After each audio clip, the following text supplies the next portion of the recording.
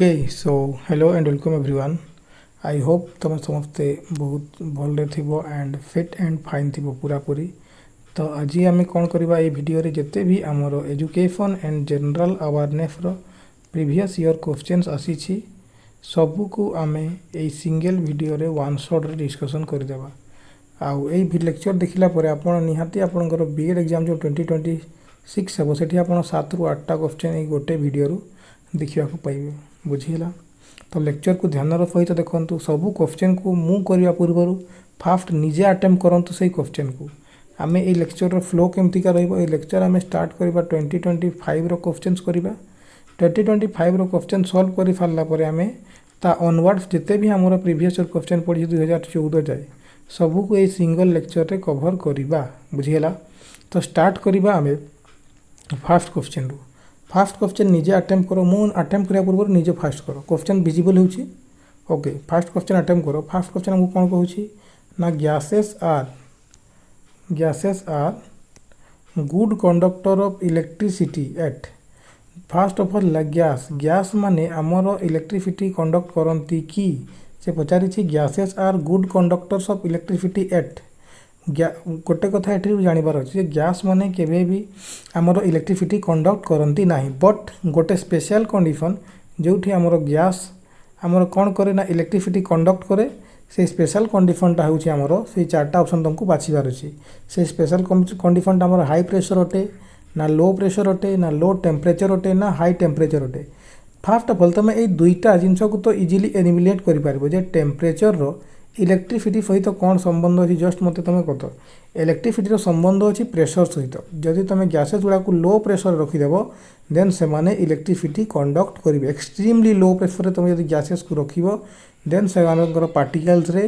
तुमर electricity conduct हम। तो ऑप्शन बी है यार करेक्ट आंसर। बुझीला देन नेक्स्ट क्वेश्चन को आम जा। नेक्स्ट क्वेश्चन बहुत सहज अच्छी ये छोट छुआ पिला भाया क्वेश्चन पचारि यहाँ हूँ आमर 2025 बीएड साइंस रो क्वेश्चन अटे। अटेम्प्ट करो सेकंड क्वेश्चन कही the total number of bones in the human body is. Manish शरीर रे टोटाल नंबर ऑफ बोन्स केतोटी आम शरीर केतोटी टोटाल नंबर ऑफ बोन थाए 206टी 260टी 306टी ना 360टी केतोटी आमर टोटाल नंबर ऑफ बोन्स थाए आम मनीष शरीर रे ना आम मनीष शरीर रे टोटाल नंबर ऑफ बोन होची 206टी बा 206टी आम हाड़ आम मनीष शरीर रे रही थाए। ये मत आउ गोटे जिनस मन पड़ा जब आपन को क्वेश्चन पचारा largest organ of human body आप कौन करेंगे आम शरीर सबुठ बड़ अंग कौटा अटे ना स्किन। बुझीला एटा भी गोटे थोड़े क्वेश्चन पचारि जे which is the largest organ in a human body. तो यार आंसर कौन है ना आमर स्किन है। बुझीला देन नेक्स्ट क्वेश्चन को आम जा। नेक्स्ट क्वेश्चन आमको पचारि the main function of a constituent assembly is. गोटे कॉन्स्टिट्यूएंट असेंबली रो जो आमर फॉर्मेशन होता आमर कॉन्स्टिट्यूएंट असेंबली केबे फास्ट मीटिंग बफी मन अच्छे ना आपण मानक आमर कॉन्स्टिट्यूएंट असेंबली फास्ट मीटिंग बफी 9 डिसेम्बर 1946 रे होना ना ये कथा मन अच्छी। तापर 13 डिसेम्बर 1946 रे आमर Jawaharlal Nehru objective resolution pass करते जे आमर जो संविधान प्रणयन सभा बस जो कॉन्स्टिट्यूएंट असेंबली सी केमती आमर कॉन्स्टिट्यूशन को फ्रेम करतापाई आमर ऑब्जेक्टिव रेजोल्यूशन पास कराई है ना। तो मेन फंक्शन तो जदि गोटे संविधान प्रणयन सभा बसुची तो तार मेन काम कौन थी संविधान प्रणयन करवा ऑब्वियसली। तो सी संविधान को फ्रेम माने तैयारी करिवो। हाँ तैयारी एटा तो यहाँ ही तो आंसर संविधान प्रणयन सभार सबुरु मेन काम कौन सी सबुरु फास्ट संविधान तो तैयारी करिवो ना फ्रेमिंग द कॉन्स्टिट्यूशन। सदी संविधान तैयारी न करिवो आमेंडमेंट कहले कौन देख आमेंडिंग द कॉन्स्टिट्यूशन देछि आमेंडमेंट माने कौन गोटे संविधान रे किछि भी चेंजेस करबा को आमेंडमेंट कहा जाए। तो संविधान सभा प्रथम संविधान तैयारी करिवो तबे ना आमेंडमेंट करिवो। तो ऑप्शन बी तो भूली गला। ऑप्शन सी कहिछि एनफोर्समेंट ऑफ द कॉन्स्टिट्यूशन। भाई तुम संविधान तैयारी करिवो तेबे तो एनफोर्स करिवो। एनफोर्स माने कौन कार्यकारी करबा। संविधान जदि तुमर तैयारी न हो कार्यकारी केमती करिवो। ऑप्शन 4 को डी कहूँ इंटरप्रिटेशन ऑफ द कॉन्स्टिट्यूशन। भाई से इंटरप्रिटेशन मान भी सेम किसी भी चेंजेस करवा संविधान रे। तो चेंजेस केबे करिवो जते बेले तुम ऑलरेडी कॉन्स्टिट्यूशन थिबो किंबा संविधान एक्जिस्ट करूथिबो तो तापे हमको फास्ट फ्रेम करिया को पड़िबो। बुझियला आ ए जो हमर संविधान प्रणयन सभा जते बेले संविधान प्रणयन करिया को बफुथिला तार हमर प्रेसिडेंट किए थिले मते कमेंट करि जणैलो ना तार आमर प्रेसिडेंट होते डॉक्टर राजेंद्र प्रसाद। आ जो आमर कॉन्स्टिट्यूएंट असेंबली जितेबाला संविधान प्रणयन न करें नियम कानून तैयारी करुला माने लॉ तैयारी करुला सेतेबेले आमर यार प्रेसिडेंट किए होते ना जीभी मावलंकर गणेश वासुदेव मावलंकर। आ जो गणेश वासुदेव मावलंकर ये ही आमर लोकसभार सबुरु फास्ट स्पीकर होते बुझीगला। यही क्वेश्चन गुड़ा फैक्ट गुड़ा जहाँ जहाँ भी कहूँ लेखिकी रख सब तुमको एग्जाम पचारे गोटे गोटे ना मन रख निहाती जे गणेश वासुदेव मावलंकर जितेबाला आमर कॉन्स्टिट्यूएंट लॉ तैयारी करथिला सेतेबेले से कौन होउथिले ना से तार हेड होउथिला। आ जितेबाला से माने संविधान पढ़ुथिले सेतेबाला आमर प्रेसिडेंट किए होउथिले ना doctor Rajendra Prasad बुझीगला। Then next question को मूव ऑन करबा निजे अटेम्प्ट करो। नेक्स्ट क्वेश्चन तुमको कही which of the following is not the organ of A government. आमे गवर्नमेंट रो ऑर्गन संपर्क में पढ़ीचु आपन को मु पढ़ी ऑलरेडी पॉलिटी फास्ट लेक्चर जाकि चेकआउट करेंगे फास्ट लेक्चर ही आपन को सब जिन पढ़ाई। तो ऑप्शन देछि हमको ए रे एग्जीक्यूटिव बी रे जुडिशियरी सी रे लेजिस्लेचर डी रे पॉलिटिकल पार्टीज। तो कह मत ये चारिटा ऑप्शन रु केउटा आमर गोटे गवर्नमेंट रो ऑर्गन नुहे। आमे ऑलरेडी जानिछु आम गवर्नमेंट रो केतोटी ऑर्गन अछि ना तीनोटी। फास्ट हैला एग्जीक्यूटिव सॉरी सबुरु फास्ट आमर कौन है लेजिस्लेचर। लेजिस्लेचर माने कौन संसद जोठी आमर नियम कानून बा पार्लियामेंट जोठी आमर नियम कानून तैयारी हुए। तापर सेकेंड रे हुए आमर एग्जीक्यूटिव। एग्जीक्यूटिव कहले कौन ना जी आमर नियम कानून को कार्यकारी करते जमती आमर मंत्री परिषद माने। तापर जुडिशियरी जुडिशियरी कहले किए आमर हाईकोर्ट और सुप्रीम कोर्ट जी कि आमर कौन करि थाए से लॉ को रिव्यू करू थाए जो लॉटा तैयारी कराई से लॉटा केते दूर पर्यंत ठीक ताको रिव्यू किए करिवो ना हाईकोर्ट और सुप्रीम कोर्ट। एठी ऑप्शन डी रे पॉलिटिकल पार्टी। तो मते कह आमर जो पॉलिटिकल पार्टी राजनीतिक दल गुड़ा केबे गोटे गवर्नमेंट ऑर्गन अटंती कि नहीं एमाने ऑब्वियसली नुहंती। ऑप्शन डी हबनी आमको हबनी नॉट ही पचारिथिला तो ऑप्शन डी हेबो यार करेक्ट आंसर। नेक्स्ट क्वेश्चन जीवा हमें। नेक्स्ट क्वेश्चन हमको पचारि देखो कौन कहिछि next question the retirement age of a जज of the supreme court is. गोटे सुप्रीम कोर्ट रो जज रो रिटायरमेंट एज केते आपन को क्वेश्चन पचारि। ऑप्शन ए देछि 65 इयर्स ऑप्शन बी देछि 60 इयर्स ऑप्शन सी देछि 58 इयर्स ऑप्शन डी देछि 55 इयर्स। तो मते कहो कोटा सुप्रीम कोर्ट रो जज रो रिटायरमेंट एज हेबो कोटा हेबो ना हमर ऑप्शन ए 65 इयर्स। जदि एठी आपन को पचारि दियंता हाई कोर्ट रो जज रो रिटायरमेंट एज केते देन आपन केते करि थांते ना 62 इयर्स। हाईकोर्ट रो जज रो रिटायरमेंट एज केते 62 इयर्स। आ हाईकोर्ट रो जज को अपॉइंट किए करंती हाईकोर्ट रो जे भी हमर जज होंती तांको अपॉइंट किए करंती ना आम राज्य रो गवर्नर बा राज्यपाल करंती। आमर वर्तमान राज्यपाल किए अछंती मते टिके कमेंट सेक्शन रे जणैलो। आ जो सुप्रीम कोर्ट आमर सुप्रीम कोर्ट रो जजेस मानको किए अपॉइंट करंती ना आमर प्रेसिडेंट बा आम देशर राष्ट्रपति आमर जजेस मानको अपॉइंट करंती सुप्रीम कोर्ट बुझीगला। देन नेक्स्ट क्वेश्चन को जीवा। नेक्स्ट क्वेश्चन हमको पचारि चलो पढ़ो नेक्स्ट क्वेश्चन पढ़ो अटेम्प्ट करो। नेक्स्ट क्वेश्चन हमको पचारि a society which is govern for the good of all is called. Question कहूँ जो सोसाइटी रे आमर समस्तंकर भल पाई गवर्नेंस करा हुए से सोसाइटी को आम कौन कहवा। ऑप्शन ए कहूँ कैपिटलिस्टिक सोसाइटी ऑप्शन बी कहूँ सोशलिस्टिक सोसाइटी ऑप्शन सी कहूँ अनार्ची ऑप्शन डी कहूँ डिक्टेटरशिप। तो जदि तुम ये चार्टा जिनसर मीनिंग जानिछ देन सांगे सांगे तुम आंसर कहीदे पार। एमती क्यों सोसाइटी समस्तंकर भल देखा हुए डिक्टेटरशिप। डिक्टेटरशिप माने गोटे मोनार्कियाल राजा थी सी ता मन इच्छा सब जिनस कर तो मन इच्छा जो से सब जिन कर समस्तंकर भल तो कराऊनी तो डिक्टेटरशिप तो हम ना आंसर। अनार्ची माने भी से सेम टाइप बुझीगला से हेरिडिटरी मोनस टाइप जिनस। कैपिटालिस्टिक सोसाइटी कैपिटालिस्टिक माने कौन ना पूंजीवाद पूंजीवादी सोसाइटी पूंजीवादी समाज रे केबे भी समाज ऊपर एते फोकस करा जाए पूंजी क्योंकि आमर बेसी पूंजी आसीबो से माने ताकू सपोर्ट करंती। तापर आमर बढ़िला गोटे ही option option B socialistic society जोठी आमर समाजवादी नीति थी से माने समाज ऊपर फोकस करिवे। तो यार करेक्ट आंसर आमर कोन हेबो ना ऑप्शन बी बुझियला। देन नेक्स्ट क्वेश्चन अटेम्प्ट करो। नेक्स्ट क्वेश्चन हमको कौन पचारि देखो। नेक्स्ट क्वेश्चन हमको पचारि the NIOF national open school was set up by the government of India in the year पचारि आमर NOS बा जहाँ को कि आम NIOS भी कहू NOF थिला यार पूर्व नाम NIOF होउछ हमर रिसेंट नाम NIOF कहले कोन national institute of open schooling NOF दिया हिची नेशनल ओपन स्कूल तो पचारिछि आकु हमर गवर्नमेंट ऑफ इंडिया केबे सेटअप करिथिला केउ वर्ष रे ये एस्टैब्लिशमेंट हेतिला ऑप्शन ए देइछि 1989 ऑप्शन बी देइछि 1988 ऑप्शन सी देइछि 1987 एंड ऑप्शन डी देइछि 1985 तो यार आंसर कोन हेबो यार आंसर हमर कोन हेबो ना 1989 रे हमर NIOS ओपन हेतिला आ NIOF रो हमर काम कोन ना हम भारत रे जते भी डिस्टेंस एजुकेशन कोर्स माने जो घरे रही कि पाठ पढ़वा जो माने जॉब रे थांती काम स्कूल को जाई पारते तो डिस्टेंस एजुकेशन को हमर किए कंट्रोल करे ना डिस्टेंस एजुकेशन को हमर NIOS कंट्रोल करे बुझिएला सही बढ़िया हमर इग्नू जानि थिबो इग्नू रो फुल फॉर्म कोन ना Indira Gandhi national open university केबे एस्टैब्लिशमेंट हेतिला ना 1985 रे आ जो इग्नू ये भी हमर डिस्टेंस एजुकेशन देवारे साहाय्य करे इग्नू यूनिवर्सिटी फुनी थिबो किए छुटी हमर कोर्स भी करि थिबो हना नै देन नेक्स्ट क्वेश्चन को जिबा नेक्स्ट क्वेश्चन जिबा पूर्व एठी आ गोटे देखो दैछि ईयर 1985 रे हमर आ कोन एस्टैब्लिशमेंट हेतिला किछि मने अछि कि तुमको 1985 रे हमर मिनिस्ट्री ऑफ एजुकेशन एस्टैब्लिशमेंट हेतिला जहाँ को क्या पूर्वर कौन कह जाता MHRD कह जाता जब एस्टाब्लिशमेंट होता ताकू MHRD कह जाता ministry of human resource and development आ 1945 रे आमर NVS भी एस्टाब्लिशमेंट होता नवोदय विद्यालय संगठन भी होता है ना नहीं नेक्स्ट क्वेश्चन अटेम्प्ट करो नेक्स्ट क्वेश्चन हमको कौन पचार देख नेक्स्ट क्वेश्चन हमको पचारूँ name of the following policy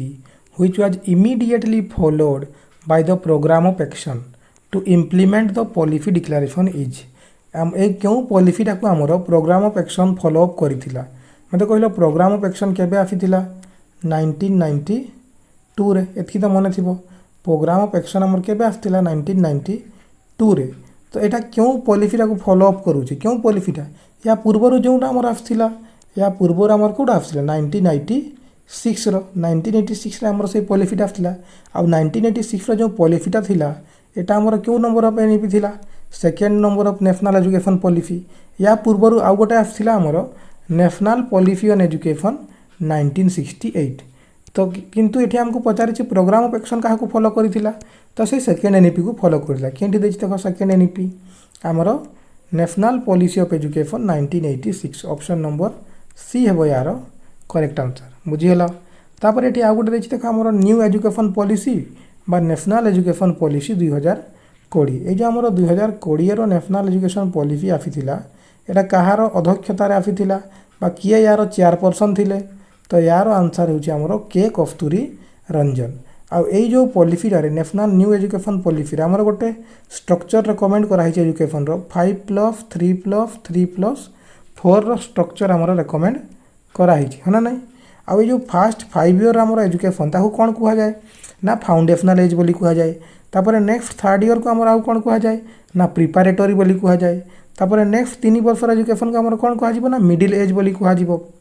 uh last 4 वर्ष एज को आमर कोन कुहा जाए ना सेकेंडरी बोली कुहा जाए याकू मने कहबार गोटे ट्रिक भी हमें जानि छु से ट्रिकटा कोन ना FPMS माने F फॉर फाउंडेशनल फर्स्ट 5 वर्ष तापर प्रिपैरेटरी तापर 3 वर्ष तापर 3 वर्ष पाई मिडिल लास्ट 4 वर्ष पाई सेकेंडरी तो फाउंडेशनल केते क्लास रो छुआ माने पढंती ना आंगनबाड़ी रे हमर 3 वर्ष आउ क्लास 1 आउ 2 हना नै तापर प्रिपैरेटरी स्टेज रे केते क्लास पढंती ना क्लास 3 क्लास 4 आउ 5 तापर मिडिल स्टेज रे केते क्लास रो छुआ माने पढंती ना क्लास 6 7 आउ 8 आउ सेकेंडरी स्टेज रे हमर क्लास 9 10 11 आउ 12 ये एज रो छुआ माने हमर पढंती एतकी कथा हमको जानि थवा दरकार हना नै क्लियर हैला देन नेक्स्ट क्वेश्चन को हम जीवा नेक्स्ट क्वेश्चन हमको कोन पचारि छी देखो नेक्स्ट क्वेश्चन हमको पचारु छी the review committee on the curriculum for 10 year school 1977 is also known as 1977 रे जो हमर 10 ईयर कमिटी गोटे रिव्यू कमिटी बफितला जे हमर करिकुलम को रिव्यू कला ताकू कोन हमर कुहा जाय आ 1977 रे आमे तमे रिसेंटली मो चैनल रे अपलोड अछि देखिथिबो एजुकेशनल अवेयरनेस रो आंसर सेठी पढा हिछि त 1977 रे हमर क्यों कमिशन आफतिला ना ईश्वर भाई पटेल कमिटी से कोन ऊपर फोकस करूथिले ना SUPW माने सोशियली यूजफुल प्रोडक्टिव वर्क माने सोशली यूजफुल प्रोडक्टिव वर्क कहले कौन ना आम एमती किसी काम करवा जो काम द्वारा तुम निजर तो पैसा अर्निंग हेबो ता सहित तुम समाजर बेनिफिट करिवो है ना नहीं आउ सीए ही आमर the review curriculum for 10 year committee is also known as Ishwar भाई पटेल कमिटी एतकी आम जानिछु ए मैकलिन आजासिस कमिटी शुक्ला कमिटी जहाँ कमिटी यार आंसर हम नाही बुझीगला देन लास्ट क्वेश्चन को जीवा 2025 बीएड साइंस रो कौन पचारि देख लास्ट क्वेश्चन आमको पचारि पढ़ कौन कही the district primary education program was started in the year of district primary education माने कौन ना डीपीईपी प्रोग्राम आमर जो डीपीईपी प्रोग्राम आमर केबे स्टार्ट होता पचारि केबे स्टार्ट होता ना 1993 रु 1994 मध्य आमर डीपीईपी बा district primary education program start होता तो यार करेक्ट आंसर आमर कौटा हम 1992 हेनी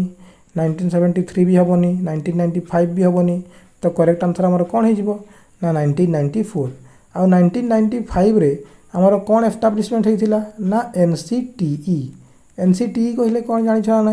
एनसीटीई कहले आमर कौन ना national council for teacher education national council for teacher education जी कि आमर टीचर एजुकेशन को कंट्रोल करे आमर टीचर एजुकेशन हिसाब रे गोटे 100टा बीएड कॉलेज जदि स्ट्रेंथ अच्छी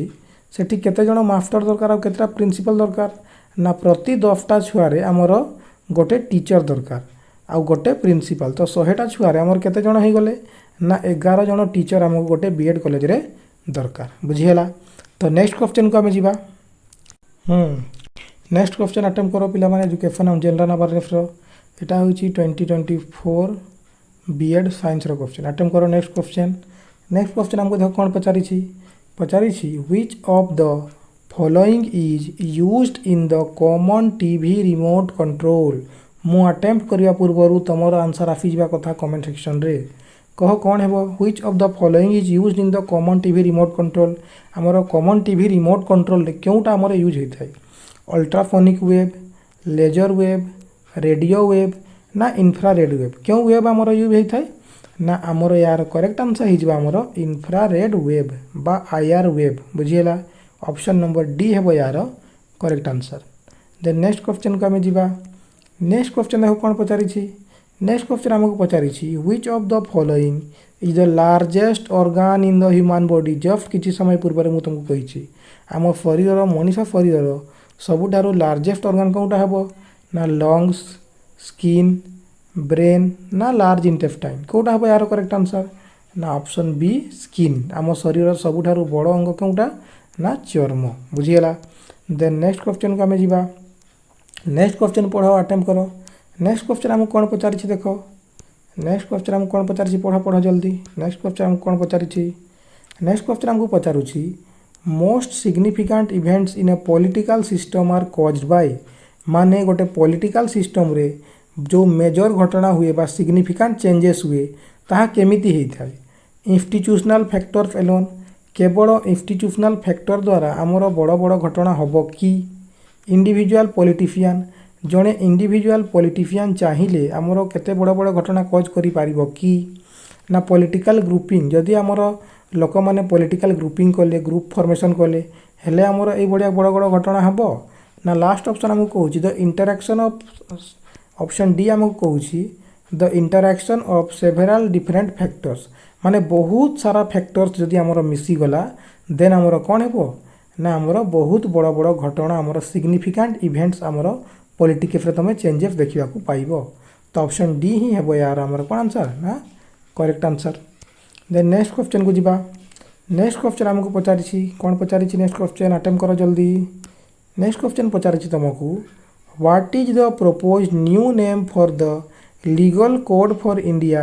replacing the Indian penal code IPC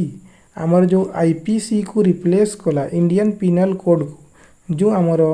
3टा law आमर यूनियन मिनिस्टर आमर प्रेजेंट करथिले ताकू कौन कहा जाउथिला तार चेंजिंग नेमटा पचारि आमको कौन सेटा हम देख ऑप्शन 1 कही भारतीय न्याय संहिता ऑप्शन बी कही इंडियन न्याय संहिता ऑप्शन सी कहूँ नव भारत संहिता ऑप्शन डी कहूँ भारत पीनल कोड तो यार करेक्ट आंसर आमर कौन है ना भारतीय न्याय संहिता बुझीगला ऑप्शन ए ही आमर करेक्ट आंसर जो इंडियन पिनल कोड रो चेंजिंग नाटा आमर कौन अटे ना भारतीय न्याय संहिता बुझीगला। देन नेक्स्ट क्वेश्चन को जीवा। नेक्स्ट क्वेश्चन आमको पचारि देखो who is the present speaker of Lok Sabha आमर जो प्रेजेंट स्पीकर ऑफ लोकसभा किए अटंती आमर प्रेजेंट स्पीकर किए अटंती कह जल्दी किए अटंती ओम बिरला अटंती ना कोड़ई कुणाल सुरीश अछंती ना भृतुहरी महताब अछंती ना जगदीप धनखड़ अछंती किए आमर वर्तमान स्पीकर ऑफ लोकसभा अछंती से किए अटंती सी होचंती आमर ओम बिरला। अच्छा आमर राज्यसभार वर्तमान चेयरमैन किए अटंती आमर वर्तमान राज्यसभार चेयरमैन एज ऑफ 2026 किए अछंती ना सीपी राधाकृष्णन किए अछंती सीपी राधाकृष्णन। पूर्व वर्ष आमर किए थिले ना जगदीप धनखड़ आमर चेयरमैन थिले ये आमर रिजाइन करदेले तेणु आमर एबे किए अछंती आमर वाइस प्रेसिडेंट ना सीपी राधाकृष्णन बुझीगला। देन नेक्स्ट क्वेश्चन आम अटेम्प्ट करवा। नेक्स्ट क्वेश्चन आमको पचारि कौन देख which of the following countries is not a member of ASEAN आम आसियान जो कंट्रीज अच्छी फास्ट ऑफ ऑल आसियान रो फुल फॉर्म कौन एसोसिएशन ऑफ आमर आसियान रो फुल फॉर्म कौन ना association of south east Asian nations बुझीगला। तो ये आमर association of south east Asian nation रो किए आमर गोटे मेंबर नुहे क्यों कंट्रीटा गोटे मेंबर नुहे ऑप्शन ए कही इंडोनेशिया ऑप्शन बी कही वियतनाम ऑप्शन सी कही इंडिया ऑप्शन डी कहूँ थाईलैंड। तो यार करेक्ट आंसर आमर कौन है जल्दी कह टिके यार करेक्ट आंसर हो आमर इंडिया। इंडिया आमर आसियान रो मेंबर नुहे कहीं नुहे कहीं एटा हूँ प्राइम मेरिडियन आम पढ़ीचु 0 डिग्री प्राइम मेरिडियन थाए आ भारत आमर कौ आड़े अच्छी प्राइम मेरिडियन आगुआ नॉर्थ रे अच्छी जदि प्रॉपर्ली तार देखा नॉर्थ ईस्ट रे अच्छी आम भारत जदि आमर भारत नॉर्थ ईस्ट रे अच्छी तो ये जो सी association of south east Asian nation रो कौटी आस मत कहल तो यार करेक्ट आंसर कौन हो आमर option B India बुझीगला।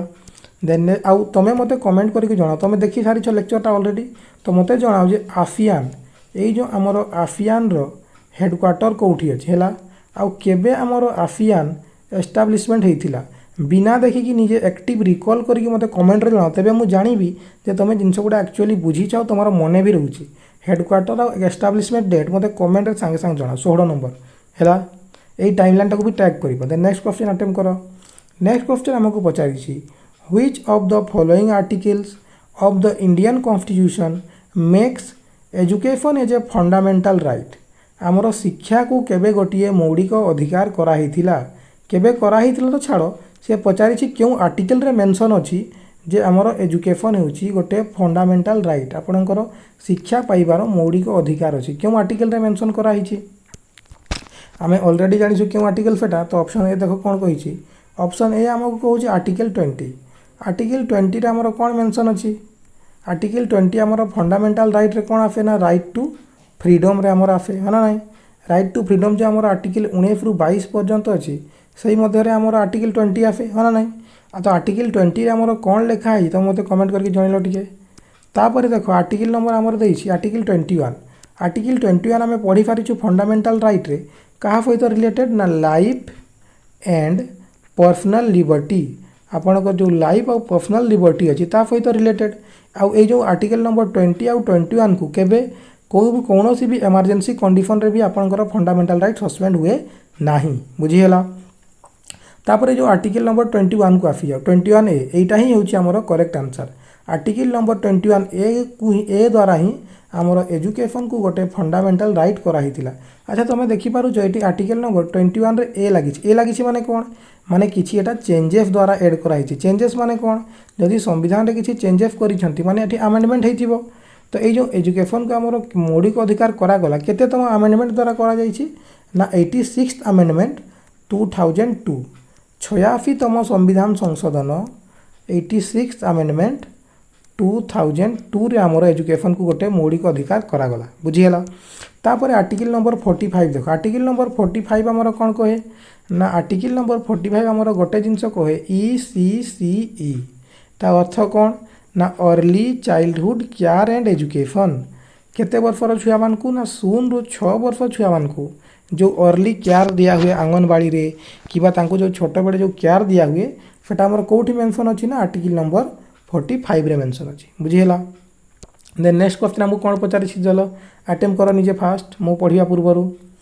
Education and national development is the title report of चलो भैया कह एजुकेशन आमर नेशनल डेवलपमेंट गोटे टाइटल रिपोर्ट क्या क्यों एजुकेशन कमिशन रो थिला ऑप्शंस देछि तुमको Indian education commission 1882-83 university education commission 1948-49 secondary education commission 1952-53 और ऑप्शन डी देछि हमको एजुकेशन कमिशन 1964-66 तो यार करेक्ट आंसर आमर कौन है क्यों एजुकेशन कमिशन को आमर टाइटल रिपोर्ट दिया होता आमर नेशनल डेवलपमेंट रो आमे जानिछु ऑलरेडी फास्ट ऑफ ऑल देखो ना रे दिया है ऑप्शन बी रो university education commission university education commission आमर स्वाधीनता पर फास्ट कमिशन अटे आ जी कि यूनिवर्सिटी एजुकेशन उपर आमर फोकस करथिला तो जदि यूनिवर्सिटी एजुकेशन उपर खाली फोकस करूची तो नेशनल डेवलपमेंट तो करूनी कहीं सब क्षेत्र एजुकेशन तो ये कंट्रोल करू नथिला तो या कौन बोली कह जाए ना राधाकृष्णन कमिशन मध्य कह जाए तो ऑप्शन बी तो यार आंसर हेनी ऑप्शन सी देखो secondary education commission secondary education commission आम 1952-53 आसला ठीक कहूँ किंतु जदि से खाली सेकेंडरी एजुकेशन फोकस करुँची तो कंप्लीट नेशनल डेवलपमेंट तो करूनी तो ये भी हेनी आ सेकेंडरी एजुकेशन कमिशन को आम आउ कौन कह जाए ना मुदालियर कमिशन भी कह जाए कहीं मुदालियर कमिशन कह जाए ना या लक्ष्मण स्वामी मुदालियर आमर हेड करुले आ जो सेकेंडरी एजुकेशन कमिशन आमर गोटे सिस्टम इंट्रोड्यूस करते 8+3+3 सिस्टम भी गोटे इंट्रोड्यूस करते बुझीगला तापर तुम फास्ट ऑप्शन देख Indian education commission 1882-83 Indian education commission आमर स्वाधीनता पूर्वर अटे क्या कह जाए ना हंटर कमिशन को आमर Indian education commission of independence कह जाए बिफोर इंडिपेंडेंस अब ये प्राइमरी एजुकेशन उपर फोकस करते तो ये जड़े प्राइमरी एजुकेशन रे फोकस करुँची जड़े यूनिवर्सिटी रे फोकस करुँची आ जड़े सेकेंडरी एजुकेशन रे फोकस करुँची कहीं पूरा कम्प्लीटली होल डेवलपमेंट कथा आमर किए कही आमर कंप्लीट एजुकेशन स्ट्रक्चर को डेवलप करवा से कथा आमर किए कहते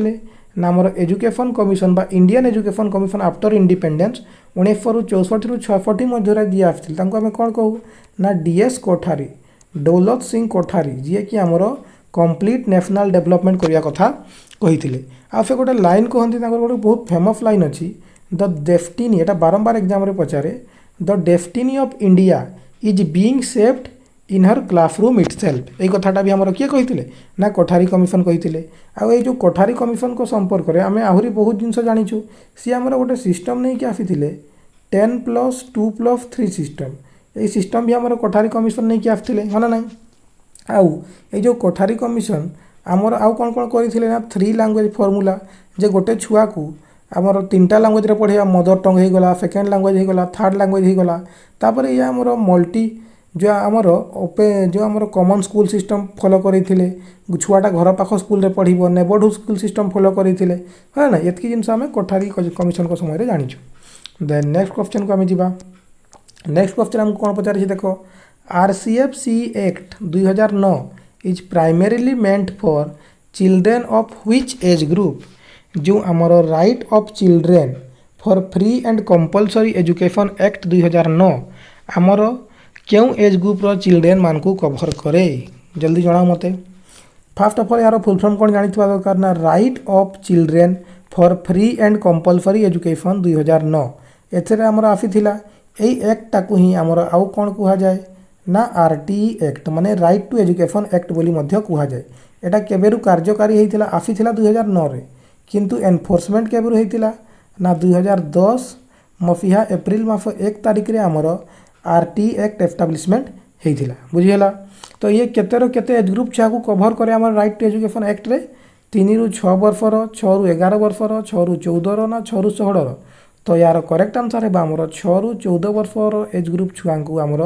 राइट टू एजुकेशन रे कवर करा हुए किंतु ये जब PWD दे था देन तुम आंसर चेंज हो PWD छुआ मान आम एजुकेशन केते रू केते वर्ष छुआ को कवर करे ना 6 ରୁ 18 वर्ष छुआ को कवर करे आउ 4 वर्ष आमर बढ़ीज बुझीगला 6 ରୁ 14 नॉर्मल पिला 6 ରୁ 18 PWD पिला अच्छा PWD मत गोटे मन पड़ा जे आमर पर्सन विथ डिजाबिलिटी एक्ट केबे आसीथिला आमर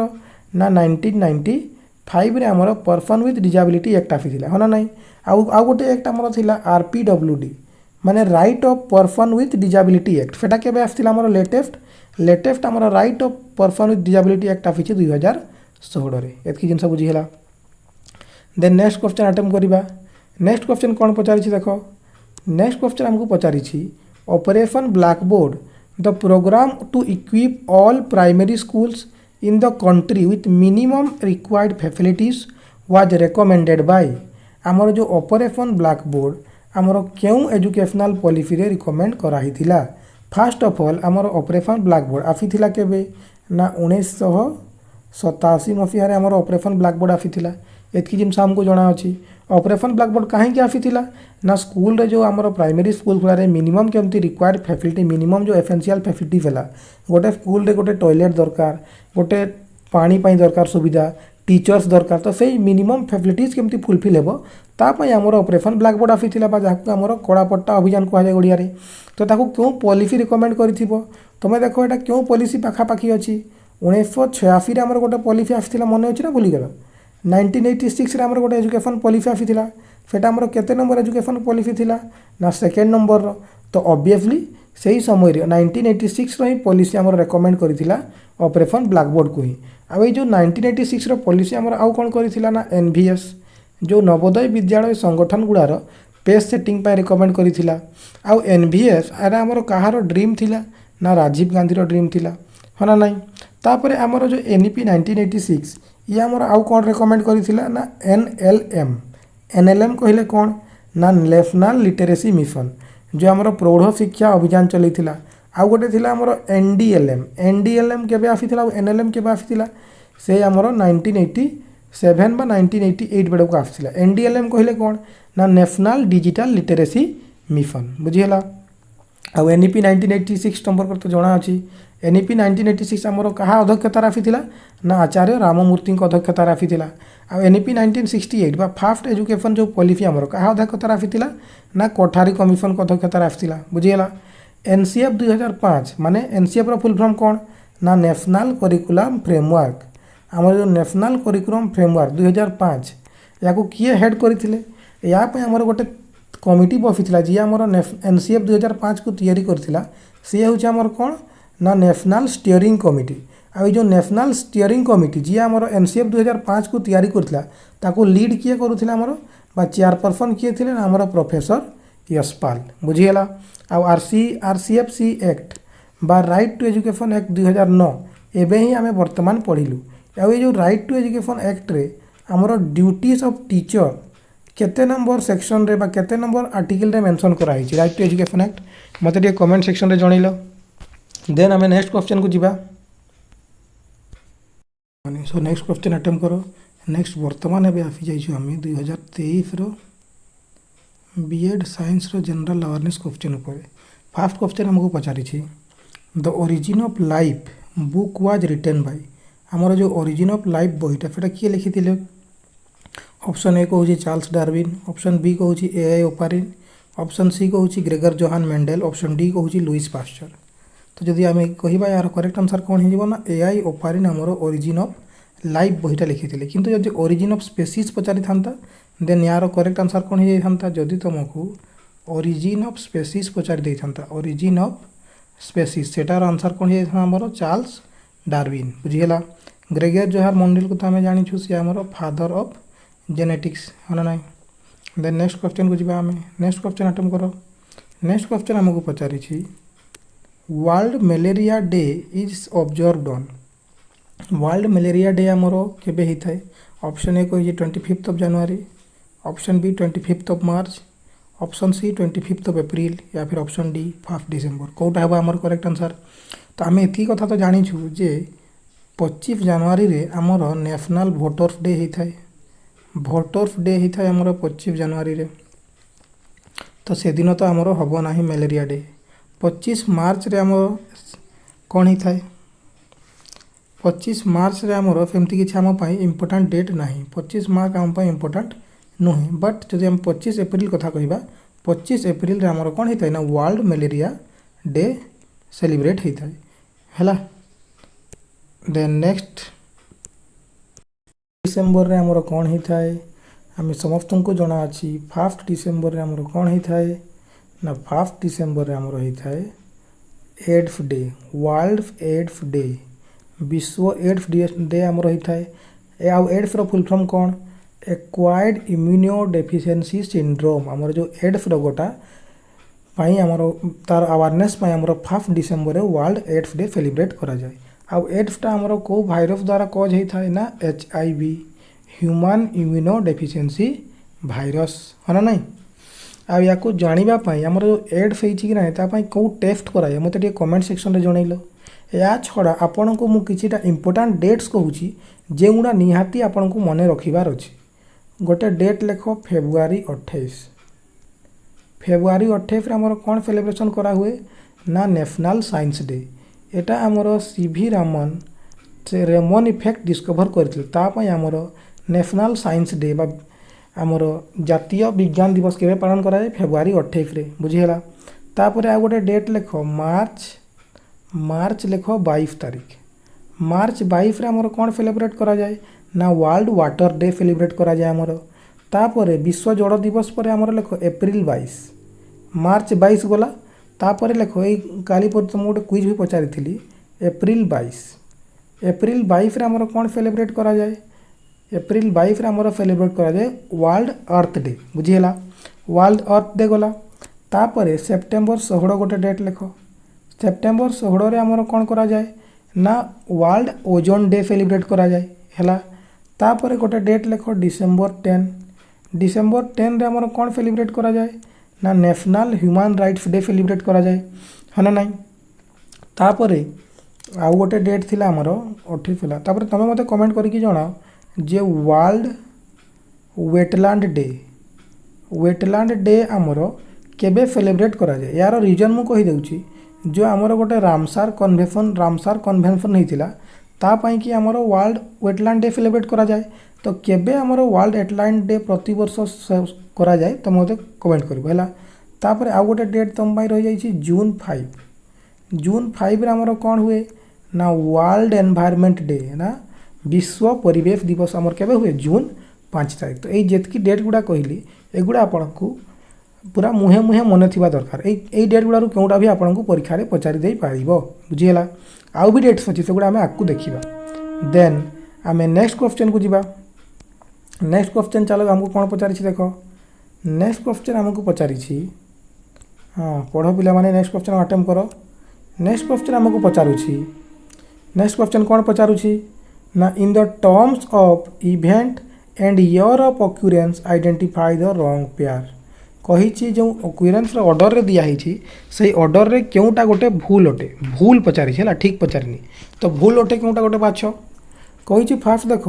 फाउंडेशन ऑफ CIFR 1942 CIFR रो फुल फॉर्म कौन ना council of scientific and industrial research ये आमर 1942 रे एस्टाब्लिशमेंट होता ठीक कहूँ तो ऑप्शन ए ठीक अच्छी तापर ऑप्शन सी देख इम्प्लीमेंटेशन ऑफ GST 2017 रे आमर GST इम्प्लीमेंट होता ये भी ठीक अच्छी केबे होता ना 1 जुलाई रे आमर GST आमर इम्प्लीमेंट होता रिमूवाल ऑफ द आर्टिकल 370 आमर जो आर्टिकल अनुच्छेद 370 को 2019 रिमूव कराइला अच्छा आर्टिकल 370 आमर लगी कौटी ना जम्मू एंड काश्मीर रे लगी है ना नहीं तो किंतु ऑप्शन बी देख ये तीन तो ठीक अच्छे A C आउ D ठीक अच्छे ऑप्शन बी को देख कौन कही ना demonetisation of Indian currency notes 2015 जो आमर डिमोनिटाइजेशन कराई बा नोटबंदी जो आमर कराई प्रधानमंत्री आमर जो नरेंद्र मोदी नोटबंदी करथिले केबे करथिले आमर नोटबंदी से आमर 2015 रे करी नाहांती एटा ही गला भूल तो हमको भूलटा ही पचारिथिला तो जोटा भूल अच्छी सेटा ही आमर ठीक अच्छी कौन पिले मजा आछी तो देन नेक्स्ट क्वेश्चन को जीवा पिले नेक्स्ट क्वेश्चन हम कौन पचारि चलो पढ़ो name the union minister for science and technology is आमर जो आमर यूनियन मिनिस्टर किए अच्छा साइंस एंड टेक कैटेगरी चलो फास्ट ऑप्शन कही आमर अश्विनी वैष्णव सेकेंड ऑप्शन देछि आमर नितिन गडकरी ऑप्शन सी देछि हमको जितेंद्र सिंह ऑप्शन डी देछि आमर पीयूष गोयल किए हे यार correct answer union minister of science and technology आमर किए अच्छा ना आमर जितेंद्र सिंह बुझीगला। तापर नितिन गडकरी आमर कौन मिनिस्टर अच्छा ना रोड आउ ट्रांसपोर्ट मिनिस्टर अच्छा। अश्विनी वैष्णव आमर कौन अच्छा ना रेलवे मिनिस्टर अच्छा। आमर रेलवे या कंट्रोल अच्छी। आउ आईटी जो इनफॉरमेशन टेक्नोलॉजी यार मिनिस्टर भी आमर अश्विनी वैष्णव अच्छा। आमर जो जुएल ओराम आमर कौन अच्छा ना एसटीएफसी रो डेवलपमेंट ये अच्छा। तापर आमर अमित शाह आमर कौन अटंती अमित शाह आमर होम मिनिस्टर अच्छा है ना नहीं। तापर आमर जो अच्छा राजनाथ सिंह आमर कौ मिनिस्टर अच्छा ना डिफेंस मिनिस्टर। तापर आमर जो अच्छा एफ जयशंकर आमर कौन अटंती ना एक्सटर्नल अफेयर्स मिनिस्टर अच्छा है ना नहीं। तो यही बढ़िया तुम जो मिनिस्टर रो कैटेगरी अच्छी ताकू भी जो गुड़ा मुझे कही जाऊँगी सेगुड़ा भी मन करिका जीव है। देन नेक्स्ट आम मूव ऑन करवा नेक्स्ट क्वेश्चन को। चलो पिले तुमको मु स्टार्टिंग लेक्चर ही कही जे कॉन्स्टिट्यूएंट असेंबली जो आमर जिते आम लेक्चर स्टार्ट है से ही कही जे on which day the constituent assembly commenced its functioning क्यों दिन आमर संविधान प्रणयन सभा तार कार्य करने आरंभ कला। चलो पिले क्वेश्चन नंबर 75 लेख बीएड साइंस 2023 लेख आ क्वेश्चन आंसर मत कमेंट करो है। देन नेक्स्ट क्वेश्चन आमको कौन पचारि देख पचारि which country is not a part of तोरिका G20 summit to be held in 2023 पचारि यही कंट्री मध्यरु 2023 मसीहारे जो आमर G20 हेल्ड होता ब्राजिल रे सेठी आमर किए पार्ट नहीं नथिला पचारि है। तो फास्ट ऑफ ऑल हमको जानी G20 माने कौन G20 माने हूँ गोटे ग्रुप ऑफ 20 मेंबर्स जो आमर 20टा नेशन था जो माने विभिन्न प्रकार विषय रे चर्चा करती प्रति वर्ष है ना नहीं। ग्रुप ऑफ 20 G20 रो फुल फॉर्म कौन ग्रुप ऑफ 20 आमर एस्टाब्लिशमेंट केबे हितिला ना 1959 1999 बुझीगला। ग्रुप ऑफ 20 आमर 1959 रे फाउंडेशन हितिला बुझीगला। तो किए ए 2023 रे पार्ट नथिला तार पार्ट आमर ब्राजिल थिला इंडोनेशिया भी थिला इंडिया भी थिला पार्ट किए नथिला ना इटाली आमर टोरिका G20 रो पार्ट नथिला। अच्छा G20 रो एस्टाब्लिशमेंट डेट तो मुझे कहीदेली तुमको जे 1959 रे आमर ग्रुप ऑफ 20 एस्टाब्लिशमेंट होता। तुम्हें मत कह जे ग्रुप ऑफ 20 रो नेक्स्ट मीटिंग आमर जो नेक्स्ट यार एनुअल सेशन हुए ग्रुप 20 रो ग्रुप ऑफ 20 एटा क्योंटी हेल्ड होगा जाऊँगी क्वेश्चन नंबर 76 लिखिकी आंसर कमेंट कर बुझीगला। देन नेक्स्ट क्वेश्चन आम जा नेक्स्ट क्वेश्चन आमको पचारि in which of the following cities NAAC is situated. NAAC संपर्क में सब जिन जाचु नाक रो फुल फॉर्म कौन चलो फास्ट कह चलो पिले नाक रो फास्ट फुल फॉर्म कह नाक रो फुल फॉर्म कौन ना national assessment and accreditation council full form मन है रिपीट कर मो सहित national assessment and accreditation council आउ थे कहूँ रिपीट कर national assessment and accreditation council है। यहाँ हूँ नाक रो फुल फॉर्म आसीथिला केबे 1994 रे आमर नाक एस्टाब्लिशमेंट होता किए एस्टाब्लिश करिथिला यूजीसी यूनिवर्सिटी ग्रांट्स कमिशन है ना नहीं। आमर यूजीसी निजे केबे एस्टाब्लिशमेंट होता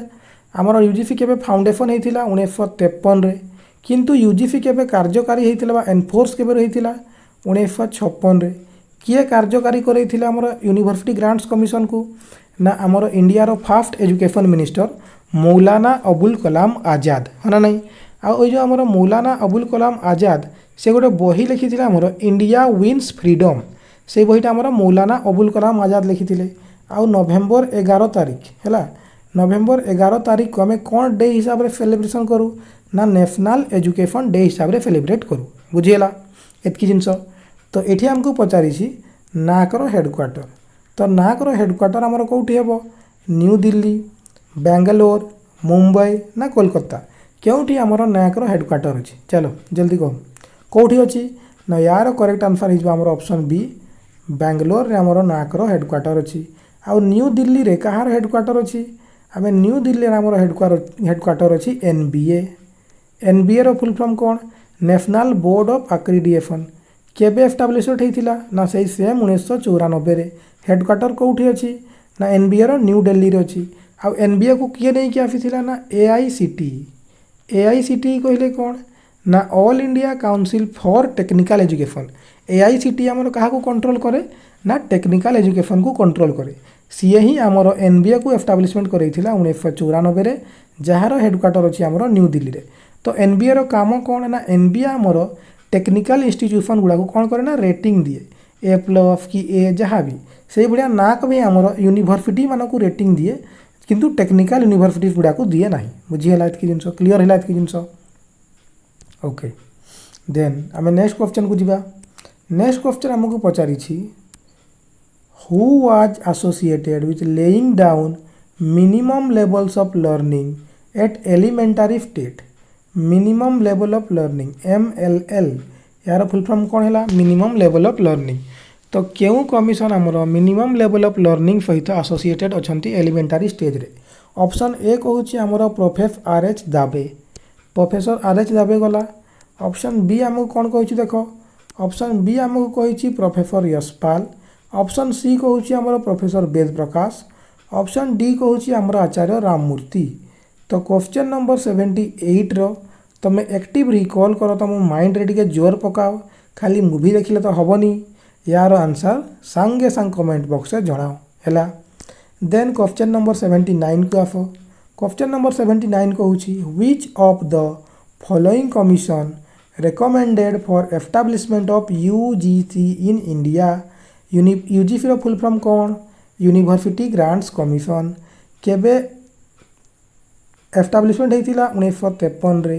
केबेरु एनफोर्स होता 1956 रे यूनिवर्सिटी काम कौन करे यूजीसी यूनिवर्सिटी ग्रांट्स काम कौन करे आमर ना यूनिवर्सिटी खोलिया परमिशन दिए फास्टली केते ईयर दिए ना 5 ईयर परमिशन दिए। तो ये जो यूनिवर्सिटी ग्रांट्स कमिशन को आमर क्यों कमिशन रेकमेंड करिथिला चलो क्यों कमिशन रेकमेंड करिथिला कह फास्ट ऑप्शन कहूँ इंडियन यूनिवर्सिटी कमिशन 1902 ये करिथिला ऑप्शन बी कहूँ कोलकाता यूनिवर्सिटी कमिशन 1917 करिथिला कि रेकमेंड ऑप्शन सी कहूँ यूनिवर्सिटी एजुकेशन कमिशन 1948 रेकमेंड करिथिला कि ना ऑप्शन डी आमर कहूँ मुदालियर कमिशन 1952-53 किए आमर यूजीसी बा यूनिवर्सिटी ग्रांट कमिशन को रेकमेंड करथिले किए सीए फास्ट कथा ऑप्शन डी को तो तुम आखि बुझिकी एलिमिनेट कर दे पारिबो काहेकि ना मुदालियर कमिशन आमर कहा सहित एसोसिएटेड ना सेकेंडरी एजुकेशन कमिशन सहित ये सेकेंडरी एजुकेशन सहित रिलेटेड अच्छा तो भाई ऑप्शन डी तो हेनी जिते हेले बाकी ऑप्शन ए बी सी को देख इंडियन यूनिवर्सिटीज कमिशन केबे आसीथिला 1902 रे या आमर आउ कौन कह जाए ना रेलिग कमिशन बोली कह जाए आउ या समय आमर भाइसरॉय किए थे लॉर्ड कर्जन सी 1904 रे गोटे एक्ट नहीं कि आसीथिला इंडियन यूनिवर्सिटीज एक्ट से इंडियन यूनिवर्सिटी गुड़ा कौन करने चाहूला ना कंट्रोल करने को चाहूला है ना नहीं तापर आमर जो कोलकाता यूनिवर्सिटीज कमिशन आमर केबे एस्टाब्लिश आसीथिला 1917 रे या आउ कौन कह जाए ना कोलकाता यूनिवर्सिटी कमिशन को आमर आउ कौन कह जाए ना सैडलर कमिशन आम जाचु ये कोलकाता रे फास्ट गोटे यूनिवर्सिटी एस्टाब्लिशमेंट करथिले तापर ये जो कोलकाता यूनिवर्सिटी कमिशन आमर कौन करथिले ना एजुकेशन सब्जेक्ट जानिछ ये जो एजुकेशन सब्जेक्टा को गोटे यूजी आ पीजी लेवल ऑप्शनल सब्जेक्ट आगे से ऐड करते तो ऑप्शन बी भी हेनी ए भी हेनी तो यार करेक्ट आंसर आम कौन हो option C university education commission 1948-49 बा राधाकृष्णन कमिशन जहाँ को आम कहूँ आमर स्वाधीनता परवर्ती फास्ट एजुकेशन कमिशन जी कि यूनिवर्सिटी एजुकेशन उपर फोकस करते सीए होती आम राधाकृष्णन कमिशन आ सीए ही आमर यूजीसी बा यूनिवर्सिटी ग्रांट्स कमिशन को रेकमेंड करते बुझीगला एति जिन क्लीयर है। देन आम आसीजा नेक्स्ट क्वेश्चन अटेम्प्ट कर तुम चल भाई ना जोटा मुझे कही टिके पूर्व नेक्स्ट क्वेश्चन अटेम्प्ट कर the middle stage of education as per new education policy बा national education policy 2020 covers which age group of student आमर जो 2020 रे नुआ एजुकेशन पॉलिसी आसी सी क्यों एज ग्रुप रो छुआ मान को कवर करे मिडिल स्टेज रे मु चारिटा स्टेज कहली आमर एजुकेशनल पॉलिसी 2020 अनुसार से गुड़ा कौन केमती आम मन करूँ FPMF F for foundational P for preparatory M for middle S for secondary तो आमको पचारि जे ये मिडिल स्टेज रे केते रु केते एज रो छुआ थांती चलो भाई केते रु केते एज छुआ थांती मते कहो फास्ट ऑफ ऑल आम क्लास एफ जानी दरकार फाउंडेशनल आमर आंगनवाड़ी आउ क्लास 1 आउ 2 प्रिपारेटरी आमर केते केते क्लास छुआ था क्लास 3 4 आउ 5 मिडिल रे आमर केते छुआ था क्लास 6 7 आउ 8 आउ आमर जो सेकेंडरी रहा से केते एज छुआ था क्लास 9 10 आउ 11 12 छुआ मैंने पढ़ती एतकी क्लास छुआ मैंने पढ़ती तो क्लास 1 आमर छुआ गोटे केते एज रे जाए ना 6 वर्ष रे जाए तो 6 वर्ष जदि जाऊँगी सी गोटे क्लास तो जिते बड़े सी मिडिल एज को जाइए मिडिल पचारि आमको मिडिल रे तार केते एज हो निहाती तार एज 8 वर्ष प्लस तो होती है ना नहीं तुम देख ये 6 है ये 7 है ये 8 है 9 10 माने तार एज केते हो 11 वर्ष प्लस हो मिडिल एज है ना नहीं तो क्योंकि 11 वर्ष प्लस देख देख फास्ट ऑप्शन कहूँ 8 ରୁ 10 8 ରୁ 10 तो एज ही आसबनी आसब किंतु ऑप्शन एमती आम देख फाउंडेशनल आम एज केते ना 3 ରୁ 8 वर्ष प्रिपारेटरी एज केते हेबो ना 8 ରୁ 11 वर्ष आ मिडिल रे आमर एज केते हेबो ना 11 ରୁ 14 वर्ष आ लास्ट तुम सेकेंडरी केते एज हो ना 14 ରୁ 18 वर्ष तो करेक्ट आंसर कौन हो आमर 11 ରୁ 14 वर्ष आमर मिडिल रो एज हो बुझीगला एतकी जिनस क्लीयर है। अच्छा आमर जो ये नेशनल एजुकेशन पॉलिसी थिला ये आमर केमती असेसमेंट ऊपर फोकस करे ना मल्टी डायमेंशनल असेसमेंट केमती असेसमेंट मल्टी डायमेंशनल माने सबू दिगरु आमे असेसमेंट करिबा आ असेसमेंट पाई एमाने गोटे पोर्टाल लॉन्च करिसंती ना परख पोर्टाल ये जो परख पोर्टाल रो फुल फॉर्म कौन परख पोर्टाल रो हमर फुल फॉर्म होची मो सहित रिपीट करिवो performance assessment review performance assessment review and analysis of knowledge for holistic development चला आउ थरे कहो performance assessment review and analysis of knowledge for holistic development Parakh portal या डेवलप कराई। अच्छा आउ गोटे आमर डिजिटल लाइब्रेरी अच्छी दीक्षा है दीक्षार मत फुल फॉर्म कमेंट करके जन दीक्षा है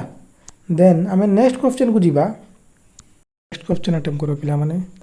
नेक्स्ट क्वेश्चन एटा होची हमर 2022 बीएड साइंस रो नेक्स्ट क्वेश्चन टा होची हमर 2022 बीएड साइंस रो चलो फर्स्ट क्वेश्चन बीएड साइंस ये माने जे तुम पे नुहे समस्त को पे क्वेश्चन पूरा प्रॉपर ध्यान सहित अटेम्प्ट करो चलो फर्स्ट क्वेश्चन अटेम्प्ट करो पिला माने फर्स्ट क्वेश्चन कहूची which gas is an effective extinguisher for confined fires which gas is an effective extinguisher for confined fires या अर्थ पचारुची निया लिभेबा पई आमे क्यों गैस को व्यवहार करिथाऊ चलो ऑप्शन यार 5 क्लास रो छुआर क्वेश्चन आंसर जल्दी चलो फर्स्ट ऑप्शन कही नाइट्रोजन डाइऑक्साइड माने NO2 को आमर यूज करा हुए कि निया लिभेबा पई ना कार्बन डाइऑक्साइड CO2 को व्यवहार करा हुए निया लिभेबा पई ना आमर सल्फर डाइऑक्साइड SO2 को यूज करा हुए ना आमर नाइट्रस ऑक्साइड को यूज करा हुए चलो कहो कहा द्वारा आमर निया लिभा जाई थाए ना आमर कार्बन डाइऑक्साइड ऑप्शन बी है आमर करेक्ट आंसर बुझीगला देन नेक्स्ट क्वेश्चन अटेम्प्ट करो नेक्स्ट क्वेश्चन आमको पचारि deficiency of vitamin A results in which of the following problems जदि आम शरीर रे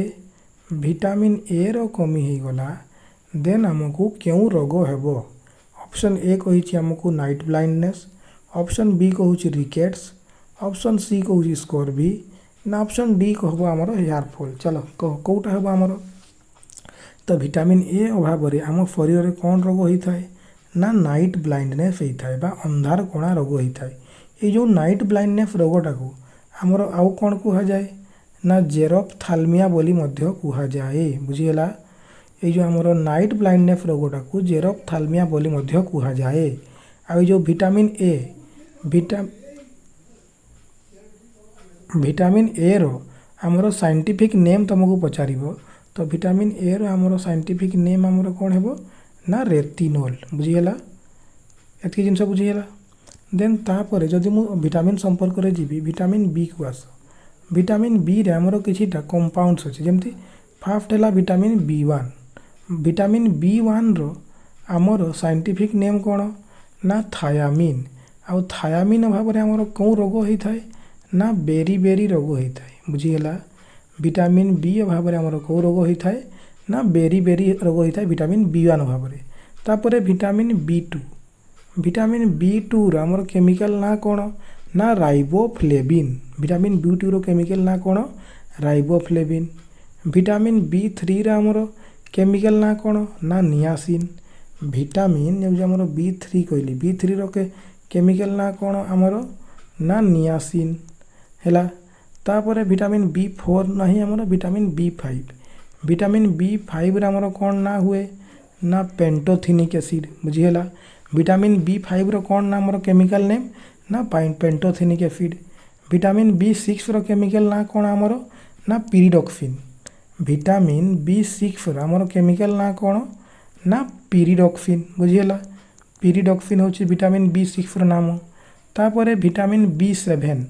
B7ର ସାଇଣ୍ଟିଫିକ୍ ବା କେମିକାଲ ନାମ କ'ଣ ଆମର ନା ବାୟୋଟିନ୍ ହେଲା। ତାପରେ ଭିଟାମିନ୍ ଆମର B9, ଭିଟାମିନ୍ B9ର ଆମର କ'ଣ ହୁଏ କେମିକାଲ ନେମ୍ ବା ସାଇଣ୍ଟିଫିକ୍ ନେମ୍ ନା ଫଲିକ୍ ଏସିଡ୍। ଭିଟାମିନ୍ B9ର ଆମର କେମିକାଲ ନାମ ବା ସାଇଣ୍ଟିଫିକ୍ ନାମ କ'ଣ ନା ଫଲିକ୍ ଏସିଡ୍। ତାପରେ ଆମର ଗୋଟେ ଲାଷ୍ଟ ଭିଟାମିନ୍ ହେଉଛି ଆମର ଭିଟାମିନ୍ B12। ଭିଟାମିନ୍ B12 ୟାର କେମିକାଲ ନାମ କ'ଣ ଆମର ନା ସିଆନୋକୋବାଲାମିନ୍। ଭିଟାମିନ୍ B12ର ଆମର କେମିକାଲ ବା ସାଇଣ୍ଟିଫିକ୍ ନେମ୍ କ'ଣ ସିଆନୋକୋବାଲାମିନ୍। ଆଉ ଭିଟାମିନ୍ B12 ଭାବରେ ଆମର କେଉଁ ରୋଗ ହୋଇଥାଏ ନା ଆନିମିଆ ରୋଗ ହୁଏ। କେଉଁ ରୋଗ ଆନିମିଆ। ତାପରେ ଆମେ ଭିଟାମିନ୍ ସିକୁ ଆସିଯିବା। ଭିଟାମିନ୍ ସି ଅଭାବରେ ଆମର କେଉଁ ରୋଗ ହୁଏ ନା ସ୍କର୍ଭି ରୋଗ। ଆଉ ଭିଟାମିନ୍ ସିକୁ ର ଆମର କେମିକାଲ ନାଁ କ'ଣ ବା କେମିକାଲ ନାଁ ଆମର ସାଇଣ୍ଟିଫିକ୍ ନେମ୍ କ'ଣ ଭିଟାମିନ୍ ସିର ନା ଆସ୍କର୍ବିକ୍ ଏସିଡ୍, ବୁଝିହେଲା। ଭିଟାମିନ୍ ସିର କେମିକାଲ ନାଁ କ'ଣ ଆସ୍କର୍ବିକ୍ ଏସିଡ୍। ତା ଅଭାବରେ କେଉଁ ରୋଗ ହୁଏ ନା ସ୍କର୍ଭି ରୋଗ ହୁଏ। ତାପରେ ଭିଟାମିନ୍ ଡିକୁ ଆସ ଆମର ଭିଟାମିନ୍ ଡି। ଭିଟାମିନ୍ ଡିର କେମିକାଲ ନେମ୍ ବା ସାଇଣ୍ଟିଫିକ୍ ନେମ୍ କ'ଣ ଆମର ନା ତାର ସାଇଣ୍ଟିଫିକ୍ ନେମ୍ ହେଉଛି ଆମର କ୍ୟାଲସିଫେରଲ୍ ହେଲା। କ୍ୟାଲସିଫେରଲ୍। ଆଉ ଭିଟାମିନ୍ ଡି ଅଭାବରେ ଆମର କେଉଁ ରୋଗ ହୁଏ ନା ରିକେଟ୍ସ। ରିକେଟ୍ସ ଆମର କେଉଁମାନଙ୍କୁ ହୁଏ ନା ଆଡଲ୍ଟସ୍ ବଡ଼ ଲୋକମାନଙ୍କୁ ଆମର ରିକେଟ୍ସ ରୋଗ ହୁଏ। ଆଉ ଭିଟାମିନ୍ ଡି ଅଭାବରେ ହିଁ ଆମର ଛୋଟ ପିଲାଙ୍କୁ କେଉଁ ରୋଗ ହୁଏ ନା ଅଫ୍ଟିଓମେଲେସିଆ ବା ଅଫ୍ଟିଓପୋରୋସିସ୍ ବା ଅଫ୍ଟିଓମେଲେସିଆ ରୋଗ ଆମର ଛୋଟ ପିଲାମାନଙ୍କୁ ହୁଏ ଭିଟାମିନ୍ ଡି ଅଭାବରେ, ବୁଝିହେଲା। ତାପରେ ଆମେ ଯିବା ଆମର ଭିଟାମିନ୍ ଇ କୁ। ଆଉ ଏଇ ଯେଉଁ ଭିଟାମିନ୍ ଡିକୁ ଆମର ଆଉ କ'ଣ ବୋଲି କୁହାଯାଏ ନା ଭିଟାମିନ୍ ଡିକୁ ଆମର ସନସାଇନ୍ ଭିଟାମିନ୍ ବି କୁହାଯାଏ। ସକାଳେ ସକାଳେ ଯେଉଁ ସୂର୍ଯ୍ୟ କିରଣରେ ବସିଲେ କ'ଣ ୟା ଖରାରେ ଆମକୁ କ'ଣ ମିଳିଥାଏ ନା ଭିଟାମିନ୍ ଡି ମିଳିଥାଏ। ତାପରେ ଆମେ ଭିଟାମିନ୍ ଇ କୁ ଆସିଯିବା। ଭିଟାମିନ୍ ଇ, ଭିଟାମିନ୍ ଇର କେମିକାଲ ନାମ କ'ଣ ନା ଟୋକୋଫେରୋଲ୍। ଭିଟାମିନ୍ ଏର କେମିକାଲ ନାଁ କ'ଣ ନା ଟୋକୋଫେରୋଲ୍। ଆଉ ଭିଟାମିନ୍ ଇ ଭାବରେ ଝିଅମାନଙ୍କରେ କ'ଣ ରୋଗ ହୋଇଥାଏ ନା ଯେଉଁ ବନ୍ଧ୍ୟା ରୋଗ ହେଲା ସେଇ ରୋଗଟା ଝିଅମାନଙ୍କ ମଧ୍ୟରେ ହେଇଥାଏ, ବୁଝିହେଲା। ତାପରେ ଆମର ଆଉ ଗୋଟେ ଭିଟାମିନ୍ ରହିଗଲା ଭିଟାମିନ୍ କେ। ଭିଟାମିନ୍ କେର କେମିକାଲ ନାଁ କ'ଣ ନା ଫିଲୋକ୍ୟୁନୋନ୍। କେମିକାଲ ନାଁ କ'ଣ ନା ଫିଲୋକ୍ୱିନୋନ୍। ଭିଟାମିନ୍ କେର କେମିକାଲ ନାଁ କ'ଣ ନା ଫିଲୋକ୍ୱିନୋନ୍, ବୁଝିହେଲା। ଆଉ ଭିଟାମିନ୍ କେ ଅଭାବରେ କ'ଣ ରୋଗ ହେଇଥାଏ ନା ବ୍ଲିଡ଼ିଂ, ମାନେ ବ୍ଲଡ଼ କ୍ଲୋଟିଂ ହୁଏ ନାହିଁ। ଆପଣଙ୍କର ରକ୍ତଟା ଜମାଟ ବାନ୍ଧିବ ନାହିଁ। ଆପଣଙ୍କର ବ୍ଲଡ଼ ବାହାରୁଥିବ କିନ୍ତୁ ରକ୍ତ ଜମାଟ ବାନ୍ଧିବ ନାହିଁ। ଆଉ ଏଇ ଯେଉଁ ଆମର ଯେତେ ବି ମୁଁ ଭିଟାମିନ୍ କହିଲି vitamin A B C D E ଆଉ କେ, ଏଇ ଯେତେ ସବୁ ଭିଟାମିନ୍ କହିଲି ୟାଙ୍କୁ ଡିସ୍କଭର ଆମର କିଏ କରିଥିଲେ ନା କେସିମିର ଫଙ୍କ। କେସିମିର ଫଙ୍କ ନାମକ ଜଣେ ଲୋକ ଥିଲେ ଯିଏକି ଆମର ଏଇସବୁ ଭିଟାମିନ୍କୁ ଡିସ୍କଭର କରିଥିଲେ, ବୁଝିହେଲା। ଆଉ ଏଇ ଯେଉଁ ଭିଟାମିନ୍ ମୁଁ କହିଲି ଭିଟାମିନ୍ କ'ଣ କ'ଣ କହିଲି ମୁଁ ଏ ବି ସି ଡି ଇ ଆଉ କେ, ହଁ ନାହିଁ ଏଇ ଭିଟାମିନ୍ ଗୁଡ଼ା ମୁଁ କହିଲି। ଏଇ ଭିଟାମିନ୍ ଗୁଡ଼ାକ ମଧ୍ୟରୁ ଆମର କେଉଁ ଗୁଡ଼ା ଆପଣଙ୍କୁ କ୍ୱେଶ୍ଚନ୍ ପଚାରିବ ଆମର ଏଇ ଯେଉଁ ଭିଟାମିନ୍ ଗୁଡ଼ାକ ମଧ୍ୟରୁ କେଉଁ ଭିଟାମିନ୍ ଗୁଡ଼ା ଆମର ୱାଟର୍ ସଲ୍ୟୁବୁଲ୍। ୱାଟର୍ ସଲ୍ୟୁବୁଲ୍ ମାନେ କେଉଁ ଭିଟାମିନ୍ ଗୁଡ଼ା ଆମର ପାଣିରେ ମିଶନ୍ତି ଆଉ କେଉଁ ଭିଟାମିନ୍ ଗୁଡ଼ା ଆମର ଫ୍ୟାଟ୍ ସଲ୍ୟୁବୁଲ୍। ତ ଆପଣ ଗୋଟେ ଜିନିଷ ମନେ ରଖିବେ ଯେ ବି ସି କ'ଣ ରଖିବେ ବି ସି ଓ ଏ ବି ସି, ସେଇ ବି ସି ନାହିଁ ହେଲା। ଆପଣ ଭିଟାମିନ୍ ବି ସି ମନେ ରଖିବେ, ଓ ଏ ବି ସି ନାହିଁ। ବି ସି ଆମର କେଉଁଠି ସଲ୍ୟୁବୁଲ୍ ହୁଏ ନା ଭିଟାମିନ୍ ବି ସି ହେଉଛି ଆମର ୱାଟର୍ ସଲ୍ୟୁବୁଲ୍, ପାଣିରେ ଆମର ମିଶି ଯାଆନ୍ତି ଭିଟାମିନ୍ ବି ସି। ଆଉ ଯାହା ବି ବଞ୍ଚିଲା ଭିଟାମିନ୍ ଏ ଡି ଇ ଆଉ କେ ଏମାନେ କ'ଣ ସଲ୍ୟୁବୁଲ୍ ଅଟନ୍ତି ନା ଫ୍ୟାଟ୍ ସଲ୍ୟୁବୁଲ୍ ଅଟନ୍ତି, ବୁଝିହେଲା। ତ ଭିଟାମିନ୍ ସମ୍ପର୍କରେ ଆପଣଙ୍କୁ ଯେତେ ବି କ୍ୱେଶ୍ଚନ୍ ପଚାରିପାରିବ ମୁଁ ଏଇ ଗୋଟେ କ୍ୱେଶ୍ଚନ୍ରେ ଆପଣଙ୍କୁ କ୍ଲିୟର୍ କରିଦେଲି। तो आपण याकू मन रखिबे हला आ एक्टिवली रिकॉल करथिबे जिंस गुडा। देन नेक्स्ट क्वेश्चन को आफि जाओ पिला माने। नेक्स्ट क्वेश्चन हमको पचारुछि what kind of political system exist in India. आमर भारत रे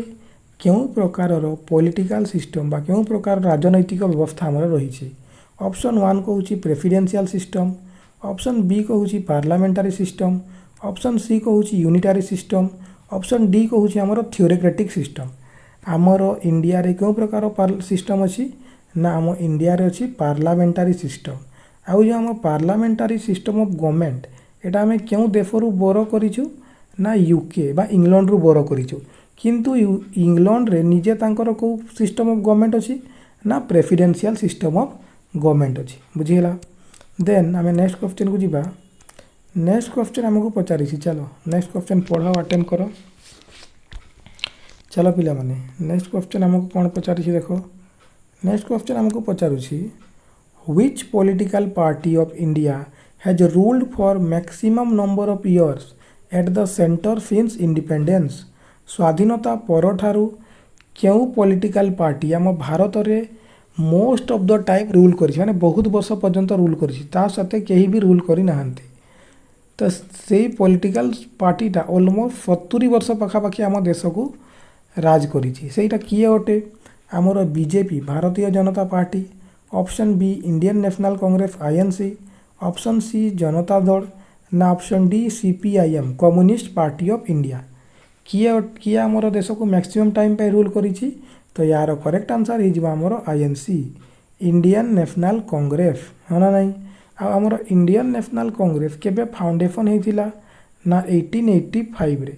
किए फाउंडेशन करते गोटे आमर रिटायर्ड ब्रिटिश सिविल सर्वेंट जी कि थे आमर से किए थे आमर ए.ओ. ह्यूम बा आलान ऑक्टावियन ह्यूम जी कि आमर आईएनसी एस्टाब्लिशमेंट करते है ना नहीं। तापर ये जो आमर भारतीय जनता पार्टी बीजेपी आमर केबे एस्टाब्लिशमेंट होता ना 1980 रे एस्टाब्लिशमेंट होता। नेक्स्ट क्वेश्चन आमको पचारि who was the chairman of the drafting committee of the constituent assembly of India. आमर जो संविधान प्रणयन सभा तार जो ड्राफ्टिंग कमिटी थिला से जो ड्राफ्टिंग कमिटी रो आमर हेड किए थिले पचारि। आमर ड्राफ्टिंग कमिटी रो हेड आमर किए थिले। आमर ड्राफ्टिंग कमिटी रो हेड आमर किए थिले। Option A Jawaharlal Nehru, option B K M. Munshi, option C doctor B R. Ambedkar ना ऑप्शन डी आमर सरदार वल्लभ भाई पटेल। किए आमर ड्राफ्टिंग कमिटी रो हेड थिले सी होउछंती आमर डॉक्टर भीमराव अम्बेडकर है ना नहीं। यांकु आमर आउ कौन कहा जाए ना फादर ऑफ इंडियन कॉन्स्टिट्यूशन बोली कहा जाए किंबा मॉडर्न मनु बा मॉडर्न मैन बोली भी आमर क्या कहा जाए डॉक्टर बी.आर. अम्बेडकर को कहा जाए है ना नहीं। तापरे आमर जो जवाहरलाल नेहरू ये आमर क्यों क्यों कमिटी रो हेड थिले जदि तुमको पचारि देला तो तुमको मु केमती मने करैछि जो कमिटी आगरे आमर कौन लगी थिबो ना यूनियन लगी थिबो किंबा आमर स्टेट लगी थिबो सेही कमिटी गुडार हेड सर्वदा किए हेबे ना आमर जवाहरलाल नेहरू बुझीगला। Drafting committee B R. अम्बेडकर आ जवाहरलाल नेहरू क्यों कमिटी रो हेड हेबे जो कमिटी आगरे तुमर यूनियन लगी थिबो किंबा स्टेट लगी थिबो सेही कमिटी आमर हेड किए हुअंती जवाहरलाल नेहरू। तापरे आमर जो स्टीयरिंग कमिटी थिला जो आमर स्टीयरिंग कमिटी फॉर्मेशन होता कॉन्स्टिट्यूएंट असेंबली रे स्टीयरिंग कमिटी आमर हेड किए थिले ना डॉक्टर राजेंद्र प्रसाद आमर स्टीयरिंग कमिटी हेड थिले। आउ ये आमर फास्ट परमानेंट प्रेसिडेंट भी होता आमर कॉन्स्टिट्यूएंट असेंबली है ना नहीं मैंने पढ़ी जिनस गुड़ा। देन नेक्स्ट क्वेश्चन को अटेम्प्ट करो आ मते टिके कमेंट करके जणाओ नेक्स्ट क्वेश्चन जीवा पूर्व जे सरदार वल्लभ भाई पटेल आमर क्यों कमिटी को लीड करुथिले से आमर कॉन्स्टिट्यूएंट असेंबली रे सब पढ़ाई तुम मान को। देन नेक्स्ट क्वेश्चन अटेम्प्ट करो। नेक्स्ट क्वेश्चन हमको कहूँ in the context of UN बा United Nation 2030 agenda SDG stand for United Nation रो 2030 रो एजेंडा अनुसार आमर एफडीजी रो फुल फॉर्म कौन। एफडीजी रो फुल फॉर्म कौन चलो ऑप्शन पढ़ो अटेम्प्ट करो। फर्स्ट ऑप्शन कही स्पेसिफिक डायरेक्ट गोल्स, केबे नुहे। ऑप्शन बी कही sustainable development goals, option C कही special development goals, option D कही स्टैंडर्ड डेवलपमेंट गोल्स। तो यार करेक्ट आंसर आमर कौटा हेबो, यार करेक्ट आंसर आमर हो एफडीजी रो फुल फॉर्म होची आमर sustainable development goals. Option B हेबो आमर correct answer sustainable development goals. आ जो सस्टेनेबल डेवलपमेंट गोल्स आमर टोटाल केतेटा अछि ना टोटाल आमर 17टा सस्टेनेबल डेवलपमेंट गोल अच्छे। से भितर आपणों क्योंटा इम्पोर्टाट ना FDG 4 sustainable development goal FDG 4 रे आमर कौन मेंशन कराई ना आमर क्वालिटी एजुकेशन संपर्क में मेंशन कराई। एफडीजी 4 आपण को मने थिबा निहाती दरकार, सेठी कौन मेंशन कराई क्वालिटी एजुकेशन। आ जदि एफडीजी 5 पचारि देला देन सेठी आमर कौन मेंशन कराई ना इक्वालिटी जेंडर इक्वालिटी संपर्क में आमर एफडीजी 5 रे मेंशन कराई। आ जदि पचारता तो हमको सस्टेनेबल डेवलपमेंट गोल 1 रे आमर कौन मेंशन कराई ना नो पॉवर्टी मेंशन कराई। बुझीगला। तो ये तीन टा मन रखी देता, बाकी आउ भी मन रखिपर, बट मोस्ट इंपोर्टाट हूँ तुम सस्टेनेबल डेवलपमेंट गोल 4 जोटा कि हूँ क्वालिटी एजुकेशन, आ सस्टेनेबल डेवलपमेंट गोल 5 जोटा कि हूँ आमर जेंडर इक्वालिटी संपर्क में। बुझीगला। देन नेक्स्ट क्वेश्चन अटेम्प्ट कर। चलो पिला माने नेक्स्ट क्वेश्चन हमको कौन कही देख, नेक्स्ट क्वेश्चन हमको पचारूची the chairman of the committee on coordination of physical education 1949 रु 64। The chairman of committee on coordination of physical education जो गोटे आमर कमिटी बसी 1949 रु 64 मसीहा मध्य से ही कमिटीर आमर चेयरपर्सन बा आमर हेड किए थिले। चलो दुई तीन टा ऑप्शन तो तुम इजिली एलिमिनेट कर दे पारिबो, हाँ ना। डॉक्टर दौलत सिंह कोठारी ये आमर केबे आसी नेशनल डेवलपमेंट पाई 1964 रे आसी थिले, किंतु ये तो 1959 रे आसी सारी, तो ये तो हेनी 64 रे आसी थिले, ये गला। ऑप्शन सी देखो प्रोफेसर यशपाल, प्रोफेसर यशपाल को आम कौन पाई जानिछु ये 1993 रे आसी थिले आमर लर्निंग पाई टिके रिफॉर्म्स करथिले, से गोटे बही भी लिखी गोटे रिपोर्ट लिखी से बहीटार ना कौन थिला ना लर्निंग विदाउट बर्डन माने बिना बोझरे शिक्षा बोली गोटे बही लिखी, तो ये भी हेनी। फ्री वेद प्रकाश संपर्क में मुझे जानी कि तुमको पढ़े भी ना, तो यार करेक्ट आंसर होमर डॉक्टर हृदयनाथ कुंजरू जी कि आमर फिजिकल एजुकेशन कमिटीर चेयरमैन थिले 1959 रु 64 मसीहा मध्य। ऑप्शन ए है यार करेक्ट आंसर। बुझेला। देन नेक्स्ट क्वेश्चन को अटेम्प्ट करो। चलो जल्दी जल्दी। In which year was the constitution of the India amended to incorporate the right of education as a fundamental right. आमर राइट ऑफ एजुकेशन को केबे गोटे आमर मौलिक अधिकार करागला, केबे संविधान रे चेंजेस करागला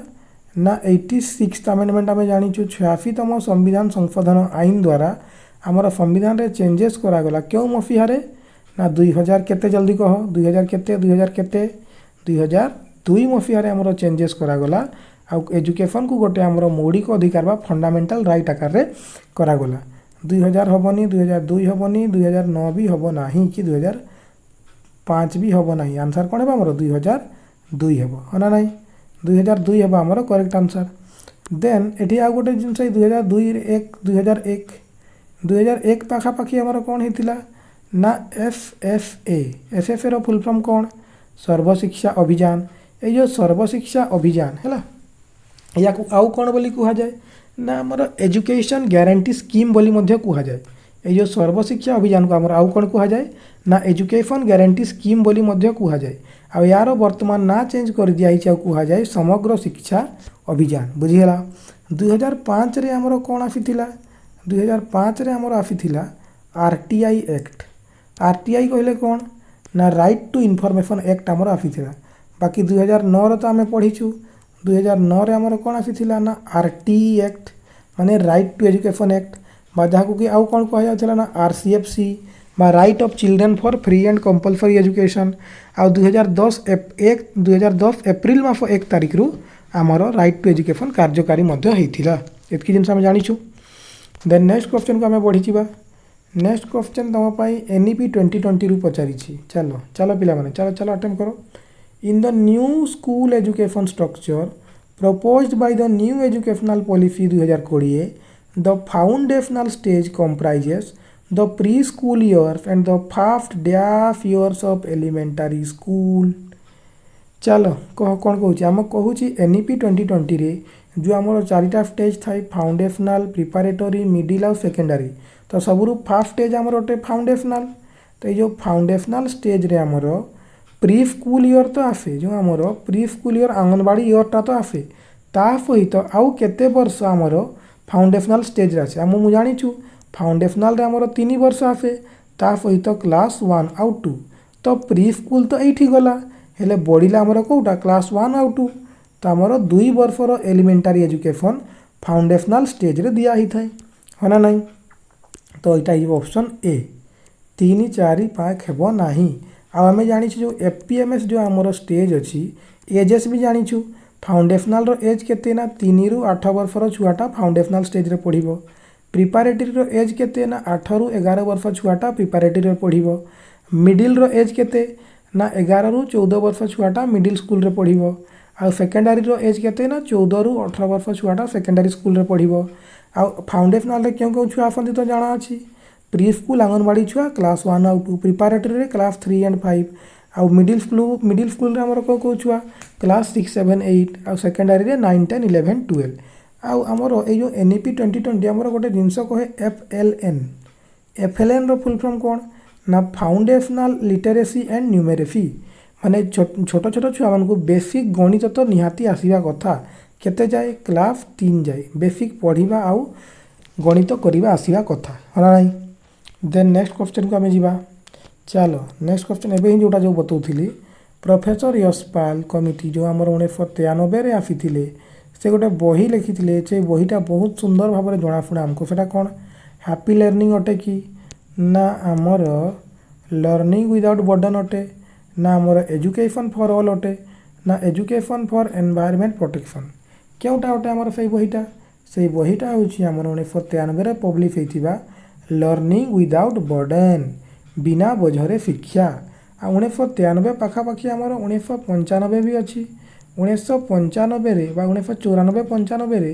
आमर कौन लॉन्च होइथिला एमडीएम बा मिड डे मील स्कीम आ जो मिड डे मील स्कीम रो वर्तमान ना चेंज हो जाइछि आ याकू वर्तमान कौन कहा जाउछि ना पीएम पोषण स्कीम बा प्रधानमंत्री पोषण शक्ति निर्माण स्कीम बोली मध्य कहा जाए बुझेला अब एजुकेशन फॉर ऑल ये जो एजुकेशन फॉर ऑल ये वर्ड माने कौन ना इनक्लूसिव एजुकेशन इनक्लूसिव माने समावेशी शिक्षा जोठी आम धर्म वर्ण जाति लिंग सबूर निर्विशेष जो सबू छुआ मैंने मिलमिशिकी पाठ पढ़ती ताकू आमर इनक्लूसिव एजुकेशन कहा जाए है ना देन आम नेक्स्ट क्वेश्चन को मूव करवा नेक्स्ट क्वेश्चन बर्तमान अटेम्प्ट कर एबे आम आसीगलु बीएड आर्ट्स 2025 रो क्वेश्चन को आसी जाइछ चलो नेक्स्ट क्वेश्चन तुम भाई कौन रही पढ़ अटेम्प्ट कर नेक्स्ट क्वेश्चन हमको पचारि which of the following is not a primary colour केउटा आमर गोटे प्राइमरी कलर नुहे प्राइमरी कलर केउटा आमर नुहे एक्चुअली यहाँ आमर केउटा हुए ना आरबीआई हुए यहाँ आम जाचु रेड ब्लू आ येलो आमर प्राइमरी कलर्स आम जाचु तो नुहे केउटा आमर पचारि देख येलो हेबो रेड हेबो ब्लू हेबो आउ ग्रीन ये ग्रीनटा आमर प्राइमरी कलर एक्चुअली कन्सिडर करा हुए नहीं बट आमर SSB Odisha the legend CA आमर जो आम्बिगुअस जेहेतु ये क्वेश्चन आम्बिगुअस पकईला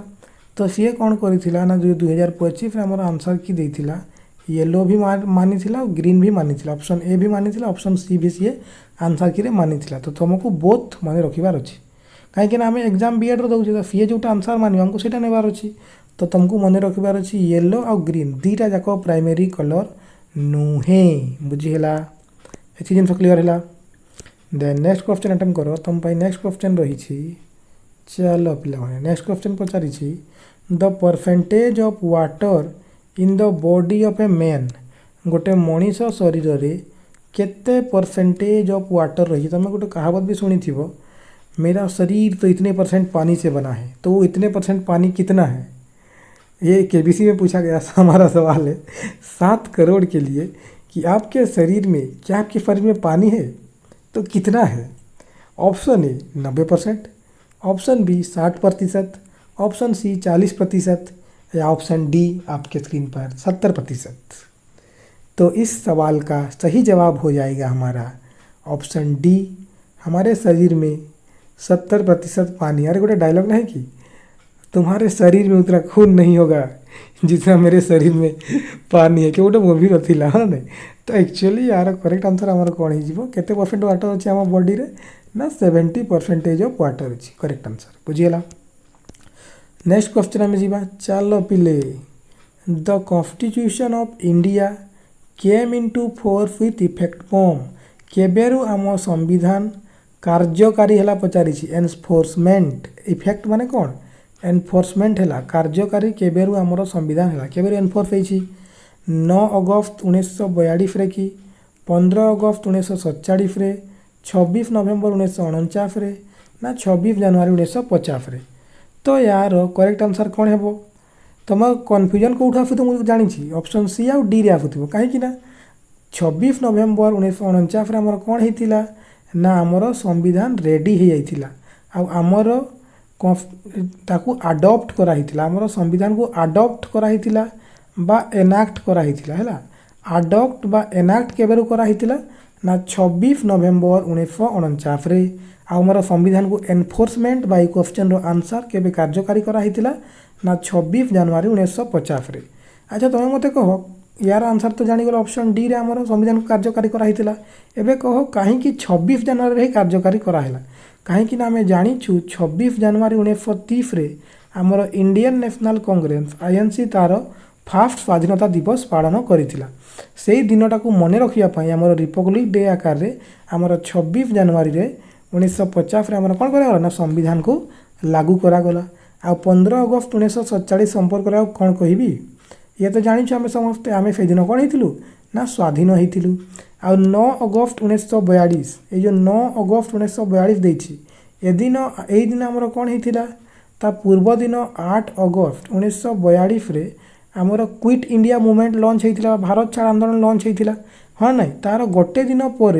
9 अगस्त 1942 सकाळु सकाळु समस्त को जिते भी आमर बड़ बड़ नेता थे महात्मा गांधी जवाहरलाल नेहरू राजेंद्र प्रसाद समस्त को आरेस्ट कराई हाँ ना राति राति बितु बितु ऑपरेशन जीरो हवार माध्यम के आम जाचु। देन अच्छा मत कह जो आमर नेशनल सॉन्ग है जो आमर नेशनल सॉन्ग कौटा नेशनल सॉन्ग होची आमर वंदे मातरम आउ नेशनल आंदेम आमर कौटा नेशनल आंदेम होची आमर जनगण मन अधिनायक। तो नेशनल सॉन्ग जो वंदे मातरम को केबे अडॉप्ट कराइथिला आम संविधान द्वारा आउ नेशनल आंदेम आमर जनगण मन देखु केबे आमर संविधान द्वारा अडॉप्ट कराइथिला कमेंट करिवो। आउ जो आमर नेशनल आंदेम और नेशनल सॉन्ग को किए किए लिखिथिला और तांकर केउ पुस्तक रु ए जो नेशनल सॉन्ग और नेशनल आंदेम आसीचे सेटा भी कमेंट करिकि जणिवो हैला। आउ गोटे मते कह कमेंट रे जे नेशनल फ्लैग आमर भारत केबे तार नेशनल फ्लैग को अडॉप्ट कला केबे हैला एटा भी कमेंट रे डेटटा जणिवो सब तुमको पढ़ाई छी। देन नेक्स्ट क्वेश्चन को आमे जिबा। नेक्स्ट क्वेश्चन हमको पचारि छी a subject is said to be in the concurrent list a law can be passed on it by जो कनकरेंट लिस्ट आमर सब्जेक्ट थाए सेठी आमर किए लॉ तैयारी करे। चलो पिले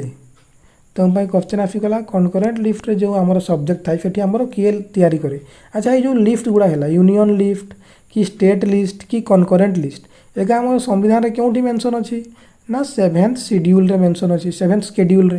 हाँ ना। तो आम जाचु यूनियन लिस्ट रे किए नियम तैयारी करे ना आमर सेंट्रल गवर्नमेंट। स्टेट लिस्ट रे आमर किए नियम तैयारी करे ना आमर स्टेट गवर्नमेंट। आउ जो कनकरेंट लिस्ट थाए सेठी आमर किए नियम तैयारी करती ना बोथ सेंट्रल गवर्नमेंट आउ स्टेट गवर्नमेंट दुई जण मिसिकी नियम तैयारी करती हाँ ना। तो देखो कनकरेंट लिस्ट रे केउठी दिया जी खाली सेंट्रल गवर्नमेंट सी यूनियन लिस्ट हेबो तापर खाली स्टेट गवर्नमेंट सी स्टेट लिस्ट हेबो प्रेसिडेंट और प्राइम मिनिस्टर नहीं यार करेक्ट आंसर हमर कोन हे जीवो ना the central and state government both मिसिकी आमर नियम कानून तैयारी करती कनकरेंट लिस्ट रे। आपन को क्वेश्चन पचारे जे आमर एजुकेशन जो एजुकेशन अच्छी आमर क्यों लिस्ट रे अच्छी एजुकेशन होउछि हमर क्यों लिस्ट रे अछि ना कनकरेंट लिस्ट रे अछि हम संविधान रे। आ एजुकेशन को कनकरेंट लिस्ट रे क्यों संविधान संशोधन द्वारा आइन करा ऐड करा हितिला ना 42nd अमेंडमेंट 1976 रे हैला 1976 रे जो हमर 42तम संशोधन आइन हितिला सेठी हमर एजुकेशन को कनकरेंट लिस्ट बना जाइतिला हना नाही एतकी जिंस क्लियर हैला। आउ 42nd ये जो अमेंडमेंट टाको याकू हमर आउ कोन कुहा जाय ना 42nd अमेंडमेंट टाको हमर मिनी कॉन्स्टिट्यूशन बोली मध्ये कुहा जाय की कथा मन रखि दिबो। देन नेक्स्ट क्वेश्चन अटेम्प्ट करो। नेक्स्ट क्वेश्चन हमको पचारिछि the first general election of Lok Sabha was held in the year of Lok Sabha रो हमर फर्स्ट जनरल इलेक्शन केबे हितिला 1947 mafia 51 mafia 1952 1957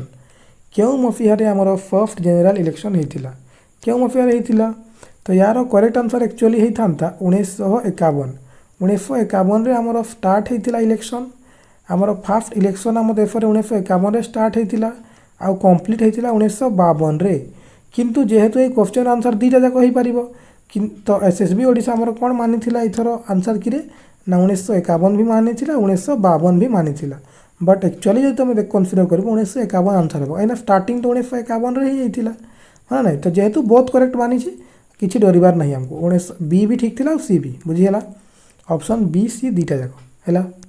then next question attempt करो। नेक्स्ट क्वेश्चन हमको पचारिछि आमे पढिलु एबे ही पढिथिलु टिके देर पूर्वरु जे आम गवर्नमेंट केतेटा ऑर्गन अछि तीनटा गोटे थिला हमर लेजिस्लेचर गोटे थिला एग्जीक्यूटिव आ गोटे थिला जुडिशियरी। लेजिस्लेटर हमर कोन करूथिला ना नियम तैयारी करूथिला एग्जीक्यूटिव नियम को कार्यकारी करूथिला और जुडिशियरी नियम गुडा को रिव्यू करूथिला। तो पचारिछि लेजिस्लेचर ऑफ कंट्री कोन करे कोन करिवो इंटरप्रिटेट द लॉ को चेंजेस करिवो नाही प्रोटेक्ट द लॉ को प्रोटेक्ट करिवार काम होउछि जुडिशियरी रो बा न्यायपालिकार एनफोर्स द लॉ नियम को कार्यकारी करबार काम होउछि एग्जीक्यूटिव रो मंत्री परिषद रो। तो हमर लेजिस्लेचर कोन करिवो ना नियम तैयारी करिवो make the laws option A हेबो यार करेक्ट आंसर बुझियला। देन नेक्स्ट क्वेश्चन को जिबा। नेक्स्ट क्वेश्चन हमको पचारिछि the first committee to be constituted after the independence by the government of India on women's education independence पर 1947 रे जो हमर इंडिपेंडेंस हैला या परे हमर वुमेन एजुकेशन पाई सबरु फर्स्ट एजुकेशन कमिटी क्योंटा हमर हेतिला Shri Prakash committee Tarachand committee Verma committee ना देशमुख कमिटी ए जो श्री प्रकाश हे गले ताराचंद हे गले वर्मा मान तो नारू हे माने मेल जणा पड़ुछंती बट हेल भी यार आमे करेक्ट आंसर जानिछु दुर्गाबाई देशमुख कमिटी जी कि आमर 1958 मफिया रे आसीथिले यांकू आमर आउ कोन बोली कुहा जाय दुर्गाबाई देशमुख कमिटी को ना एनसीडब्ल्यूई बोली मध्य कुहा जाय यार फुल फॉर्म भी पचारिबो फुल फॉर्म कोन हेबो national committee on women's education हना नाही आउ या परे 1959 तो आमे पढिलु फिजिकल एजुकेशन रे हृदयनाथ कुंजरू आसीथिले 1961 रे हमर गोटे एजुकेशन कमिशन आसीथिले फिए थिले हमर किए डॉक्टर संपूर्णानंद कमिटी जे कि हमर इमोशनल इंटीग्रेशन ऑफ स्टूडेंट मान को पय स्टूडेंट मान को केमती इमोशनल बैलेंस बता इंटीग्रेशन केमती काम करबा ता पय हमर डॉक्टर संपूर्णानंद कमिटी आसीथिले आ 1958 रे फर्स्ट वुमेन एजुकेशन कमिटी तो आमे जानिलु से कि हमर दुर्गाबाई देशमुख कमिटी हैला। देन नेक्स्ट क्वेश्चन को अटेम्प्ट करो। हां नेक्स्ट क्वेश्चन हमको कोन पचारिछि देखो who was the chairman of national steering committee of NCF 2005 2005 mafia रे जो हमर नेशनल करिकुलम फ्रेमवर्क आफिथिला तारो हमर जो नेशनल स्टीयरिंग कमिटी तैयारी करिथिला तारो हेड किए थिले हमर प्रोफेसर राममूर्ति को आमे क्यों एनईपी संपर्क रे जानिछु ना एनईपी ऑफ 1986 हमर प्रोफेसर राममूर्ति तो ये आंसर होबो नाही। प्रोफेसर कोठारी आमे कोन जानिछु 1964 रु 66 मफिया मध्य रे Indian education commission 10+2+3 system common school system neighbourhood school system 3 language formula mother tongue based English education the if destiny of India is being shaped in her classroom ए सब प्रोफेसर कोठारी तो ये भी हेबनी। प्रोफेसर मल्होत्रा आमे जानिछु प्रोफेसर यशपाल को जी कि हमर steering committee रे हेड थिले आ 1993 रे प्रोफेसर यशपाल हमर गोटे बही मध्य लिखिथिले से बहीटा होउची लर्निंग विदाउट बर्डन बुझी हला ना नाही मु तुमको एतकी थोर जिनस गुड़ा कहबी ना तुम लेक्चर सार सार मुहे मुहे तुम जिनस गुड़ा मन हो जाए बुझीगला ना देन नेक्स्ट क्वेश्चन अटेम्प्ट करो चलो पिले द राइट टू एजुकेशन पचारा the right to education act came into force on आमर राइट टू एजुकेशन एक्ट केबे कार्यकारी हैला पचारि इजी क्वेश्चन जल्दी उड़े जो क्वेश्चन टाको सांगे सांग जानिछु 2009 रे आमे राइट टू एजुकेशन लॉन्च हैला तो कार्यकारी केबे हैला 1 अप्रैल 2011 केबे नुहे 2012 रे नाही 2009 रे नाही लॉ हमर लागू हेतिला 1 April 2010 is it clear to everyone then next question attempt करो चलो भाई ना हाँ चलो भाई ना नेक्स्ट क्वेश्चन अटेम्प्ट करो रे पिले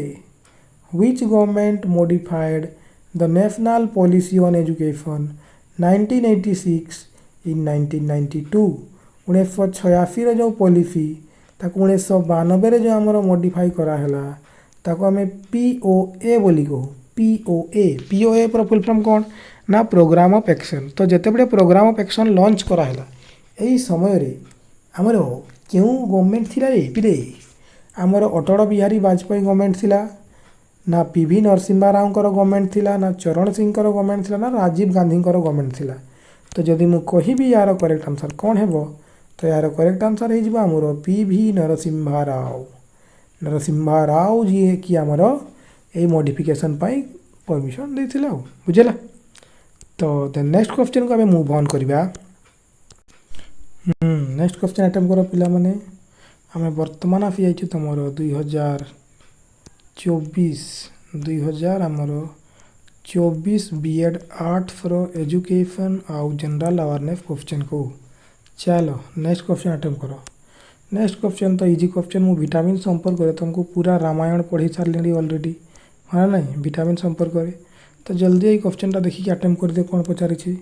क्वेश्चन पचारि हमको which of the following vitamin is responsible for blood clotting रक्त जमाट बांधिबा सहित हमरो क्यों vitamin related vitamin A D E के विटामिन ए डी ई के केउटा हमर रिलेटेड ना हमरो विटामिन के रो हमरो साइंटिफिक नेम कौन ना फिलोक्यूनन विटामिन ई भाव कौन हुए स्त्री मानकर बंध्या रोग हुए vitamin A row vitamin E रो हमर साइंटिफिक नेम कौन थिला ना tocopherol vitamin D sunshine vitamin rickets और ऑप्टिमेलेफिया जहाँ भाव रोग हुए vitamin D row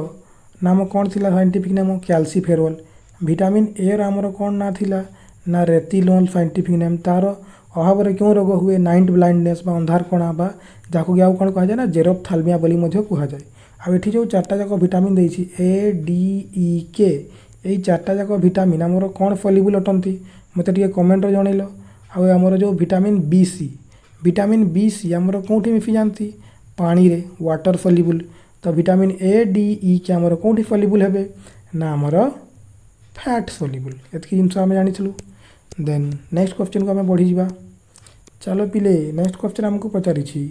which of the following is an example of renewable energy resource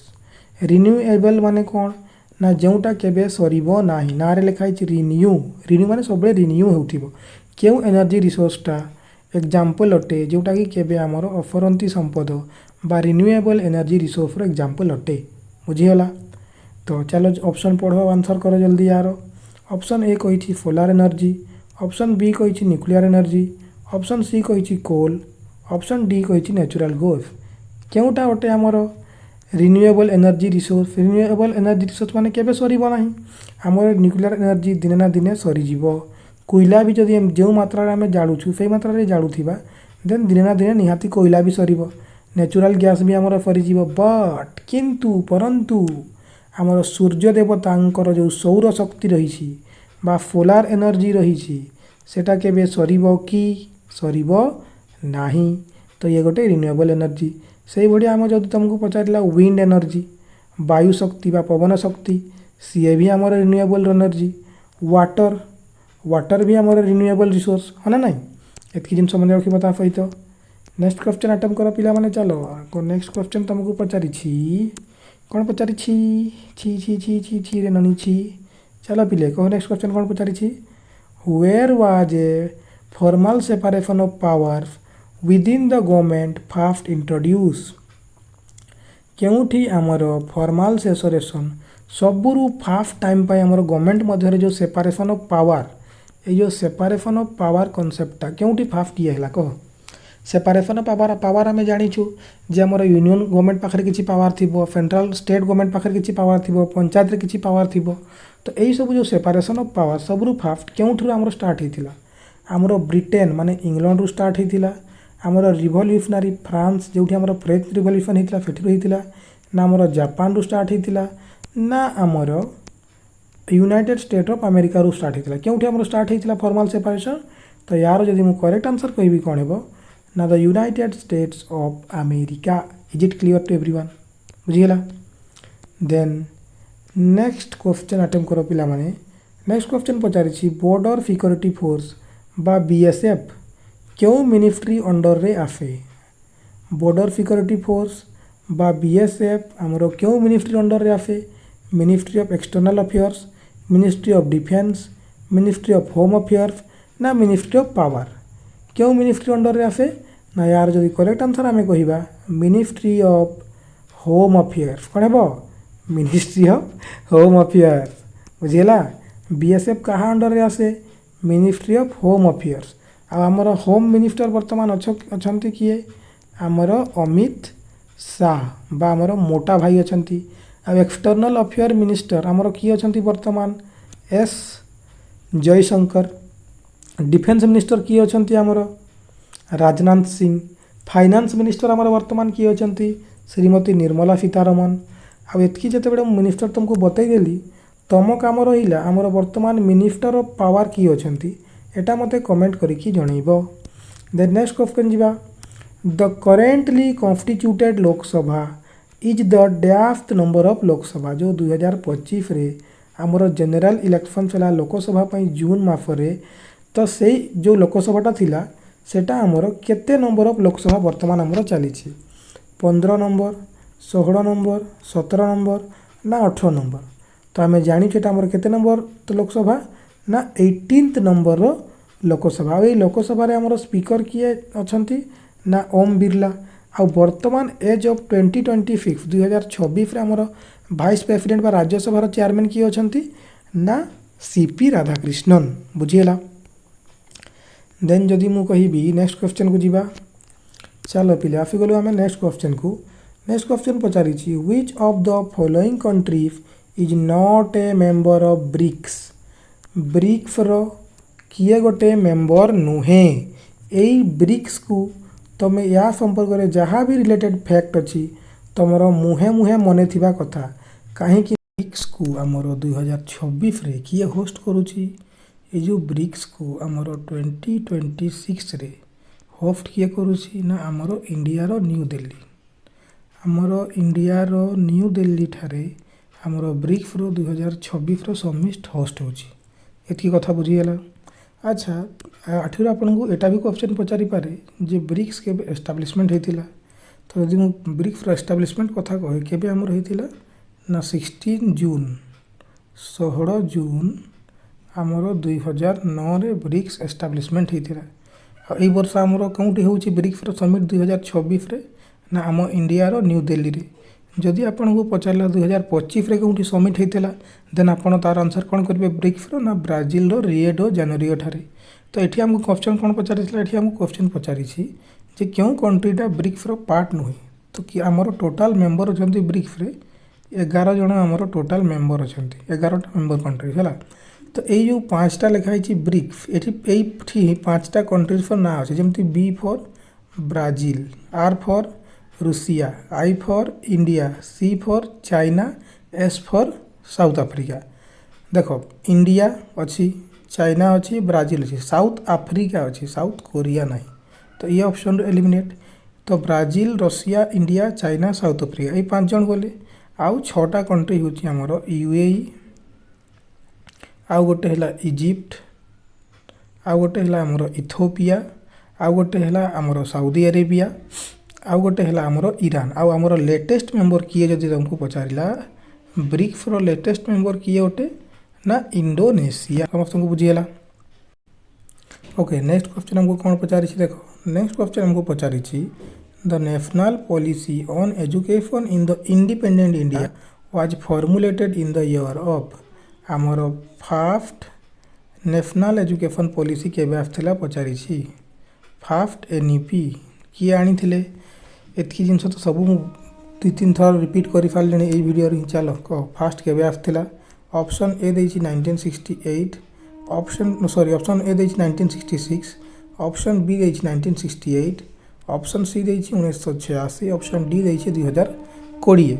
तो क्योंटा हेबो आमर करेक्ट आंसर तो जदि आमे कहिबा को जिबा आमर fast education policy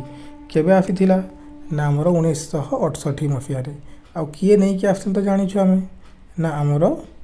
Kothari commission नहीं कि आसथिले हाँ ना सेठी से कौन कौन कथा कहूथिले से आमर कहूथिले जे कॉमन स्कूल सिस्टम हेबा कथा नेबरहुड स्कूल सिस्टम हेबा कथा आ मल्टी माने 3 लैंग्वेज फॉर्मूला माने 3टा लैंग्वेज रे छुआ को पढ़ा कथा कहूथिले से तापर 10+2+3 सिस्टम भी आमर कोठारी कमिशन नहीं कि आसथिले तापर जो 1986 लिखाई एठी आमर कौन आसीथिला ना सेकेंड एजुकेशन पॉलिसी हाँ ना सेकेंड नेशनल एजुकेशन पॉलिसी या को चेंज भी कराही 1992 रे प्रोग्राम ऑफ एक्शन ना रे हाँ ना अब ये जो 1986 रे पॉलिसी आसीथिला सेटा कहा अध्यक्षतार आसीथिला ना आमर आचार्य राममूर्ति आउ 2020 रे जो आमर नेशनल एजुकेशन पॉलिसी आसीछि बा न्यू एजुकेशन पॉलिसी जा सेटा आमर कहा अध्यक्षतार आसीथिला ना डॉक्टर के कस्तूरी रंजन अध्यक्षतार आसीथिला एतकी जिनस हमको जणा अछि देन आम नेक्स्ट क्वेश्चन को जीवा चलो नेक्स्ट क्वेश्चन हमको कौन पचारि देख पिला माने नेक्स्ट क्वेश्चन हमको पचारि पढ़ पढ़ पढ़ा अटेम्प्ट कर जल्दी नेक्स्ट क्वेश्चन हमको कहूँ in which year was the Indian constitution amended to make education as a fundamental right आम एजुकेशन केबे गोटे मौलिक अधिकार है ता संपर्क में पूरा कंप्लीट डिस्कशन कर सारीचु क्यों अमेंडमेंट द्वारा एजुकेशन गोटे फंडामेंटल राइट है ना 86th अमेंडमेंट 86th अमेंडमेंट केबे हितला सेटा 2002 मसीह हाँ ना 2002 मसीह जो अमेंडमेंट करागला जहाँ द्वारा आमर एजुकेशन को कौन करा ना गोटे फंडामेंटल राइट करा तो ऑप्शन सी हो आमर करेक्ट आंसर है ना आउ 2001 मसीह आमर कौन होता 2001 मसीह आमर गोटे आसीथिला प्रोग्राम जहाँ ना कौन ना एसएसए माने कौन ना सर्वशिक्षा अभियान ये सर्वशिक्षा अभियान को आमर आउ कौन कह जाए ना एजुकेशन ग्यारंटी स्कीम बोली मध्य कह जाए हाँ ना नहीं आउ सर्वशिक्षा अभियान वर्तमान ना भी चेंज कर दिया समग्र शिक्षा अभियान है यही क्वेश्चन पर तुम मत गोटे आंसर कमेंट कल निष्ठा NISSTHA ये जो निष्ठा पोर्टाल गोटे ऑनलाइन पोर्टाल गोटे टीचर मान ट्रेनिंग पाई ये जो निष्ठा पोर्टाल मत फुल फॉर्म टे कमेंट करके जनइल देन नेक्स्ट क्वेश्चन को जीवा चलो पिले नेक्स्ट क्वेश्चन हमको कौन पचारि देख नेक्स्ट क्वेश्चन हमको पचारि which of the following recommended the establishment of the first modern universities in India किए आमर प्रथम modern universities in India establishment करथिले ऑप्शन ए कही मकाउलेक minutes 1835 Wood's despatch 1854 1902 Indian universities commission रेलिक कमिशन और इंडियन यूनिवर्सिटीज एक्ट 1904 कहा द्वारा बा किए आमर फास्ट मॉडर्न यूनिवर्सिटीज को रिकमेंड करथिले तो जदि आम मॉडर्न यूनिवर्सिटीज कथा कहिबा तो तार सेठी आमर मकाउलेक मिनिट्स किसी लिंक ही नहीं से आमर कौन करथिले सी आमर इंग्लिश एजुकेशन को प्रमोट करथिले 1835 आसीथिले लॉर्ड विलियम बेंटिंग टाइम रे आसीथिले पुणी से आ कौन कहउथिले ना डीएफटी बा डाउनवर्ड फिल्ट्रेशन थ्योरी आमर देथिले हाँ ना डाउनवर्ड फिल्ट्रेशन थ्योरी कहले कौन ना आम किसी अपर क्लास बा धनी लोकन को इंग्लिश पढ़ा से माने तार तड़कू तड़कू पुणी इंग्लिश को स्प्रेड करी जीवे यहाँ था मकाउलेक्स मिनिट से इंग्लिश एजुकेशन पर बेसी प्रोमिनेंटली फोकस थे तापर जब इंडियन यूनिवर्सिटीज कमिशन कथा कहि सी 1902 जी आसला आम रेलिक कमिशन बोली कही था आउ जो इंडियन यूनिवर्सिटीज एक्ट 1904 रे आसला या समय भाईफ्रे आम लॉर्ड कर्जन थे सी यूनिवर्सिटी रेवोल्यूशनरी एक्टिविटी गुड़ा कंट्रोल करने इंडियन यूनिवर्सिटी एक्ट आनी तो आमर यार करेक्ट आंसर हो वुड्स डिस्पैच ही आमर फास्ट मॉडर्न यूनिवर्सिटीज को रिकमेंड करते वुड्स डिस्पैच बुझीगला 1854 जो आमर वुड्स डिस्पैच आसीला जहाँ कि आम आउ कौन कहूँ ना मागना कार्टा ऑफ एजुकेशन बोली कह जाए इंग्लिश एजुकेशन भी मागना कार्टा लिखाई थी बुझीगला तो सी ही आमर फास्ट एजुकेशन गुड़ा को रिकमेंड करते जो मागना कार्टा ऑफ एजुकेशन आमर वुड्स डिस्पैच ये गोटे सिस्टम नहीं आसते बीएड पिला मान बा ट्रेनिंग टीचर मान से सिस्टमटा के हम कौन कहू ना पुपिल टीचर सिस्टम बोली कहू जिते आप सीटी ट्रेनिंग थे कि बीएड ट्रेनिंग थे से आपड़ पूरा प्रॉपर तो टीचर ही न था आप ट्रेनिंग करूँ जेहेतु तो तेणु आपको से कौन कहुए ना पुपिल टीचर आ पुपिल टीचर सिस्टम भी आम किए नहीं आसते ना वुड्स डिस्पैच 1854 नहीं आसते मागला कार्टा ऑफ एजुकेशन जहाँ को आमर कहुए आ जो मागना कार्टा ऑफ एजुकेशन आमर किए जिते आम भाइसरय थे से आसी मत कमेंट जनइल कहीं तुम माइंडटा भी चलुवा कथा मो सहित तुम मूवी देखा आसीना हाँ तो निज ब्रेनटा को भी इस्तेमाल कर पे तो चलो नेक्स्ट क्वेश्चन मु आंसर करने पूर्व तुमको आसी जाइए नेक्स्ट क्वेश्चन कौन कहूँ देख चलो चलो तुम ब्रेन को एक्टिव रिकॉल लगाओ क्वेश्चन पढ़ो आंसर करो which organisation in India is responsible for assessment and accreditation of the higher education institution in the country किए आमर हायर एजुकेशन इंस्टीट्यूशन बा यूनिवर्सिटीज मानू रेटिंग दिए बा असेसमेंट करे बा accreditation करे किए करे सी आम जाचु से किए अटे तो जाचु तो आंसर कर सब फास्ट ऑप्शन कही आमर यूजीसी यूजीसी हम कि ना यूजीसी हो पार ना यूनिवर्सिटी ग्रांट्स कमिशन ये यूनिवर्सिटी खोलने परमिशन दिए ये यूनिवर्सिटी मानू रेटिंग करे ना ये यूनिवर्सिटी खोलने परमिशन दिए फास्ट केते वर्ष दिए परमिशन ना 5 ईयर दिए केबे आसीथिला एटा केबे जदि कहबी केबे एटा आसीथिला ना 1953 रे यूनिवर्सिटी ग्रांट्स कमिशन एस्टाब्लिशमेंट होइथिला किंतु केबे वर्किंग कंडीशन माने केबे फोर्स होइथिला बा कार्यकारी होइथिला तो जदि हम कहबा 1956 रे आ किए करैथिल तो जानिछ मौलाना अबुल कलाम आजाद आउ से गोटे बही मध्ये लिखिथिले इंडिया विन्स फ्रीडम आउ से बही तापर नवेम्बर 11 जो थिला नवेम्बर 11 तांको बर्थडे को हम कौन पालन करूँ ना नेशनल एजुकेशन डे आकार रे पालन करूँ तो यूजीसी तो आंसर हो गला national recommendation to next answer next option हमको दे चलो नेक्स्ट ऑप्शन हमको कही ऑप्शन बी एआईसीटी रो फुल फॉर्म कौन ना all India council for technical education all India council for technical education तो ये टेक्निकल एजुकेशन को जदि कंट्रोल करुँची ये रेटिंग तो दौनी हाँ ना आउ ये केबे आमर एस्टाब्लिशमेंट होता ना 1945 मसीह आमर एस्टाब्लिशमेंट होता 1945 रे क्यों मासर एस्टाब्लिशमेंट होता है आपंकर कम कमेंट जनइबा तापर नाक आमर देख नाटा पढ़ कौन लिखाई national assessment and accreditation council ता ना रे ही आंसर अच्छी national assessment and accreditation council जे कि आमर 1994 एस्टाब्लिशमेंट होता किए एस्टाब्लिशमेंट करथिला ना यूजीसी करथिला यूनिवर्सिटी ग्रांट्स कमिशन बुझीगला आ जो नाक हेडक्वार्टर कौटी अच्छी एचक्यू तुमको पचारे हेडक्वार्टर कौटी अच्छी ना बांगालोर रे अच्छी तापर जो आमर एनसीटी देखिए ऑप्शन रे एनसीटीई एनसीटी रो फुल फॉर्म कौन ना national council for teacher education national council for teacher education केबे एस्टाब्लिशमेंट होता ना 1995 रे ये आमर टीचर एजुकेशन को कंट्रोल करे आम पूरा भारत में बुझीगला जदि आप कौन भी बीएड करुँच देन से बीएडटा निहाती आमर एनसीटी रिकग्नाइज होता दरकार आ जदि आपंकर बीएड डिग्रीटा एनसीटी रिकग्नाइज हम ना देन से सर्टिफिकेटर किसी भैल्यू भी ना बुझीगला तो नेक्स्ट क्वेश्चन को जीवा आमे चलो पिले नेक्स्ट क्वेश्चन अटेम्प्ट करो नेक्स्ट क्वेश्चन पे आमे तुम आसी जाइछु 2023 रो बीएड आर्ट्स रो education and general awareness question चलो अटेम्प्ट करो फर्स्ट क्वेश्चन अटेम्प्ट मारो फर्स्ट क्वेश्चन हमको कौन कही देखो फर्स्ट क्वेश्चन चलो चलो पिले चलो अटेम्प्ट करो जल्दी मो पढ़िया पूर्व अटेम्प्ट करो the first COVID-19 vaccine of India was developed by Bharat biotech is जो COVID-19 आमर फास्ट वैक्सीन जो भारत बायोटेक डेवलप करते 2023 रे क्वेश्चन आमर आसीला कौन पचारुची कहूँ सेटा कौन थिला ना आमर कोविशील्ड कोर्बेवैक्स कोवैक्सीन ना मॉडर्ना तो यदि यार करेक्ट आंसर आम जानवा चाहिए तो यहाँ आमर कोवैक्सीन बुझीगला देन आम नेक्स्ट क्वेश्चन को जीवा नेक्स्ट क्वेश्चन चलो the parasite that causes malaria जो पैरासाइटा आमर मलेरिया कॉज करे से क्यों कैटेगरी बिलोंग करे the parasite which causes malaria is belongs to which category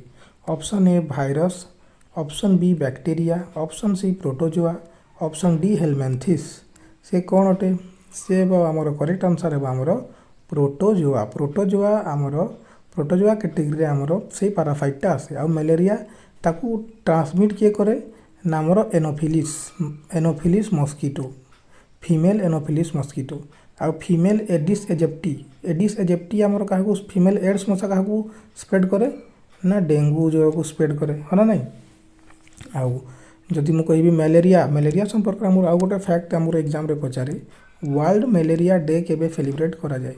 तो मन रखिबा प्रति वर्ष 25 एप्रिल रे वर्ल्ड malaria डे सेलिब्रेट करा जाए बुझीगला। देन नेक्स्ट क्वेश्चन को जीवा। नेक्स्ट क्वेश्चन हमको पचारिछि who said that India is a quasi federation किए कहिथिले।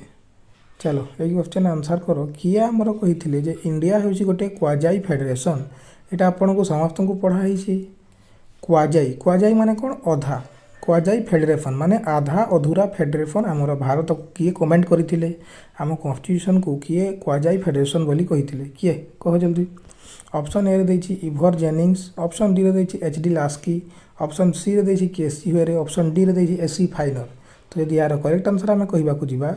देन यार करेक्ट आंसर हिजबा हमरो केसी हुएरे बुझीला। ऑप्शन सी हिजबा यार करेक्ट आंसर। अच्छा एठी आउ दु तीनटा डेफिनेशन हमें देखि देबा जे हमरो कॉन्स्टिट्यूशन रे सोल बोली क्या कह जाए। आमर कॉन्स्टिट्यूशन रे सोल बोली क्या कह जाए ना प्रियाम्बल को कह जाए है ना नहीं। आमर heart and soul of our Indian constitution बोली कह जाए केते को ना आर्टिकल नंबर 32 को सेटा किए कहिथिले आमर ना डॉक्टर BR आंबेडकर आमर कहिथिले कौन कह जाए आर्टिकल 32 को ना राइट टू कॉन्स्टिट्यूशनल रेमेडीज जहाँ खिलाफ रे आपण फंडामेंटल राइट किसी भाइलेसन है देन आपण कौटू जाइपारे सुप्रीम कोर्ट को जाइपारे। अच्छा प्रियाम्बल को आमर ये जो प्रियाम्बल आम जानी प्रस्तावना आम संविधान ताकू आमर आईडी कार्ड बोली किए कहिथिले आईडी कार्ड प्रियाम्बल को आमर आईडी कार्ड बोली किए कहिथिले ना आमर एने पालकी वाला है ना नहीं। आउ जदि प्रियाम्बल को आमर पॉलिटिकल हॉरोस्कोप बोली किए कमेंट करथिले प्रियाम्बल को आमर पॉलिटिकल हॉरोस्कोप बोली किए कमेंट करथिले ना KM मुंशी बुझीला।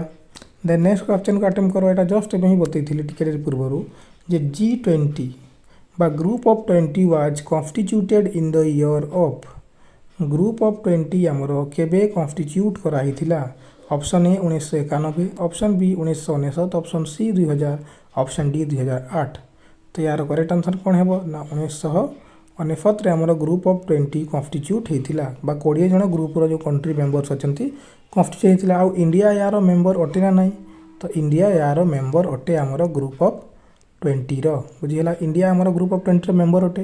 तो मत टे कमेंट करके जनाओ जे 2025 रे आमर ग्रुप ऑफ 20 मीटिंगटा कौटी हेल्ड होता आ 2026 रे आमर ग्रुप ऑफ 20 एनुअल समिट कौटी हेल्ड होगाकू जाउछि बुझीगला। देन नेक्स्ट क्वेश्चन अटेम्प्ट करो। चलो चलो एक्टिव रिकॉल संगे संग लगाओ। कही which one is not a salient feature of our Indian constitution केउटा आमर भारतीय संविधान रो गोटे फैलेंट फीचर नुहे। चलो आमे पढ़ीछु salient feature of Indian constitution जदि देखिन लेक्चर जाइकी पॉलिटिकल लेक्चर चेकआउट कर पारिबो बुझीला। तो फर्स्ट ऑप्शन पढ़ो कौन कहूँ ना पार्लियामेंट्री फॉर्म ऑफ गवर्नमेंट। हाँ आम देश में पार्लियामेंट्री फॉर्म ऑफ गवर्नमेंट अच्छी तो ऑप्शन ए तो ट्रू अच्छी आमको रंगटा पचारि नॉट पचारि पार्लियामेंट्री फॉर्म ऑफ गवर्नमेंट अच्छी जोटा कि आम यूके रु बोरो करूँ इंग्लैंड रु। तापर provision for amendment of the constitution. हाँ आमर भारतीय संविधान रे अमेंडमेंट हुए किसी भी संविधान रे आम चेंजेस करूँ चेंजेस इजी नुहे बट चेंजेस करें आम संविधान केमती अटे पार्शियाली रिजिड और पार्शियाली फ्लेक्सिबल। आई जो आमर संविधान अमेंडमेंट करवा प्रोसीजरटा आम कौथु आनीचु ना साउथ आफ्रिका रु बोरो करूँ संविधान रे किसी भी चेंजेस कर प्रोसीजरटा आम कौटू बोरो करूँ ना साउथ आफ्रिका। तो ऑप्शन ए आउ बी तो हेनी ऑप्शन सी आउ डी को चेकआउट करवा। ऑप्शन सी आउ डी कौन कही देख ऑप्शन सी आमको कहूँ डबल सिटीजनशिप आम इंडिया रे डबल सिटीजनशिप चले कि। ऑप्शन डी कहूँ सेक्युलर स्टेट। हाँ आम भारत गोटे धर्मनिरपेक्ष राष्ट्र अटे बा सेक्युलर स्टेट तो अटे। Option A C D option A B D आमर ठीक अच्छी आमको रंग पचारि तो ऑप्शन सी टा रंग अच्छी। आम भारत में डबल सिटीजनशिप चले ना आम भारत में केमती सिटीजनशिप चले ना सिंगल सिटीजनशिप आम समस्ते धर्म वर्ण लिंग निर्विशेष आम कौन टू ना भारतीय है। देन नेक्स्ट क्वेश्चन 2023 ये अनुसार कर डाटा अनुसार है। नेक्स्ट क्वेश्चन आमको पचारि with regard to the names and position held identify the wrong केउटा रंग गोटे कही 2023 अनुसार जदि आम देखा ऑप्शन ए कही Shashikanta Das governor of RBI, Biswabhusan Harichandan governor of Andhra Pradesh, Kamala Harris vice president of USA, JP Nadda president of BJP। ये जो चार्टा ऑप्शन देछे भितर कोटा रंग गोटे कही है। तो कमला हैरिस आमर यूएफए वाइस प्रेसिडेंट थिले, जेपी नड्डा आमर बीजेपी प्रेसिडेंट भी थिले। किंतु ए जो सीए जिते आमर 2023 बीएड आंसर की आसीथिला सेठी से ए दुईटा जाक को आंसर को मार्क करथिला। बुझीला? तो तुम ऑप्शन ए और बी यदि केउटा भी अटेम्प्ट करिवो देन सेटा ट्रू ही कंसीडर करा जिवो, काहे ना से ए और बी दुईटा जाक आंसर को ठीक मानिथिला, माने ए दुईटा को भूल अछि कहिथिला। बुझीला? तो देन नेक्स्ट क्वेश्चन को आम अटेम्प्ट करवा। अच्छा, नेक्स्ट क्वेश्चन को जीवा पूर्व आम जो आरबीआई बा रिजर्व बैंक ऑफ इंडिया ये आमर केबे एस्टाब्लिशमेंट होइथिला ना 1935 मसीहार आमर एस्टाब्लिशमेंट होइथिला एप्रिल 1 तारिख रे, है ना?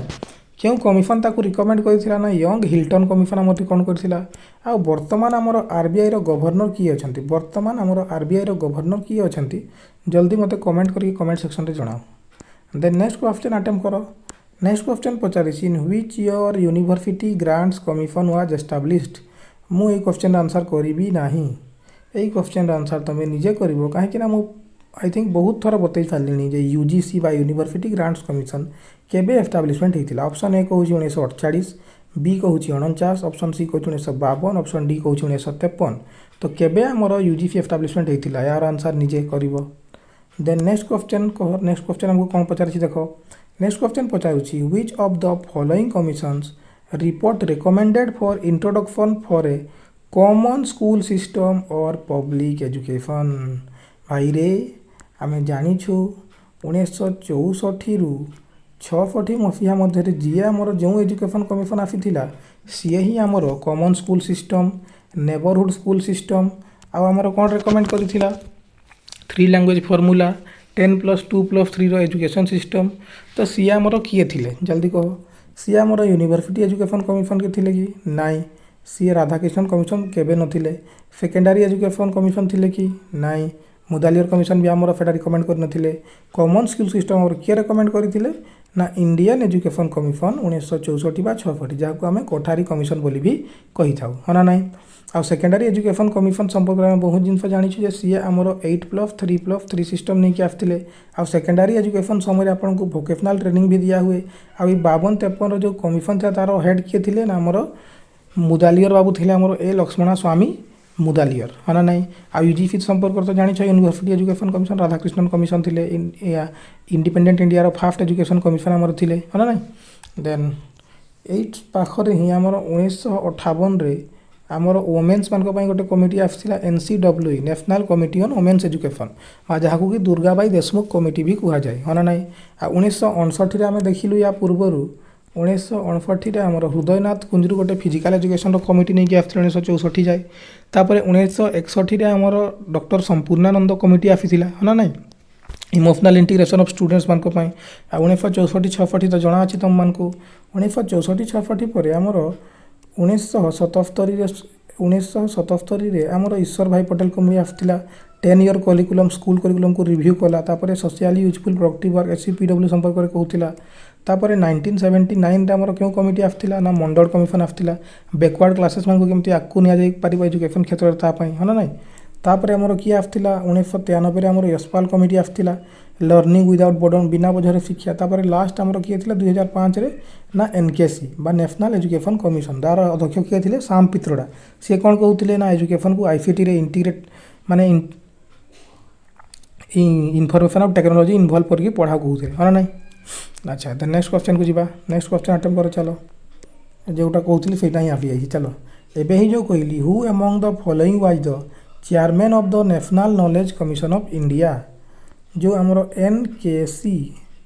National knowledge commission of India आमर जो 2005 मसीहारे आसीथिला तार आमर चेयरपर्सन किए थे पचारि। Option A professor Yashpal, option B Shyam Pitroda, option C professor Ved Prakash या फिर ऑप्शन डी आचार्य राममूर्ति। तो जदि तुम यार आंसर एवं ही शुणीच तो यार करेक्ट आंसर होमर श्याम पित्रोड़ा। प्रोफेसर यशपाल आमर 2005 जो NCF आसीथिला NCF रे गोटे स्टीयरिंग कमिटी थिला जी NCF प्रपोज करथिला तार हेड थिले आमर प्रोफेसर यशपाल। आ आचार्य राममूर्ति तो आम जानी 1986 जो आमर सेकेंड नेशनल एजुकेशन पॉलिसी आसीथिला तार हेड थिले। देन जदि नेक्स्ट क्वेश्चन जीवा। नेक्स्ट क्वेश्चन पचारि आमको which of the following organisations was established to evaluate the performance of the colleges and universities in India. India जो कॉलेज अच्छी यूनिवर्सिटी अच्छी तार परफॉर्मेंस को किए इभालुएट करे आसेसमेंट करे एक्रीडिएशन करे आम जस्ट टिकेट पूर्व यार आंसर करूँ। अच्छा तो सब फास्ट ऑप्शन कहूँ एनसीईआरटी। एनसीईआरटी एनसीईआरटी यार फुल फॉर्म कौन ना national council of educational research and training. केबे एस्टाब्लिशमेंट होता एनसीईआरटी तो जदि केबे एस्टाब्लिशमेंट कहवा 1961 मसीहा सेप्टेम्बर मास 1 तारिख एस्टाब्लिशमेंट होता। एनसीईआरटी फंक्शन कौन कौन अच्छी NCERT function Homer school education को कंट्रोल करवा तापर करिकुलम आपन को डिजाइन करके देबा तापर आपन एनएएस सर्वे बा नास सर्वे कंडक्ट करवा नेशनल अचीवमेंट सर्वे आ नास सर्वे केते केते क्लास रो पिला मान कर हुए ना क्लास 3 5 8 आउ 10 क्लास रो पिला मान कर हुए। तापर टीचर मान को इन service training pre service training दिए हमर एनसीईआरटी। तापर एनसीटी संपर्क में ऑलरेडी पढ़ी चालू एनसीटी ऑप्शन बी रे कहिछि एनसीटी केबे एस्टाब्लिशमेंट हेतिला तो एनसीटी हमर एस्टाब्लिशमेंट हेतिला 1995 टीचर एजुकेशन को कंट्रोल करिया पई। तापर यूजीसी यूनिवर्सिटी ग्रांट्स कमिशन 1953 रे एस्टाब्लिशमेंट होता 1956 रु एनफोर्समेंट बा कार्यकारी होता मौलाना अबुल कलाम आजाद करते। तो यही क्वेश्चन जो पचारि आमको किए रेटिंग दिए परफॉर्मेंस गुड़ा को इभालुएट करे आसेसमेंट करे तो सी हूँ आमर नाक national assessment and accreditation council. यार हेडक्वार्टर कौटी अच्छी national assessment and accreditation council ना बेंगलोर रे अच्छी बुझीला। आउ एटा को नहीं किए आसला यूजीसी नहीं कि आसला केबे नहीं कि आसला 1994 रे 1994 रे हमर एनबीए भी एस्टाब्लिशमेंट होता नेशनल बोर्ड ऑफ एक्रीडिएशन ताकू किए कि नहीं कि आसला ना हमर AICTE all India council for technical education आ एनबीए जो हमर नेशनल बोर्ड ऑफ एक्रीडिएशन यार हेडक्वार्टर कौटी अच्छी हमर ना न्यू दिल्ली रे हमर रही। तुम मत गोटे जिन कमेंट करके जनाओ जे एनसीईआरटी एनसीईआरटी वर्तमान चेयरपर्सन किए अच्छी तापर हमर एनसीटी रो वर्तमान चेयरपर्सन किए अच्छी आमर यूजीसी वर्तमान चेयरपर्सन किए अच्छे एतकी जिन मत कमेंट करके जनाओ। देन आम नेक्स्ट क्वेश्चन को जीवा या परे नेक्स्ट क्वेश्चन अटेम्प्ट करो पिला माने। नेक्स्ट क्वेश्चन पे आम तुम आसी जाइए 2022 नेक्स्ट क्वेश्चन अटेम्प्ट करो पिला माने। नेक्स्ट क्वेश्चन पे आम आसी जाइए तुम 2022 बीएड आर्ट्स क्वेश्चन एजुकेशन आउ जनरल अवेयरनेस चलो चलो फास्ट क्वेश्चन अटेम्प्ट करो पिला माने। फास्ट क्वेश्चन चलो जल्दी पढ़ अटेम्प्ट करो साउंड विषय पचारि कौन कही देख पढ़ अटेम्प्ट करो जल्दी कही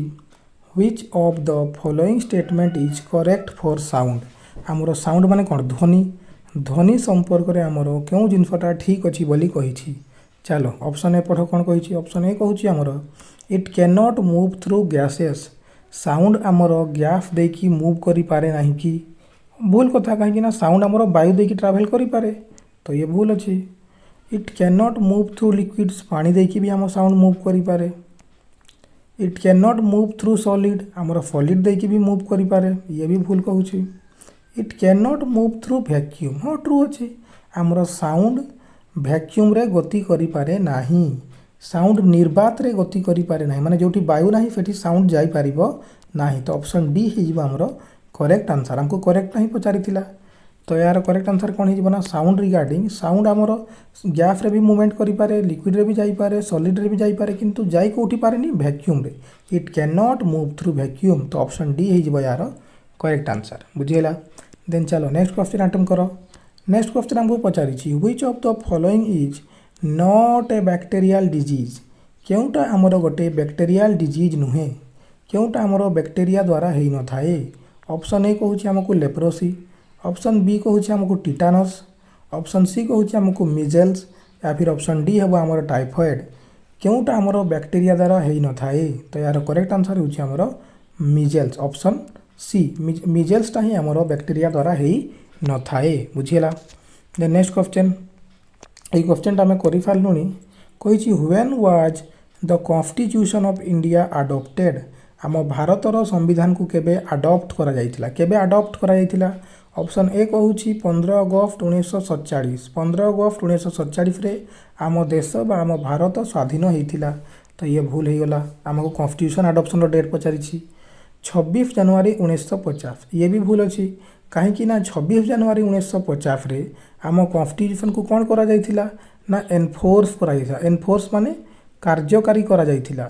तो अडॉप्ट पचारि adopted date पचारि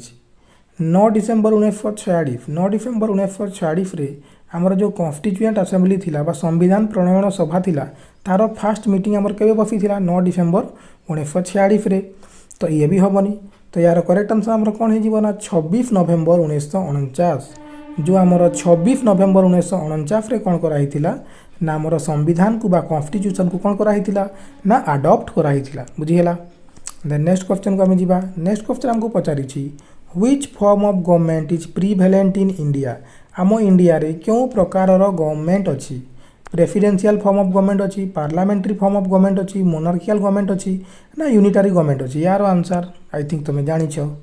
then next question आम जीवा। नेक्स्ट क्वेश्चन हमको पचारिछि when was national emergency imposed for first time in India. चलो पिले नेक्स्ट क्वेश्चन पचारुछि नेशनल इमरजेंसी आमर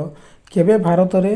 फर्स्ट टाइम पे लागिथिला। तो जदि नेशनल इमरजेंसी कथा कहबा नेशनल इमरजेंसी आमर संविधान रे केते नंबर आर्टिकल रे मेंशन अछि ना आर्टिकल नंबर 352 रे आमर नेशनल इमरजेंसी मेंशन अछि हना नै। या छड़ा आमर आउ क्यों दुई प्रकार इमरजेंसी अछि मते टिके कमेंट सेक्शन रे जणिलाउ सेगुडा क्यों आर्टिकल रे आम संविधान रे मेंशन अछि हैला। तो जदि नेशनल इमरजेंसी फर्स्ट टाइम कथा कहबा आमर इंडिया रे केबे लागिथिला ना 1962 रे लागिथिला। क्यों वार समय रे लागिथिला ना इंडिया आ चाइना रो जो युद्ध होतिला सही समय रे आमर नेशनल इमरजेंसी लागू होइतिला। सेकेंड टाइम पे आमर नेशनल इमरजेंसी केबे लागिथिला जदि पचारला तुमको सेकेंड टाइम केबे लागिथिला तो 1971 रे इंडिया पाकिस्तान वार रे आमर 1971 रे आउ थरे आमर कोन लागिथिला ना इमरजेंसी लागिथिला। आ जदि आउ थरे केबे लागिथिला पचारला 1975 रे आमर आउ थरे इमरजेंसी भारत रे लागिथिला। सेटा केते बड लागिथिला ना इंदिरा गांधी को समय रे से कहिथिले इंटरनल डिस्टर्बेंस जोगु से आउ गोटे नेशनल इमरजेंसी लगाइथिले 1975 रे। तो टोटल तीनटा आमर नेशनल इमरजेंसी लागिथिला 1962 71 और 75। 1962 रे इंडिया चाइना वार 1971 रे इंडिया पाकिस्तान वार और 1975 रे इंदिरा गांधी को टाइम रे बुझीगला। देन नेक्स्ट क्वेश्चन को जीवा। नेक्स्ट क्वेश्चन हमको पचारिछि चलो पिले नेक्स्ट क्वेश्चन पचारिछि which of the commission policy has recommended the establishment of pace setting of school. क्यों कमीशन आमर पे सेटिंग ऑफ स्कूल कहिथिला। चलो चलो चलो जल्दी जल्दी पिले अटेम्प्ट करो क्यों कमीशन रे आमर स्कूल गुडार पे सेटिंग करिया को कहा जायतिला। ऑप्शन ए देछि आमर कोठारी कमीशन 1964-66। ऑप्शन बी देछि नेशनल एजुकेशन पॉलिसी 2020 रे। ऑप्शन सी देछि national policy on education 1986। Option D देछि सेकेंडरी एजुकेशन कमीशन 1952-53। किए आमर कहिथिले बा क्यों पॉलिसी रे आमर कहा जायतिला यार आंसर मते लागुछि जो आमर राममूर्ति बाबू आफिथिले सी आमर करैथिले परे हाँ नहीं। तो ऑप्शन जदि टिके कमेंट कर कोउटा बुझिलो बुझिलो ना बुझिलोनी। चलो पिले नेक्स्ट क्वेश्चन यूजीसी अरे भाई रे यूजीसी केते थरो क्वेश्चन पचारियो। यूजीसी को कहूछि UGC was established on the basis of recommendation of which commission. UGC को क्यों कमीशन रेकमेंड करिछि कहूछि भाई यूजीसी माने यूनिवर्सिटी ग्रांट्स कमीशन। तो जी यूनिवर्सिटी एजुकेशन ऊपर फोकस करिवो देखो कोठारी कमीशन आमर नेशनल डेवलपमेंट ऊपर फोकस थिले ऑप्शन बी हबनी। कोलकाता यूनिवर्सिटी कमीशन फाडलर कमीशन ये भी हबनी। Then national policy on education 1968 नाई को से कोठारी कमीशन नहीं कि आसथिले। तो यार करेक्ट आंसर हमर कोन हे जिवो ना university education commission 1948-49 Radhakrishnan commission ही आमर यूनिवर्सिटी ग्रांट्स कमीशन को रेकमेंड करथिले। देन नेक्स्ट क्वेश्चन को जीवा। नेक्स्ट क्वेश्चन पचारुछि in which year national council for teacher education NPTE was established. National council of teacher education आमर केबे एस्टैब्लिशमेंट हेतिला पचारिछि। चलो यार आंसर करो। Option A कहूछि 1994। 1994 रे आमर हेइ नथिला। 1994 रे आमर नाक आफिथिला आमर एनबीए आफिथिला आमर गोटे स्कीम आफिथिला 1994 रे डीपीईपी 1993-94 रे डिस्ट्रिक्ट प्राइमरी एजुकेशन प्रोग्राम। ए तीनटा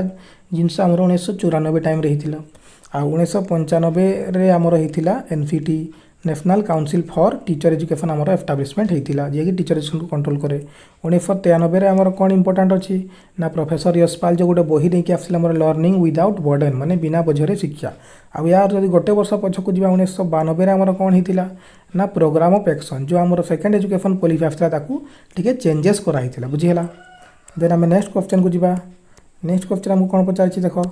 नेक्स्ट क्वेश्चन पचारिछि which organization facilitates research in social science. आमर क्यों ऑर्गेनाइजेशन सोशल साइंस रो रिसर्च को प्रमोट करे तार ना रही थी देखो। ऑप्शन ए कहूँ आईसीएआर। ऑप्शन बी कहूँ आईसीएसआर। ऑप्शन सी कहूँ एनसीईआरटी। ऑप्शन डी कहूँ एनसीटी। अच्छा एनसीटी रो फुल फॉर्म कौन national council for teacher education 1995 establishment. तो टीचर एजुकेशन वाला तो आमर सोशल साइंस को ये कर गला ये NCERT national council of educational research and training curriculum design text book design आमर in service training pre service training 1961 मसीहा सेप्टेम्बर मास 1 तारिख आम एस्टाब्लिशमेंट होता तो ये भी हेनी ऑप्शन ए कौन ICAR industrial sorry ICAR full form होची हमरो Indian council of agricultural research ICAR रो फुल फॉर्म कौन आईसीएआर यार फुल फॉर्म कौन ना Indian council of agricultural research केबे एस्टाब्लिशमेंट होता मत तुम कमेंट रे जणाओ ऑप्शन बी है यार करेक्ट आंसर जार फुल फॉर्म कौन ना Indian council of social science research आमर Indian council of social science research ये आमर केबे एस्टाब्लिशमेंट होता ना 1969 रे आमर एस्टाब्लिशमेंट होता ये ही आमर सोशल साइंस और रिसर्च को फैसिलिटेट करिता है तमें मते सांगे सांग कमेंट रे जणाओ जे ICAR Indian council of agricultural research केबे एस्टाब्लिशमेंट होता बुझीगला देन नेक्स्ट क्वेश्चन आम जा question number 80 the preparatory stage of education as per NP 2020 covers which age group of student भाई रे मुझे जो एनईपी 2020 संपर्क में 3 थर 4 थर यही वीडियो ही बतई सारे तो क्वेश्चन नंबर 80 लिख बीए बीएड 2022 क्वेश्चन लिख आ 80 नंबर लिखिकी मत आंसर सांगे सांगे कमेंट रे जणाओ option A B C D कौटा हम बुझीगला देन यहाँ पर आम नेक्स्ट क्वेश्चन को जा नेक्स्ट क्वेश्चन अटेम्प्ट कर पिला माने नेक्स्ट क्वेश्चन पे आम आसी जाइछु 2025 आमर बीएचईडी बा हिंदी बीएड रो एजुकेशन एंड जनरल अवेयरनेस रो क्वेश्चन आड़ को तो फास्ट क्वेश्चन देख कौन देछि अटेम्प्ट कर कौन कही sound is an form of sound is a form of कौन साउंड आमर जो आम ध्वनि पढ़लु किछि समय पूर्व ध्वनि आमर कौन अटे एनर्जी अटे शक्ति मैटर अटे ना रेडिएशन अटे ना इलेक्ट्रोमैग्नेटिक एनर्जी तो साउंड आमर कौन अटे तो साउंड आमर होची एनर्जी ऑप्शन ए बुझीगला देन आम नेक्स्ट क्वेश्चन को जीवा नेक्स्ट क्वेश्चन आमको कौन पचारि देख नेक्स्ट क्वेश्चन आमको पचारि चलो पिले नेक्स्ट क्वेश्चन अटेम्प्ट कर मो अटेम्प्ट करने पूर्व तुम निजर एक्टिव रिकॉल लगे नेक्स्ट क्वेश्चन अटेम्प्ट कर चलो नेक्स्ट क्वेश्चन आमको पचारि the nearest planet to the earth is आम पृथ्वीर नियरेस्ट प्लानेट कौटा अटे चलो आंसर कर जल्दी पिला माने the nearest planet to our earth is option A Venus option B Mercury option C Mars ना ऑप्शन डी जुपिटर चलो जल्दी आंसर कर पिला माने अर्थ आमर सन ठारू केते नंबर रे अछि ना 3rd नंबर रे अछि हना नाही एतकी जिंस तो जणा थिबो आमर अर्थ को आउ कोन कह जाय ना अर्थ को आमर ब्लू प्लानेट बोली मध्य कह जाए हना नाही so the nearest planet to earth आम अर्थ सबुठारु पाखुआ प्लानेट कोटा हबो जल्दी कह कोटा हबो वीनस मर्क्यूरी मार्स जुपिटर एटा रहिला तम काम गोटे ट्रिक अछि जानि छ नाही my very efficient mother just serve us nest से ट्रिक रे आम 8टा जाक ग्रह को मने करू है ना नहीं तो से ट्रिक रू तुम मत बाछिकी बताओ कौटा यार आंसर है देन नेक्स्ट क्वेश्चन आम जा नेक्स्ट क्वेश्चन आमको कौन पचारि देख पिले नेक्स्ट क्वेश्चन आमको कहूँ नेक्स्ट क्वेश्चन आमको पचारि in a parliamentary type of the government the ministry is responsible to आमर जो पार्लियामेंटरी फॉर्म ऑफ गवर्नमेंट रही आम यहाँ इंग्लैंड रू बोरो कर तो ये जो गवर्नमेंट रे आमर जो मिनिस्ट्री बा काउंसिल ऑफ मिनिस्टर बा प्राइम मिनिस्टर बा तांकर जो भी काउंसिल ऑफ मिनिस्टर अछंती से माने कहा प्रति दायी कहा प्रति से माने रेस्पॉन्सिबल अटंती तो से माने ऑप्शन कौन कौन देछि देखो फास्ट ऑप्शन देछि हमको the upper house only upper house माने कौन आम जानिछु राज्यसभा बा काउंसिल ऑफ ट्रेड बा सेकेंड चेम्बर बा हाउस ऑफ एल्डर जहाँ कह जाए सेकेंड ऑप्शन कहूँ द लोअर हाउस ओनली माने लोअर हाउस माने कौन लोकसभा बा हाउस ऑफ पीपुल जहाँ कह जाए बा फर्स्ट चेम्बर बोली जहाँ कह जाए तापर both upper house and lower house देछि लास्ट द प्रेसिडेंट देछि तो आम जानिछु जे काउंसिल ऑफ मिनिस्टर बा मिनिस्टर माने जानती कौटी डायरेक्टली इलेक्ट होकर आम लोकसभा को जानती बा लोअर हाउस को जानती तो जदि से जो हाउस रचंती से माने से हाउस प्रति रेस्पॉन्सिबल अटंती ऑप्शन नंबर बी बुझीगला देन नेक्स्ट क्वेश्चन को जीवा आमे नेक्स्ट क्वेश्चन अटेम्प्ट करो कौन कही देख चलो तुम बड़ कर दिया चलो अटेम्प्ट करो नेक्स्ट क्वेश्चन नेक्स्ट क्वेश्चन हमको कौन है ना Indian constitution after it's completion was adopted by the constituent assembly on माने आमर जो संविधान प्रणयन सभा कॉन्स्टिट्यूएंट असेंबली केबे आमर संविधान को कंप्लीट कला आ अडॉप्ट कला केबे आमर संविधान अडॉप्टेड होता सेटा आपको क्वेश्चन रे पचारि ऑप्शन 1 कही 26 जनवरी 1950 ऑप्शन बी कही 26 नवेम्बर 1949 ऑप्शन डी कही 15 अगस्त 1947 ना ऑप्शन डी कहूँ 2 अक्टोबर 1948 कौटा हम यार आमर करेक्ट आंसर तो जब यार करेक्ट आंसर आम जाचु ना 26 नवेम्बर 1949 से दिन आम कन्स्टिट्यूशन को कौन कराई ना अडॉप्ट किंतु जदि एटा ही जदि हमको कार्यकारी एनफोर्समेंट पचारि देता देन यार करेक्ट आंसर ये आमर 26 जनवरी 1950 से दिन आम संविधान को कार्यकारी करा ना नहीं तापर नेक्स्ट क्वेश्चन आमको जीवा चलो नेक्स्ट क्वेश्चन पढ़ कौन कही नेक्स्ट क्वेश्चन कही आमको the supreme court of India has originally jurisdiction in regard to आमर जो सुप्रीम कोर्ट रही है सुप्रीम कोर्ट रो ओरिजिनल जुडिशिकेशन कहा कहा मध्य प्रॉब्लम को सॉल्व करे फर्स्ट ऑप्शन को होची dispute between centre and state with petitions option C को all civil cases option D को all criminal cases supreme court रो जो ओरिजिनल जुडिशिकेशन अच्छी से आमर कौन सॉल्व करा हुए ना जो सेंट्रल गवर्नमेंट और स्टेट गवर्नमेंट कि स्टेट सेट मध्य जहाँ भी किसी प्रॉब्लम अच्छी ताकू कौ जुडिशिकेशन सॉल्व करा जाए ना ओरिजिनल जुडिशिकेशन आ ओरिजिनल जुडिशिकेशन आमर केते नंबर आर्टिकल रे मेंशन अच्छी कॉन्स्टिट्यूशन रे ना आर्टिकल नंबर 131 रे आमर सुप्रीम कोर्ट रो एस्टाब्लिशमेंट क्यों आर्टिकल रे मेंशन अच्छी कॉन्स्टिट्यूशन रे ना आर्टिकल नंबर 124 रे बुझीला तापर आमर सुप्रीम कोर्ट रो 4 प्रकार जुडिशिकेशन अच्छी जुडिशिकेशन केते प्रकार अच्छी ना 4 प्रकार गोटे है रिट जुडिशिकेशन गोटे है अपीलिएट जुडिशिकेशन गोटे है ओरिजिनल जुडिशिकेशन जेटा पचारि आउ गोटे है एडवाइजरी जुडिशिकेशन बुझीगला तो जब रिट जुडिशिकेशन कथा कहि रिट आमर फंडामेंटाल राइट एगेंस्ट इश्यू हुए सेटा आर्टिकल नंबर 32 रे आम संविधान रे मेंशन अच्छी तापर जदि आम कहबा ओरिजिनल देखिलो आम 131 रे मेंशन अच्छी तापर एडवाइजरी जुडिशिकेशन जोटा कथा कहबी सेटा आमर प्रेसिडेंट सुप्रीम कोर्ट जजेस ठारू आंसर सिक करे सेटा आमर आर्टिकल नंबर 143 रे आमर एडवाइजरी जुडिशिकेशन मेंशन अच्छी तापर अपीलिएट जुडिशिकेशन माने सुप्रीम कोर्ट लोअर कोर्ट को कौन कहे ना ताठू केसटा नहीं से निजे देखे ताकू कौन कहा जाए ना appellate जुडिशिकेशन बुझीगला then next question attempt करो चलो नेक्स्ट क्वेश्चन हमको पचारि the members of the Rajya Sabha are आमर जो राज्यसभा मेंबर अच्छा फास्ट ऑफ ऑल मत गोटे कथा कह आम राज्यसभा टोटाल मेंबर संख्या केते 250 जन एतकी तो जना अच्छी है ना नहीं आम राज्यसभा कार्यकाल केते वर्ष राज्यसभा सांसद मानकर कार्यकाल केते वर्ष 6 वर्ष आ प्रति 2 वर्ष रे 1/3 मेंबर आमर राज्यसभा रिटायर्ड होती राज्यसभा आमर केमतिका हाउस अटे गोटे ना परमानेंट हाउस अटे सेटा केबे भी डिजॉल्व हुए नहीं तो एतकी जेहेतु मुझे बतैली तुम्हें मत बताओ ए लोकसभा आमर क्यों प्रकार हाउस अटे लोकसभा आमर डिजॉल्व हो पार कि ना आ लोकसभार कार्यकाल केते वर्ष मत कमेंट करके जना है तो आम ये जी आमर क्वेश्चन कौन था तो मेंबर्स ऑफ राज्यसभा आर आमर जो राज्यसभार मेंबर मैंने अच्छा से मैंने केमती आम राज्यसभा को जाइए आमर डायरेक्टली इलेक्ट होगी जाइए कि माने डायरेक्टली भोटिंग करा हुए कि नहीं आमर यहाँ लोकसभार मेंबर मानक डायरेक्टली आम भोट देकी निर्वाचित करूँ तो ऑप्शन ए तो गला इनडायरेक्टली इलेक्टेड हाँ आम राज्यसभार मेंबर माने इनडायरेक्टली इलेक्ट होती आमर स्टेट आसेम्बली लोक मैंने एमएलए मैंने बाछिकी पठाती हाँ इनडायरेक्टली इलेक्ट तो होती किंतु खाली इनडायरेक्ट होती जो 250 जन मेंबर अच्छा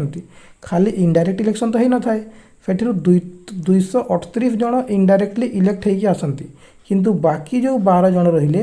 तांको किए नॉमिनेट करिथाय हमर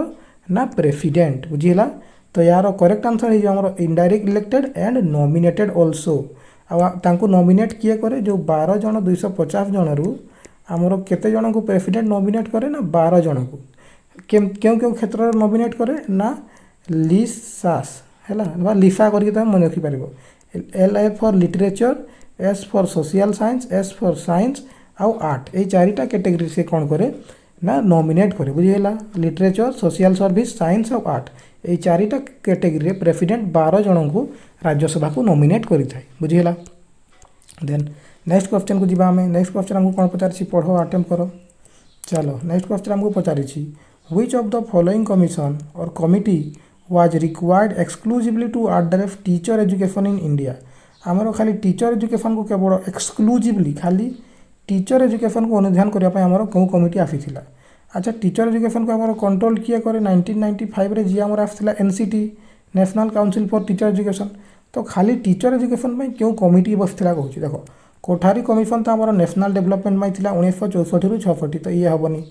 यशपाल कमिटी आमर लर्निंग विदाउट बर्डन और नेशनल स्टीयरिंग कमिटी एनसीएफ 2005 ये भी हेनी। देन चट्टोपाध्याय कमिशन भी आमर हम ना यार करेक्ट आंसर आमर हो justice Verma commission. Justice Verma commission जो ऑप्शन डी रे से आमर करेक्ट आंसर। यहाँ केवे आमर आसला ना 2012 मसीह एक्सक्लूसिवली टीचर एजुकेशन को आड्रेस करने आमर आसला बुझीगला। ऑप्शन डी है यार correct answer. Then next question को आम जा। नेक्स्ट क्वेश्चन आमको कौन पचार देख चलो पिला माने नेक्स्ट क्वेश्चन हमको कौन पचार देख बेटी बचाओ बेटी पढ़ाओ और बेटा लोग को क्या करेंगे पिला माने the scheme of Beti Bachao and Beti Padhao bye the government of India was launch on. ये जो आमर बेटी बचाओ बेटी पढ़ाओ ये स्कीमटा आमर केबे लॉन्च कराला केबे लॉन्च कराला 21 जून 2014 रे 22 जनवरी 2015 रे 2 जनवरी 2016 रे ना 21 जनवरी 2017 रे। तो जब यार करेक्ट आंसर आम कह यार करेक्ट आंसर है 22 जनवरी 2015 रे आमर बेटी बचाओ बेटी पढ़ाओ स्कीम को लॉन्च कराला। और बेटा मानू कौन करिया पिला माने बेटी बचाओ बेटी पढ़ाओ तो है आ बेटा मानू कौन करिया पिला माने कमेंट करके जणेवाला। देन नेक्स्ट क्वेश्चन को जीवा। चलो नेक्स्ट क्वेश्चन आम पचारि which number of curriculum framework published by NCERT does the national curriculum framework 2005 represent. NCERT national council of educational research and training जे कि आमर 1961 मसीहा सेप्टेम्बर मास 1 तारिख आसीथिला सीए आमर एनसीएफ फ्रेम करे बा नेशनल करिकुलम डिजाइन करे नेशनल करिकुलम फ्रेमवर्क। तो सीए आमर केतेटा जो आमर 2005 रे जो एनसीएफ आसीथिला से केते नंबर अटे पचारुछि। तो यहाँ हूँ आमर 4th नंबर केते नंबर एटा आमर 4th नंबर। या पूर्वर कौन कौटा आसी कहले तो आमर फर्स्ट एनसीएफ आसीथिला 1975 रे। तापर सेकेंड एनसीएफ केबे आसिला आमर ना 1988 रे। तापर थर्ड एनसीएफ केबे आसिला आमर 2000 रे। अब जो लेटेस्ट अटे आमर 2005 तो केते नंबर है आमर 4th नंबर। एगुड़ा मन रखिबो सीक्वेंस वाइज फर्स्ट 1975 1988 तापर 2000 तापर 2005 तापर नेक्स्ट क्वेश्चन अटेम्प्ट करो। नेक्स्ट क्वेश्चन देखो कौन कही। चलो नेक्स्ट क्वेश्चन अटेम्प्ट करो कौन कही। नेक्स्ट क्वेश्चन कहूँ द जेंडर इनक्लूजन फंड बा GIF aimed at reducing gender disparities in education is an outcome of. आमर जेंडर इनक्लूजन फंड बा इनक्लूजिव एजुकेशन एबे क्यों पॉलिसी रे बेसी फोकस करा जाउछि इनक्लूजिव एजुकेशन उपरे। चलो इनक्लूजन उपरे क्यों पॉलिसी आमर फोकस करूछि आंसर कमेंट करो। देखो फर्स्ट ऑप्शन देछि national education policy 2020 national policy on education 1968 programme of action 1992 national policy on education 1968। तो यार करेक्ट आंसर हो जी कि आमर वर्तमान जेंडर इनक्लूजन फंड उपरे काम करुछि सेटा होछि आमर option A that is national education policy 2020 बुझीगला क्लियर है आंसर। देन नेक्स्ट क्वेश्चन को आम जा मजा आसुची तो पिला माने क्वेश्चन गुड़ा करी होउची तो ना बिल्कुल करी होनी। हाँ मिनिमम 10टा रू 7 जो 10टा गोटे सेट रे करूछ हमें 10टा रू 7-8टा तो निहाती अटेम्प्ट करि पारुथो मो हिसाब रे पारुछ ना पारुनो। देन नेक्स्ट क्वेश्चन को आम जा करो पिला माने। नेक्स्ट क्वेश्चन कौन पचारि देखो। नेक्स्ट क्वेश्चन हमको पचारुछि पढ़ो आंसर करो। नेक्स्ट क्वेश्चन हमको कहूँ which of the following is known as cane sugar क्या आमर केन सुगर बोली कह जाए। ऑप्शन ए देछि लैक्टोज ऑप्शन बी देछि माल्टोज ऑप्शन सी देछि सुक्रोज ऑप्शन डी देछि ग्लूकोज। तो जदि आम कह आमर केन सुगर कथा केन सुगर माने आमर जोटा आखुरु ये होता है सुगर केन जहाँ को आमर कह जाए सुगर केन रु जोटा आमर होता है सेटा होछि आंसर है आमर सुक्रोज। सुक्रोज को आमर केन सुगर बोली कह जाए। अब ये जो लैक्टोज देछि लैक्टोज आमर कौटी मिले ना मिल्क रे प्राइमरीली देखा मिले लैक्टोज आ माल्टोज आमर कौटी देखा जाए माल्टोज ना माल्टोज को आमर कौन कह जाए ना ग्रेन सुगर बोली कह जाए कौन कह जाए ग्रेन सुगर बुझीगला। आ यदि ग्लूकोज कथा कहवा ग्लूकोज तो जानी और ब्लड सुगर जो आमर ब्लड रे सुगर थाए बुझीगला। देन नेक्स्ट क्वेश्चन को जीवा आमे नेक्स्ट क्वेश्चन अटेम्प्ट करो। चलो नेक्स्ट क्वेश्चन पढ़ाओ अटेम्प्ट करो कौन कहूँ।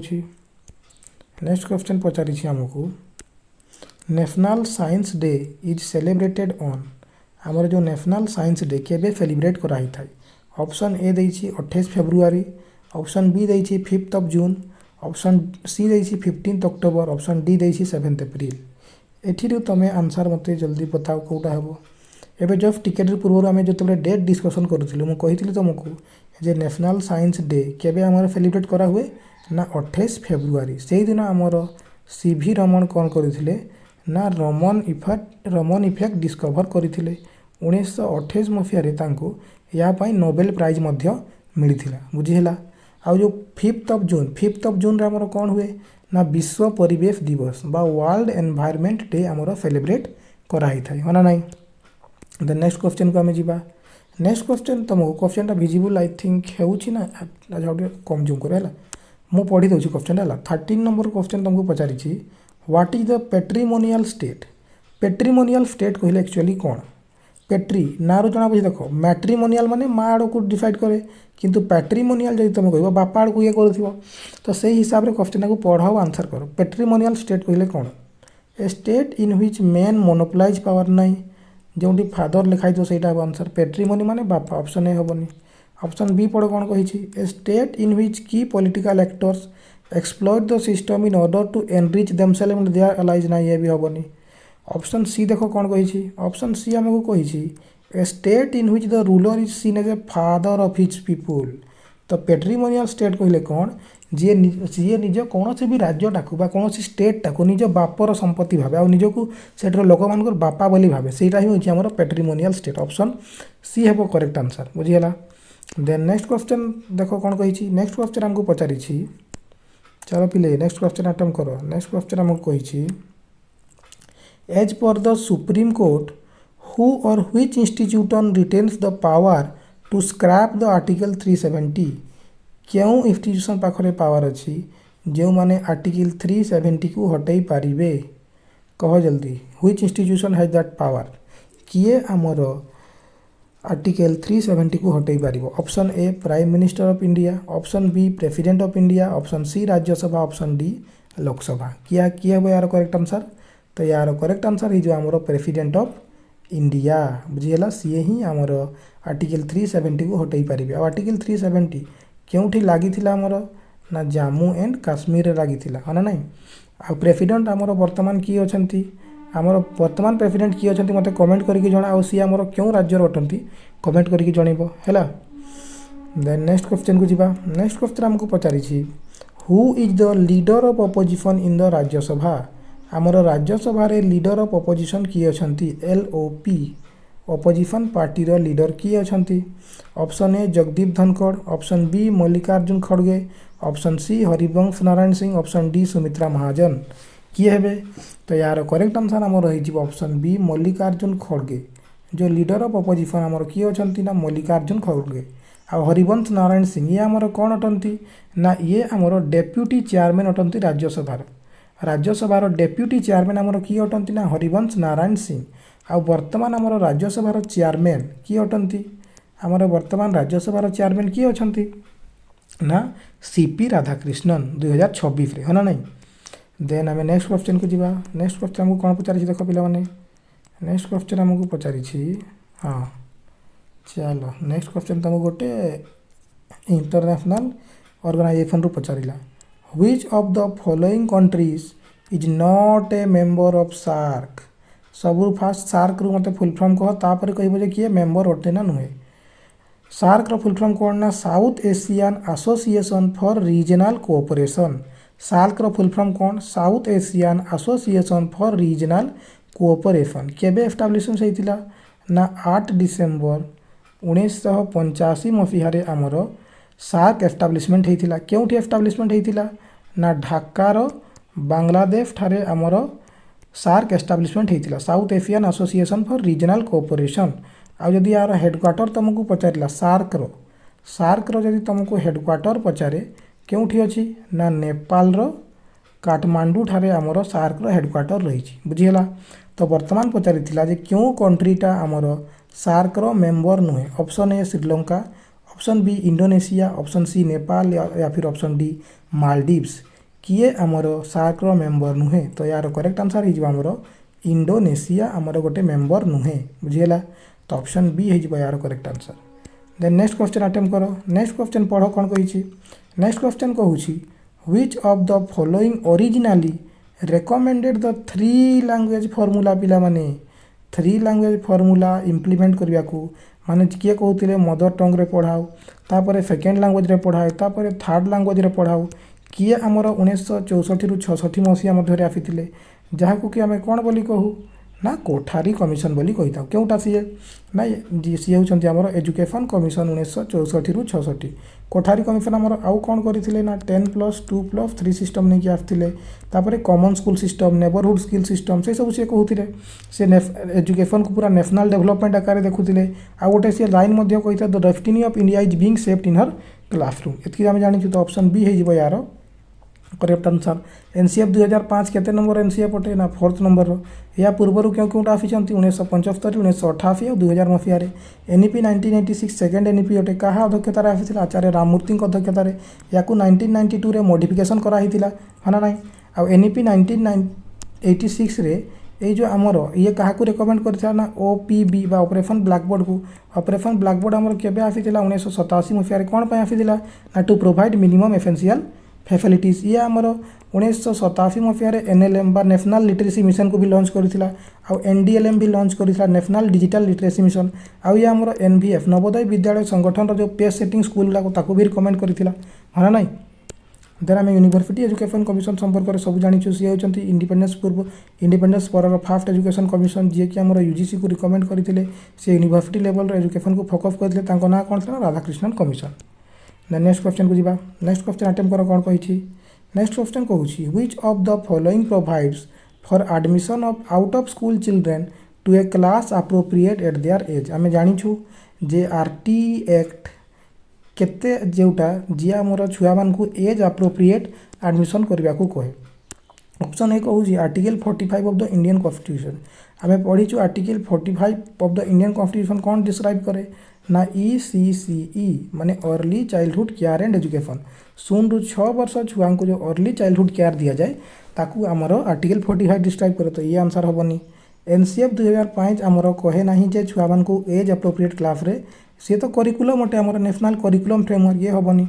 नेशनल नॉलेज कमिशन जी कि केबे आसथिले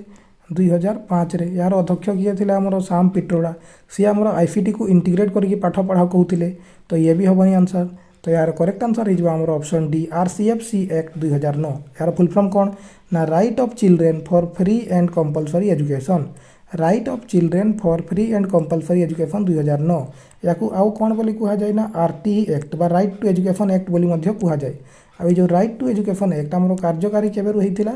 ना 2010 मसीहा एप्रिल मास आमर 1 तारिख रु कार्यकारी होइतिला एतकी जिन जानिछु देन नेक्स्ट क्वेश्चन अटेम्प्ट करो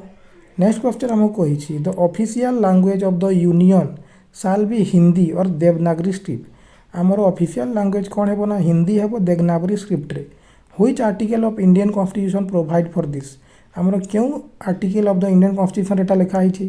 चलो आर्टिकल पूरा देख आर्टिकल 45 तो सांगे सांगे एलिमिनेट करदेव एवं ही कहले early childhood care and education ये हेनी आर्टिकल 21 ने आमर एजुकेशन को गोटे फंडामेंटल राइट आकार गारंटी करे मौलिक अधिकार आकार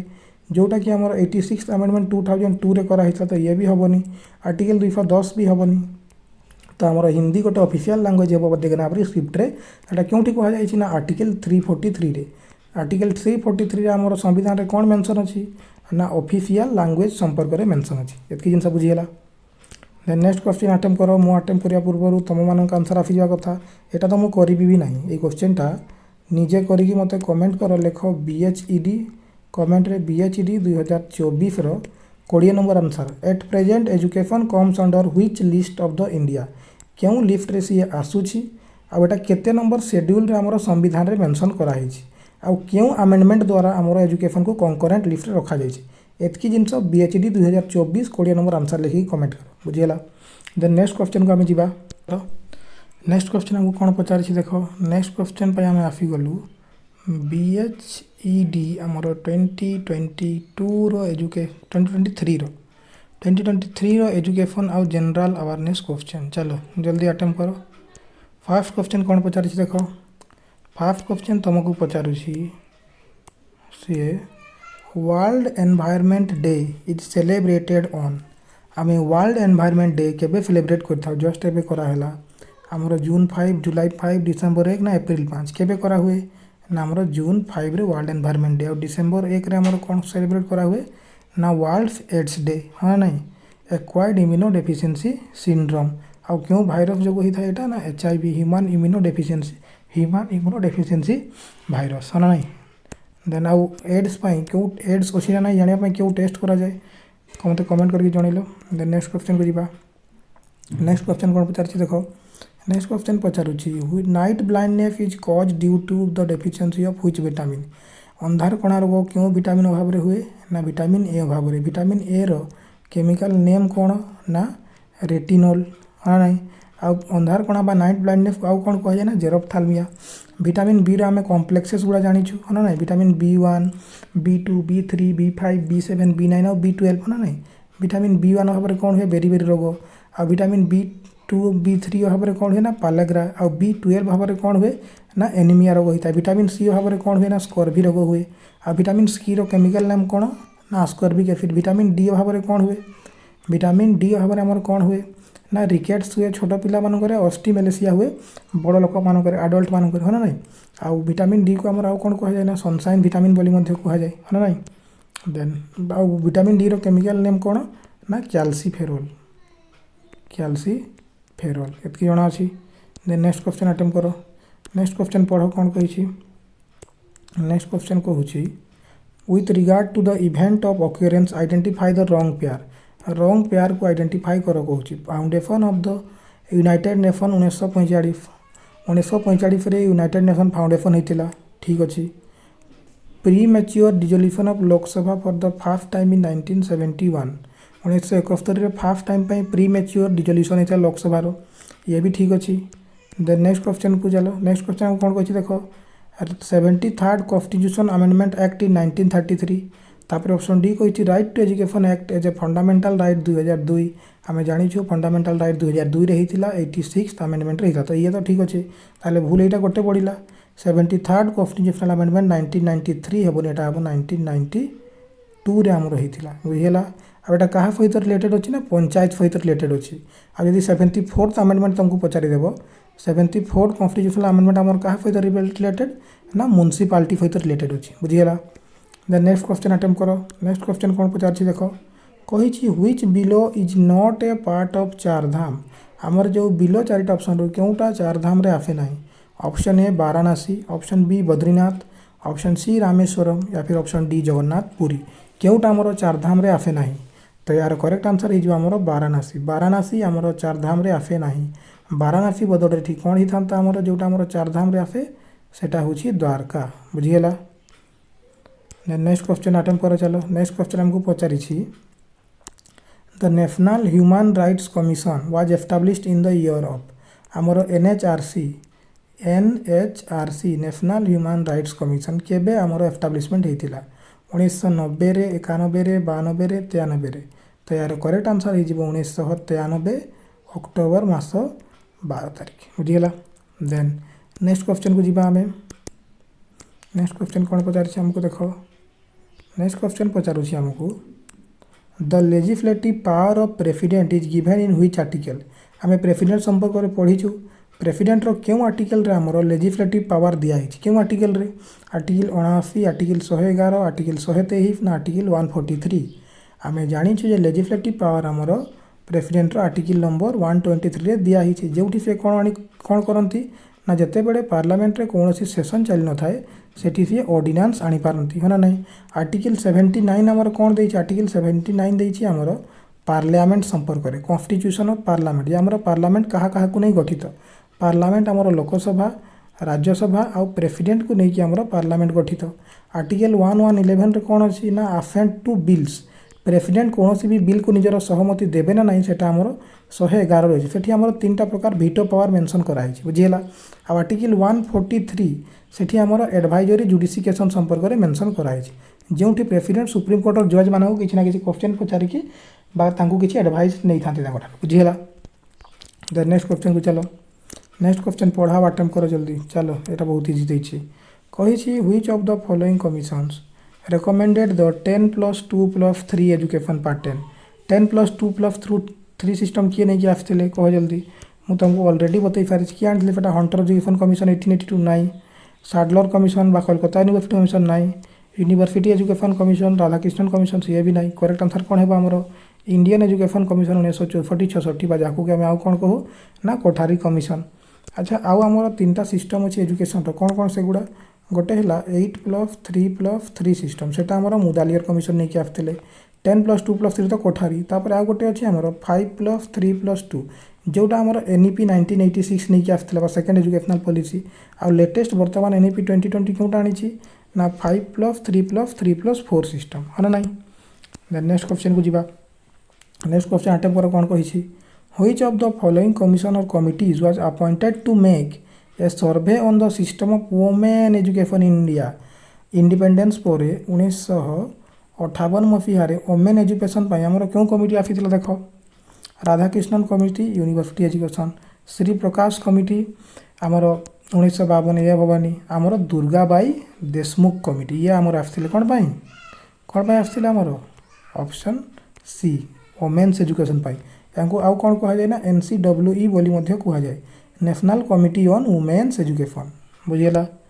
देन नेक्स्ट क्वेश्चन अटेम्प्ट कर नेक्स्ट क्वेश्चन हमको कही who was appointed as the chairman of a committee to review the curriculum of +2 stage schools education in India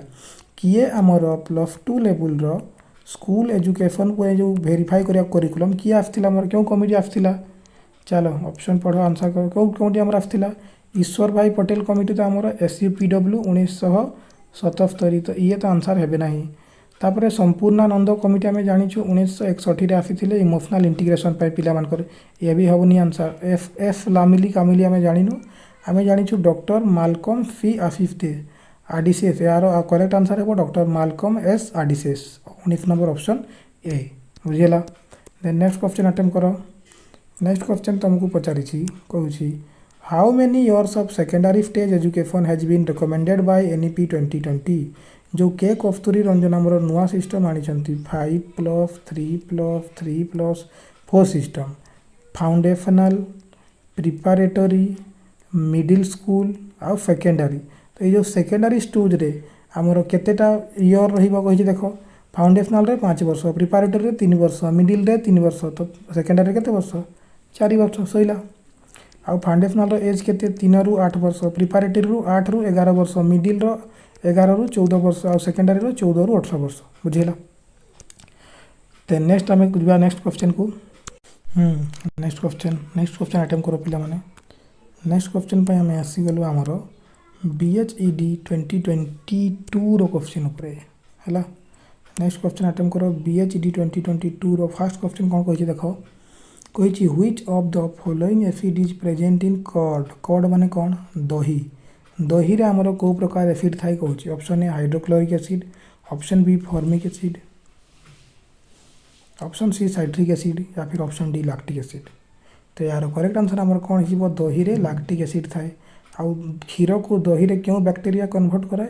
आमर गोटे बैक्टेरिया अच्छी ता ना हूँ लैक्टोबैसिलस जी कि आमर क्षीर को कॉर्ड रे कराए साइट्रिक एसिड आमर कौटी थाए साइट्रिक एसिड आमर लेंबू बा लेमन रे थाए है ना नहीं आ फॉर्मिक एसिड क्योंटी जो आपको आंट स्टिंग बा यदि पिंपुड़ी आपन को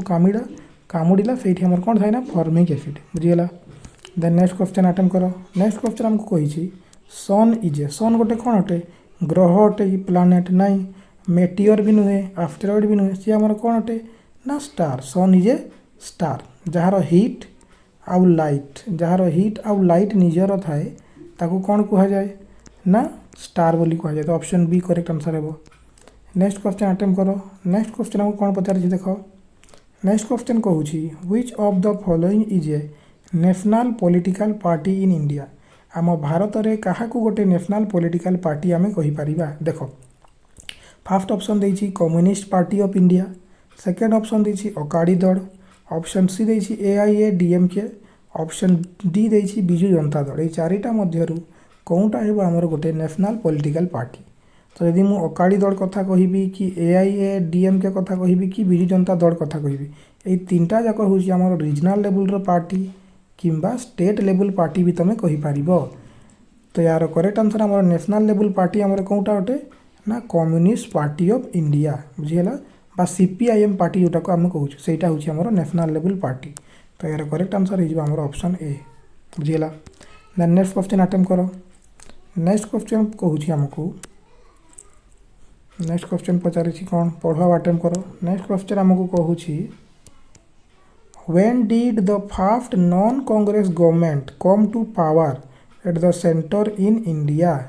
आम भारत रे सबरू फास्ट आईएनसी छड़ा क्यों गवर्नमेंट पावर रे आसीला सबरू फास्ट आईएनसी छड़ा फास्ट क्यों गवर्नमेंट आसीला से केबे आसीला सी ना सी आसीला हमर 1975 रु 77 मसिया मध्य रे आसीला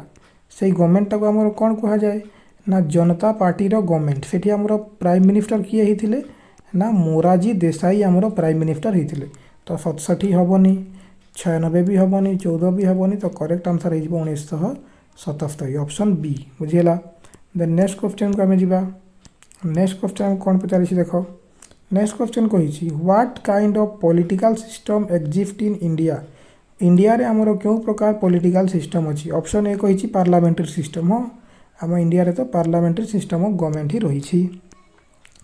देन नेक्स्ट क्वेश्चन अटेम्प्ट करो। नेक्स्ट क्वेश्चन आमको कौन कही देख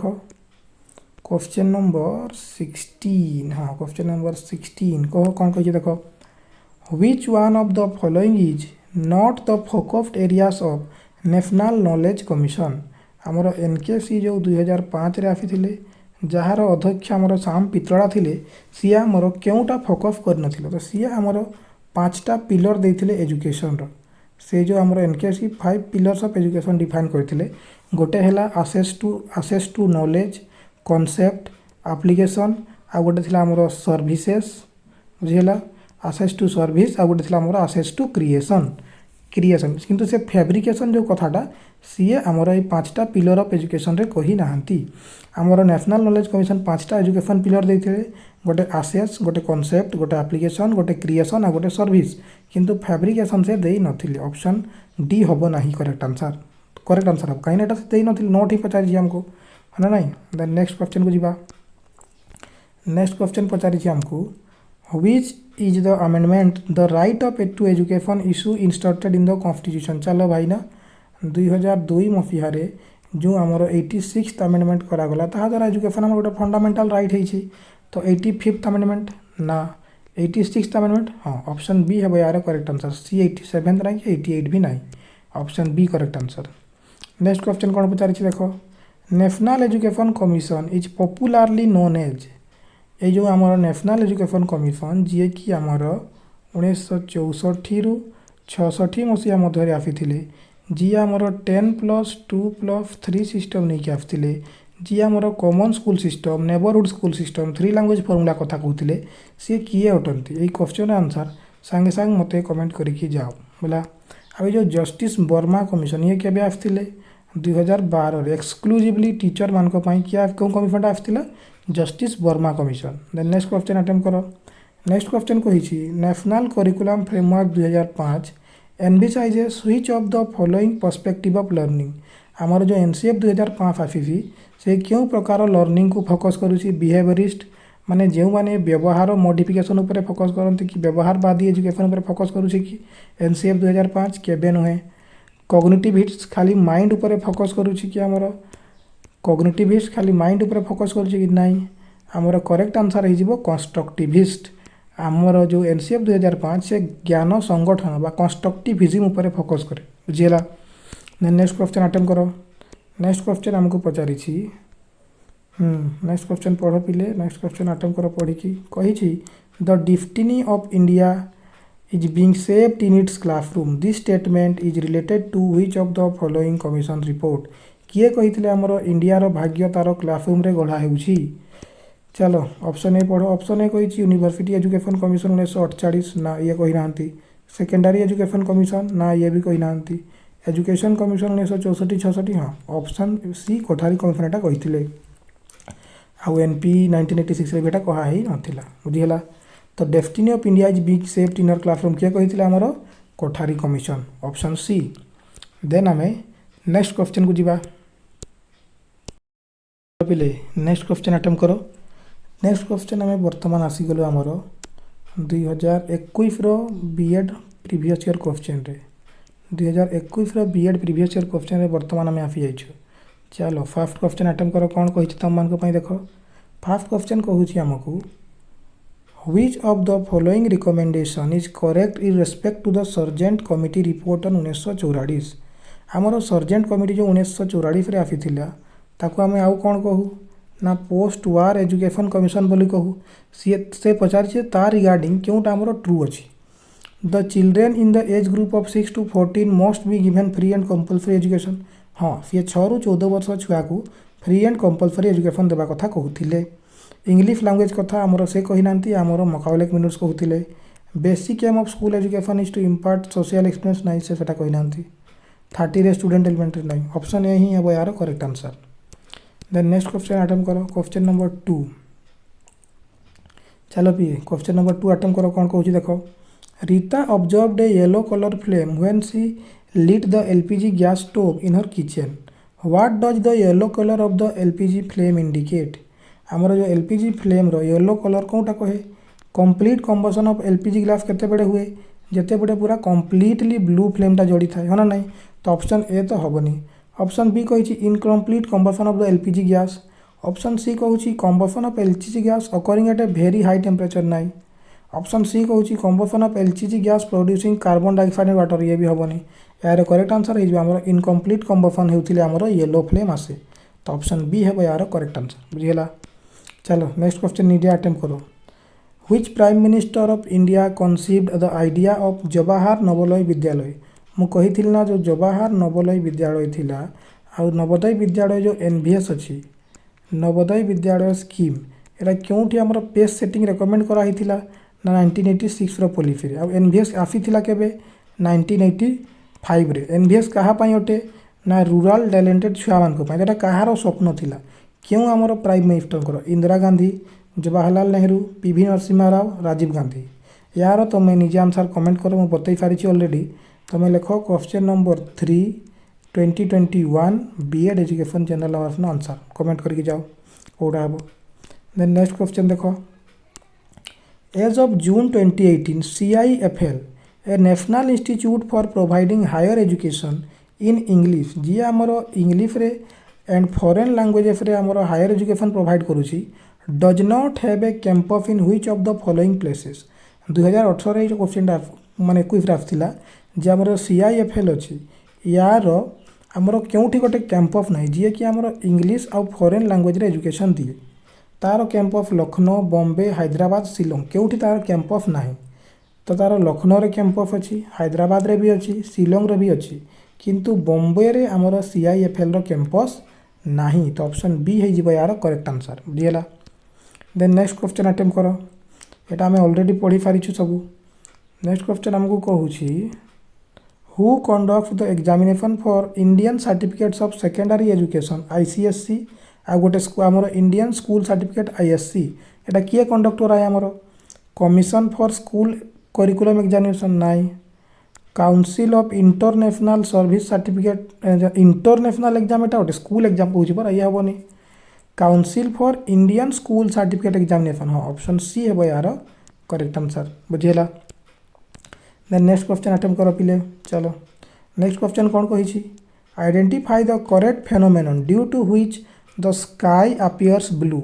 आमर क्यों फेनोमेना जो आमर आकाशटा कौन देखा जाए ना नील आज आकाशे नील रंग लगिला तो नील रंग कहीं लगिला से कारणटा कौन सेटा रिफ्लेक्शन ऑफ लाइट जो होता है ना रिफ्लेक्शन ऑफ लाइट जो होता है ना स्कैटरिंग ऑफ लाइट जो होता है ना डिफ्रैक्शन ऑफ लाइट जो होता है तो आकाश रे जो नील रंग आमर लगुच तुम घरे आज लाल रंग लगे सेटा हूँ आमर scattering of light option C. आज आकाश रे क्यों रंग लगिला पिले नील रंग लगिला। देन नेक्स्ट क्वेश्चन अटेम्प्ट करो। चलो नेक्स्ट क्वेश्चन हम कौन पचार देख the national digital library of India बा NDL national digital library of India NDL is a pilot project to develop a framework for virtual repository of learning resources with a single window search facility in India। ये जो आमर national digital library एटा केवल गोटे मात्र जगार अच्छे जोटि आमर single video search facility सब अवेलेबल कराऊँगी लर्निंग रिसोर्स अवेलेबल कराऊँगी सेटा क्योंठी अच्छी आमर IIT Bombay, IIT Kanpur, IIT Indore ना आईआईटी खड़गपुर केउठी अछि हमर सेटा। तो जदि यार करेक्ट आंसर कहबी मु यार करेक्ट आंसर हो आईआईटी खड़गपुर ऑप्शन डी बुझीगला। देन नेक्स्ट क्वेश्चन अटेम्प्ट करो। नेक्स्ट क्वेश्चन कौन कही देख। नेक्स्ट क्वेश्चन आमको कहूँ नीति आयोग फ्लैगशिप 295 अटल टिंकरिंग लैब्स ये जो छुआ मान को आमर वर्तमान जो साइंस लैब दिया जो आमर अटल टिंकरिंग लैब्स ये जो अटल टिंकरिंग लैब्स आमर छुआ मान को दिया है जो एप्रिल 2021 आमर ऑफिशियल एटा को ऑर्गेनाइज कराला एटा किए आमर करिकी दउछि तांको। ऑप्शन ए देखो Tata institute of fundamental research करके देबो कि ना, Indian institute of science Bangalore ISC करके देबो कि नहीं। एटार करेक्ट आंसर है council of scientific and industrial research ये ही आमर अटल टिंकरिंग लैब पाई प्रोवाइड करुच्ची। ऑप्शन सी है यार करेक्ट आंसर बुझीगला। चलो देन क्वेश्चन नंबर 9 अटेम्प्ट करो कौन कहूँ देख। क्वेश्चन नंबर 9 आमको पचारि which of the following option is an advisory body that has been entrusted with the responsibilities of prescribing standards and curricula for craftsmen of training, advising the government and on the overall policy of programs, conducting all India trade test and awarding national trade certificate। किए आमर ये सब जी आमर technical जो trade हो गला कि trade certificate होगा ये सब आमर कौटी दिया जाए ये सब आमर स्कूल तो ट्रेड सर्टिफिकेट दिया जाए तो Indian certificate of secondary education तो हम ना आईसीएसई ये गला। Central board of secondary education ये केबे एस्टाब्लिशमेंट होता 1962 होता तो ये भी हम ना सी भी आम ट्रेड सर्टिफिकेट दिए ना CBSE. Council for the Indian school certificate से स्कूल जब ट्रेड सर्टिफिकेट मिलता देना कुछ दरकार कि नहीं। तो यार करेक्ट आंसर आम कौन हो option B national council for vocational training बा एनसीवीटी ये जो आम national council for vocational training बा एनसीवीटी ये ही आम कौन दे था ना ट्रेड सर्टिफिकेट से सब आमर प्रोवाइड करी थाए बुझीगला। देन नेक्स्ट क्वेश्चन को जीवा आमे। नेक्स्ट क्वेश्चन हम कौन पचारि देख। क्वेश्चन नंबर 10 कही मैच द विटामिन कही match the vitamin list with is deficiency. चलो विटामिन को डेफिशिएंसी सहित मिलाओ। हाँ कौन कही देख विटामिन B3 भाव में कौन रोग हुए विटामिन B3 भाव में आमर पेलेग्रा होता है तो एरो आमर B2 है एरो B2 कौटी अच्छे देख arrow B3 arrow B4 arrow B2 ये गोटे ऑप्शन रही है ऑप्शन सी मिलगला तो आंसर एलिमिनेट बस गोटे ऑप्शन सॉल्व होगा ऑप्शन सी है आम करेक्ट आंसर। भी आउटा देखीद आम विटामिन B12 आमर कौन हुए आनिमिया रोग विटामिन B12 केमिकल नाम कौन सियानोकोबालामिन विटामिन सी को कौन कह जाए आस्कॉर्बिक एसिड विटामिन सी भाव में कौन रोग हुए स्कॉर्बी जो ब्लीडिंग गम्स आम होता है और विटामिन डी भाव में कौन होता है ना आम रिकेट्स ऑफ्टिमेलेसिया बुझीला। देन नेक्स्ट क्वेश्चन अटेम्प्ट करो। चलो पिले 11 नंबर एनसीईआरटी रो फुल फॉर्म पचारि एनसीईआरटी रो फुल फॉर्म कौन नेशनल कमिटी ऑफ इकोनॉमिक नहीं national council of educational research and training हाँ option B national council of educational research and training केबे आसीथिला 1961 मसीहा सेप्टेम्बर मास 1 तारिख हाँ ना नहीं। Curriculum design text book design in service training pre service training national achievement survey 3, 5, 8, 10 class सब आमर एनसीईआरटी कराए हाँ ना नहीं। नेक्स्ट क्वेश्चन अटेम्प्ट करो। नेक्स्ट क्वेश्चन पढ़ो ऑप्शन तले अच्छी द ईश्वर भाई Patel committee on 1977 which was appointed to the NCERT's document to review the 10-year school curriculum presented which in the following concept जो 10-year स्कूल करिकुलम को आमर NCERT जो आसीथिला ताको रिव्यू करने आमर जो ईश्वर भाई पटेल कमिटी आसीथिले से क्यों ये ऊपर फोकस थिले मु कही ईश्वर भाई पटेल करो तुमको गोटे ही जिनस मन रखिबार अछि एसयूपीडब्ल्यू आउ 10-year करिकुलम रिव्यू तो एसयूपीडब्ल्यू फुल फॉर्म कौन सोशियली यूजफुल प्रोडक्टिव वर्क क्योंठी देछि देखो socially useful productive work option C है यार correct answer. Then next question निजे अटेम्प्ट करो। चलो नेक्स्ट क्वेश्चन कौन कहूँ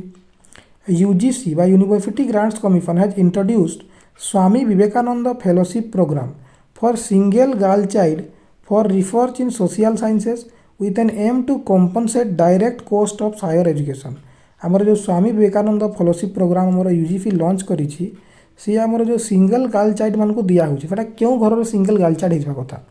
women scholars who happen to be from tribal families केवल ट्राइबल फैमिली मान को देवा कथा कि नाई से सिंगल गर्ल चाइल्ड फैमिली कथा होछि बा girls who are physically handicap मान को एटा नुहे women scholar whose parent are ex serviceman को भी एटा नुहे तांकर छुआ मान एटा एक्चुअली गोटे आमर option D girls who happen to the only girl child of their family एठी लिखि देछि ना सिंगल गर्ल चाइल्ड तो जी केवल गोटे मात्र गर्ल चाइल्ड थी तांको फैमिली ऑप्शन डी है correct answer ताहांको he Swami Vivekananda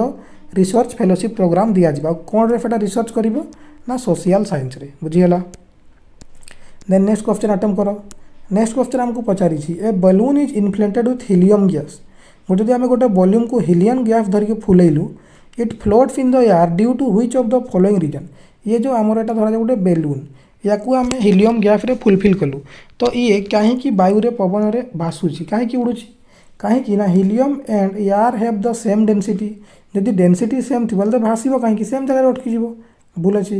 air is lighter then helium जदि वायुटा हीलियम रु कम ओजन था हीलियम केमती भाफंता ता उपरे ऑप्शन बी भूल अच्छी ऑप्शन सी हे correct helium is lighter than air आमर हीलियम गैसटा एयर रु हल्का थाए तेणु आमर हीलियम गैसटा वायु रे भाफी थाए बुझीगला।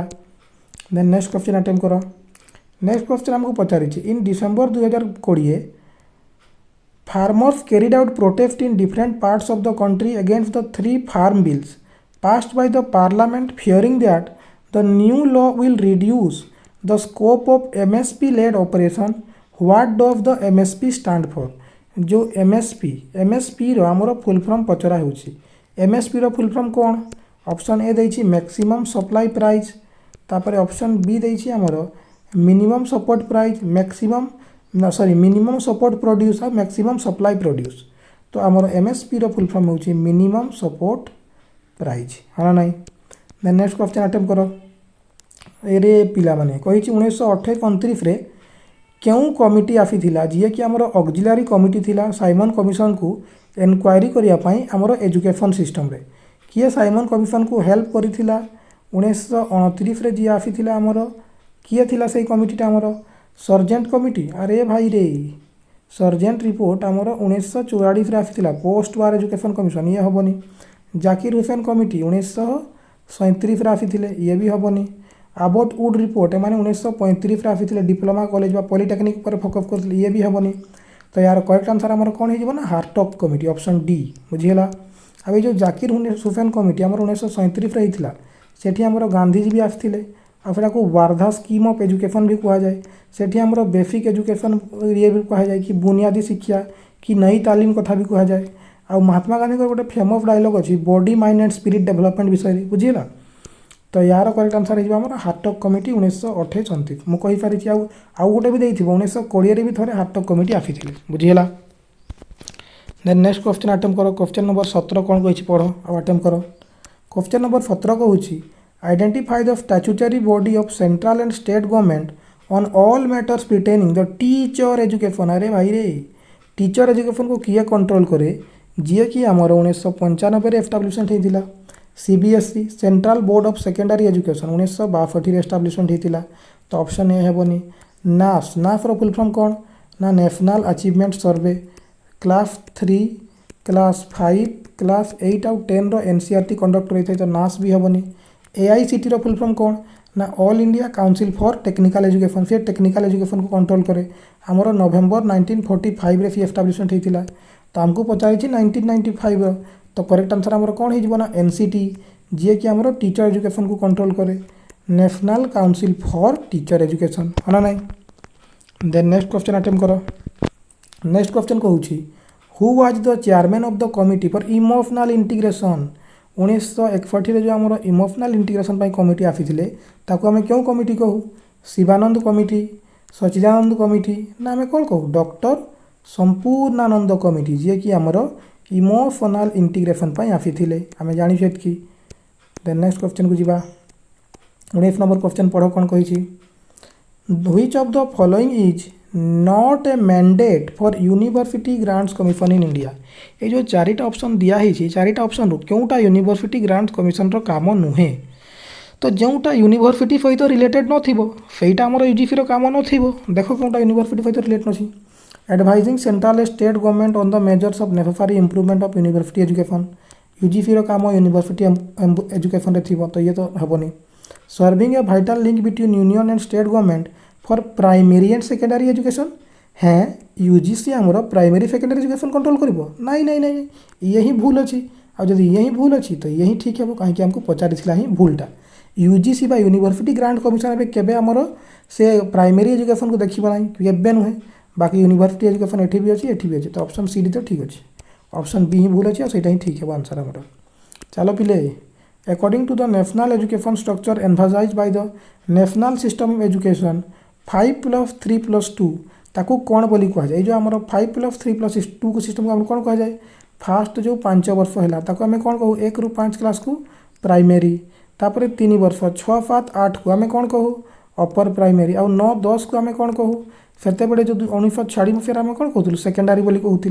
तो देख सब फास्ट प्राइमरी अपर प्राइमरी तापर हाई स्कूल हाँ ऑप्शन ए तो ही ठीक अच्छे प्राइमरी अपर प्राइमरी तापर हाई स्कूल है ना नहीं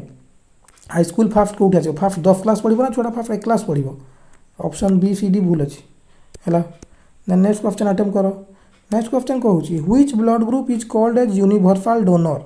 क्यों ब्लड ग्रुप को सर्वजन दाता कहुए किए समस्त को ब्लड दिए A B O blood group ना तुमर ए ब्लड ग्रुप ना बी ब्लड ग्रुप किए तुम सर्वजन दाता तो तुम सर्वजन दाता हूँ blood group O blood group समस्त को दिए आउ किए समस्त को निए यूनिवर्सल एक्सेप्टर किए ना ए बी ब्लड ग्रुप है बुझीगला देन नेक्स्ट क्वेश्चन को जीवा आमे नेक्स्ट क्वेश्चन आमको पचारि according to the national policy of education +2 stage should be accepted as a part of which level of education आमर +2 लेवल ऑफ एजुकेशन को क्यों level रखा निजे कह मत ग्रेजुएट कहले कौन +3 पर ये गला हाई प्राइमरी स्कूल 1 to 5 ये गला अंडर ग्रेजुएट माने +2 ये भी गला ये भी हेनी करेक्ट आंसर कौन है आम हाई स्कूल आम जानूँ बर्तमान भी आम रखा हो 5+3+3+4 ये जो लास्ट सेकेंडरी रखा हो सेकेंडरी को आम कौन कह ना हाई स्कूल बोली कह बुझीगला देन नेक्स्ट क्वेश्चन जाओ नेक्स्ट आमको कौन कही देख नेक्स्ट क्वेश्चन पचारि what is the generally recommended time period to conduct a post prandial glucose test माने खाइला परे आपन को केते टाइम रेकमेंड करा ही था ग्लूकोज टेस्ट करिया पाई धरा जाओ आपन बिना खाई थरे ग्लूकोज टेस्ट करेले तापर तार केते घंटा परे आपन खाई ग्लूकोज टेस्ट करेंगे 6 घंटा खाई 6 घंटा बिफोर योर मील तुम मील 6 घंटा पूर्व ना 2 आवर्स आफ्टर इटिंग हाँ खाइला परे 2 घंटा पर तुम ब्लड सुगर टेस्ट करा जाए बुझीगला कर पिलाने नेक्स्ट क्वेश्चन आमको कौन पचारि पढ़ नेक्स्ट क्वेश्चन कहूँ आमको इन 1959 which committee on religious and moral education affirmed the need to deliberate inculcation of moral and spiritual values 1959 रे क्यों एजुकेशन कमिटी आमर मोराल और स्पिरिचुअल भैल्यूज इनकलकेशन आसीला तो यहाँ को आम इजिली ऑप्शन एलिमिनेशन रे कर दे पारिबा देख संपूर्णानंद कमिशन आमर केबे आसीथिले 1961 मसीह एतकी आम जानिछु तापर मुदालियर कमिशन आमर केबे आसीथिले 1952 रे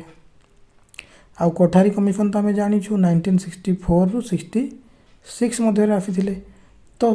यही जो गोटे ऑप्शन बढ़ला आमर श्री प्रकाश कमिटी यही आमर 1959 रे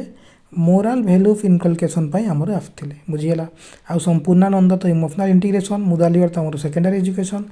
आमर कोठारी कमिशन तो नेशनल डेवलपमेंट है ना नहीं नेक्स्ट क्वेश्चन अटेम्प्ट करो नेक्स्ट क्वेश्चन कौन कही पढ़ which among the following is an autonomous organisation in persons of national policy on education 1986 providing a number of vocational community oriented courses beside general and academic courses at secondary and senior secondary level किए आमर NP 1986 पर तैयारी कराही NEP 1986 जहाँ को आमर recommend करी जी आमर different type of vocational courses दूची कम्युनिटी कोर्सेस दूची सीनियर सेकेंडरी और सेकेंडरी लेवल सेटा किए अटे आमर ऑप्शन 1 देख कौन कही the national institute of distance education नाई एमती आमर किसी नाई इंदिरा गांधी ओपन यूनिवर्सिटी ये आमर 1985 ही एस्टाब्लिशमेंट हो जाइतिला तो ये तो आमर हेनी ये आमर 1985 आमको 1986 पर पचारि तो ये हेनी central institute of open schooling आमर ना आमर अच्छी कौन तो national institute of open schooling बा NIOF जहाँ को आम कहूँ यहाँ आमर केबे एस्टाब्लिश होता ना 1989 रे आमर एस्टाब्लिशमेंट होता है ना नहीं तो ऑप्शन डी हो correct answer then next question attempt करो नेक्स्ट क्वेश्चन आमको कही which of the following system of education based on accepted the 10+2+3 system of the national policy education 1986 आमर 10+2+3 सिस्टम किए नहीं आसते कोठारी कमिशन जदि नहीं आसते कोठारी कमिशन फोकस कौन थी पूरा होल इंडिया डेवलपमेंट बा नेशनल एजुकेशन डेवलपमेंट तो यूनिटरी सिस्टम हम कि सोशल सिस्टम हम कि प्राइमरी सिस्टम हम कौन हम सेटा नेशनल सिस्टम ऑफ एजुकेशन बुझीगला देन नेक्स्ट क्वेश्चन को चलो नेक्स्ट क्वेश्चन अटेम्प्ट करो नेक्स्ट क्वेश्चन कहूँ which among the following tree leaves contain margosic acid क्यों गछर पत्र रे मार्गोसिक एसिड थाए क्यों गछर पत्र रे मैंगो बानियान नीम पीपल क्यों गछरे तो आमर यार करेक्ट आंसर है नीम गछरे आमर मार्गोसिक एसिड थाए बुझीगला देन नेक्स्ट क्वेश्चन अटेम्प्ट करो नेक्स्ट क्वेश्चन कौन कही द इंडियन एजुकेशन कमिशन इन 1883 जोटा मुझे Indian education commission before independence तांको पॉपुलरली आम कौन कहू मकाउलेक मिनिट्स कमिशन तो कहूनी आम सी आमर नुहति 1882 से आसि भी नथिले आमर मकाउलेक मिनिट्स कमिशन सी आमर केबे आसथिले 1835 रे ऑप्शन ए तो गला देन नेक्स्ट आस ऑप्शन बी रॉयल कमिशन नाई रिपन कमिशन नाई आमर करेक्ट आंसर हो हंटर कमिशन जहाँ को कि first Indian education commission before independence कोली कह जाए सी आमर प्राइमरी एजुकेशन उपर फोकस करते 1882 ରୁ 83 मसीह मध्य आसते हाँ ना देन नेक्स्ट क्वेश्चन अटेम्प्ट करो नेक्स्ट क्वेश्चन आमको पचारि which of the following categories of education do not fall under the preview of all India council for technical education जो आमर नवेम्बर मास 1945 रे जो आमर एस्टाब्लिशमेंट होता all India council for technical education ता अंडर रे आमर क्यों अच्छा मतलब क्योंटा टेक्निकल एजुकेशन ना तुम्हें फास्ट देख मैनेजमेंट एजुकेशन हो गला आर्किटेक्चर हो गला फार्मास्यूटिकल ये तीनटा जाक तो टेक्निकल एजुकेशन रे आसूची किंतु मेडिकल एजुकेशन ये तो मेडिकल क्षेत्र में आसो तो ये तो टेक्निकल एजुकेशन नुहे हाँ ना तो ऑप्शन ए ही हो करेक्ट आंसर यहाँ ही हमको जानवर अच्छे कौटा टेक्निकल नुहे option A then next question जीवा चलो नेक्स्ट क्वेश्चन हम कौन पचारि देख in December 2020 the government of India approved a framework of the proliferation of broadband networks through PM वाणी स्कीम आमर जो PM वाणी स्कीम अच्छी तारे से PM वाणी रो फुल फॉर्म आपन को पचारि PM वाणी रो फुल फॉर्म कौन है ना Pradhan Mantri wide area access to network interconnection नहीं प्रधानमंत्री तो हेनी एतकी मुझे गारंटी देकी कहीदे प्रधानमंत्री हम ना यार आंसर है आमर prime minister wide area network interface नहीं यार करेक्ट आंसर है option D prime minister wifi access to network interface prime minister wifi access to network interface option D है यार करेक्ट आंसर जोटा कि आमर PM वाणी full form then next question attempt करो चलो who among the following quoted preamble as political horoscope किए आमर प्रियाम्बल को पॉलिटिकल हॉरोस्कोप कही किए कही KM मुंशी आमर एने पालकी वाला कौन कही प्रियाम्बल को ना आमर ID कार्ड आम जानी ये कथाटा हाँ ना देन नेक्स्ट क्वेश्चन को जी आम नेक्स्ट क्वेश्चन अटेम्प्ट करो who formally inaugurated the university grants commission in 1953 किए भाई रे किए आमर यूनिवर्सिटी ग्रांट्स कमिशन को इनॉग्रेट करते नवेम्बर 11 रे तांकर जन्म दिवस जहाँ को आम नेशनल एजुकेशन डे आकार पालन करूँ से गोटे बही लिखी इंडिया विन्स फ्रीडम बोली बहीटा से किए अटंती आमर श्रीमती स्मृति ईरानी की श्रीमती फखरुद्दीन अली अहमद डॉक्टर मुरली मनोहर जोशी तो यार करेक्ट आंसर कौन है आमर Shri Maulana Abul Kalam Azad option D then next question attempt करो नेक्स्ट क्वेश्चन कही for the first 10 years of education which of the following breakup was proposed by second educational policy 1986 जो आमर सेकेंड एजुकेशन पॉलिसी 1986 रे आसीथिला से क्यों ब्रेकअप कही आमर 6+2+2 सिस्टम नाई 4+2 नाई 5+4 1 नाई आमर अच्छी 5+3+2 सिस्टम तीनटा सिस्टम आपको पढ़ाई गोटे अच्छी आमर 10+2+3 system Kothari commission 8+3+3 system secondary education commission बा Mudaliar commission 5+3+2 system national education policy 1986 आ गोटे लेटेस्ट अच्छी 5+3+3+4 एटा आमर 2020 जो आमर नेशनल एजुकेशन पॉलिसी बुझीगला देन नेक्स्ट क्वेश्चन अटेम्प्ट करो चलो नेक्स्ट क्वेश्चन पचारि according to the committee on emotional integration the social studies syllabus should be oriented in a way to suit the needs of आमर गोटे committee आसीला emotional integration सी social studies syllabus को study कला कहला जे social study syllabus आमर क्यों oriented होगा कथा माने सोशल स्टडी तार एस्थेटिक स्टेट माने सुंदरता को लेकिन होता कथा कि तार सोशल स्टेट को लेकिन होता सामाजिक स्टेट को ना तार कैपिटलिस्ट माने पूंजीवादी की होता कथा कि ना से आमर धर्म निरपेक्ष होता दरकार सोशल साइंस समाज में आमर धर्म निरपेक्षता रही दरकार ऑप्शन सी है यार करेक्ट आंसर बुझीगला। देन नेक्स्ट क्वेश्चन अटेम्प्ट करो चलो नेक्स्ट क्वेश्चन कौन कही देख नेक्स्ट क्वेश्चन पढ़ो कही which of the following is a unique system of school specially tasked with discovering the talented children in rural areas of India imparting quality education to them आमर गोटे scheme अच्छी rural talented children मानक सेटा क्यों स्कीमटा अटे जोटा आमर 1985 establishment होता कौटाटे सी केंद्रीय विद्यालय नाई के भी नाई आर्मी पब्लिक स्कूल नाई गुरुकुल पाठशाला नाई यार करेक्ट आंसर इज आमर जवाहर नवोदय विद्यालय ना जवाहर नवोदय विद्यालय एटा कहार ड्रीम थिला ना आमर प्राइम मिनिस्टर राजीव गांधी थिला बुझीगला। देन नेक्स्ट क्वेश्चन अटेम्प्ट करो नेक्स्ट क्वेश्चन आमको पचारि the Sargent scheme of education is also known as Sargent commission को आउ कौन बोली कहा जाए 1944 रे जो आमर जी आसी 6 ରୁ 14 वर्ष छुआ को फ्री आ कंपलसरी एजुकेशन देवा कथा कहते तांको आउ कौन कहा जाए रिपोर्ट ऑफ नेशनल एडवाइजर कहा नाई सेंट्रल बॉडी ऑफ नाई scheme of post war education सी सेकेंड वर्ल्ड वार पर जेहेतु आम आस पोस्ट वार एजुकेशन बोली कहा जाए आम सेकेंड वर्ल्ड वार स्टार्ट केबे होता 1939 रे एंड केबे होता 1945 रे हाँ ना। नेक्स्ट क्वेश्चन अटेम्प्ट करो which of the following is the most abundant chemical present in a glass गोटे ग्लास रे सबरू मोस्ट अबेंडेंट केमिकल क्योंटा थाए मांगानीज कैल्शियम सिलिका ना एल्युमिनियम क्योंटा सबरू मोस्ट अबेंडेंट केमिकल जोटा आम ग्लास रे थाए तार करेक्ट आंसर हो आमर सिलिका बुझीगला। देन नेक्स्ट क्वेश्चन अटेम्प्ट करो चलो next question which of the following academic branches is not the district institute of education and training आमर DIET district institute of education and training एटा परीक्षा पचारे DIET रो full form district institute of education and training एटा क्यों policy या recommend करथिला 1986 रे आमर एजुकेशन पॉलिसी तो कहूँ क्योंटा आमर ता अंडर रे आसीबनी देखो डाएट रे आमर कौन करा हुए प्री सर्विस टीचर ट्रेनिंग दिया हुए तापर आमर वर्क एक्सपीरियंस दिया हुए एजुकेशनल टेक्नोलॉजी थाए सेठी किंतु ए जो ऑप्शन ए को देखो सोशली यूजफुल प्रोडक्टिव वर्क एटा कहार फिलोसफी थिला जी कि आमर 1977 मसीह आसी socially useful productive work 10 year committee थिले करिकुलम रिव्यू करने किए थिले सी आमर ईश्वर भाई पटेल कमिटी तो ऑप्शन ए हेबनी आ जोटा हेबनी सेटा ही आमर आंसर कहीं आमको नोट पचारि है ना। देन नेक्स्ट क्वेश्चन अटेम्प्ट करो नेक्स्ट क्वेश्चन कहूँ इन इंडिया इंडिया रे आमर भारत रे the composition of the commission is determined by who among the following in case of UPSC union public service commission क्षेत्र रे आमर कंपोजिशन किए डिटरमाइन करती कमिशन रो आमर प्राइम मिनिस्टर आमर प्रेसिडेंट आमर वाइस प्रेसिडेंट ना आमर सुप्रीम कोर्ट किए आमर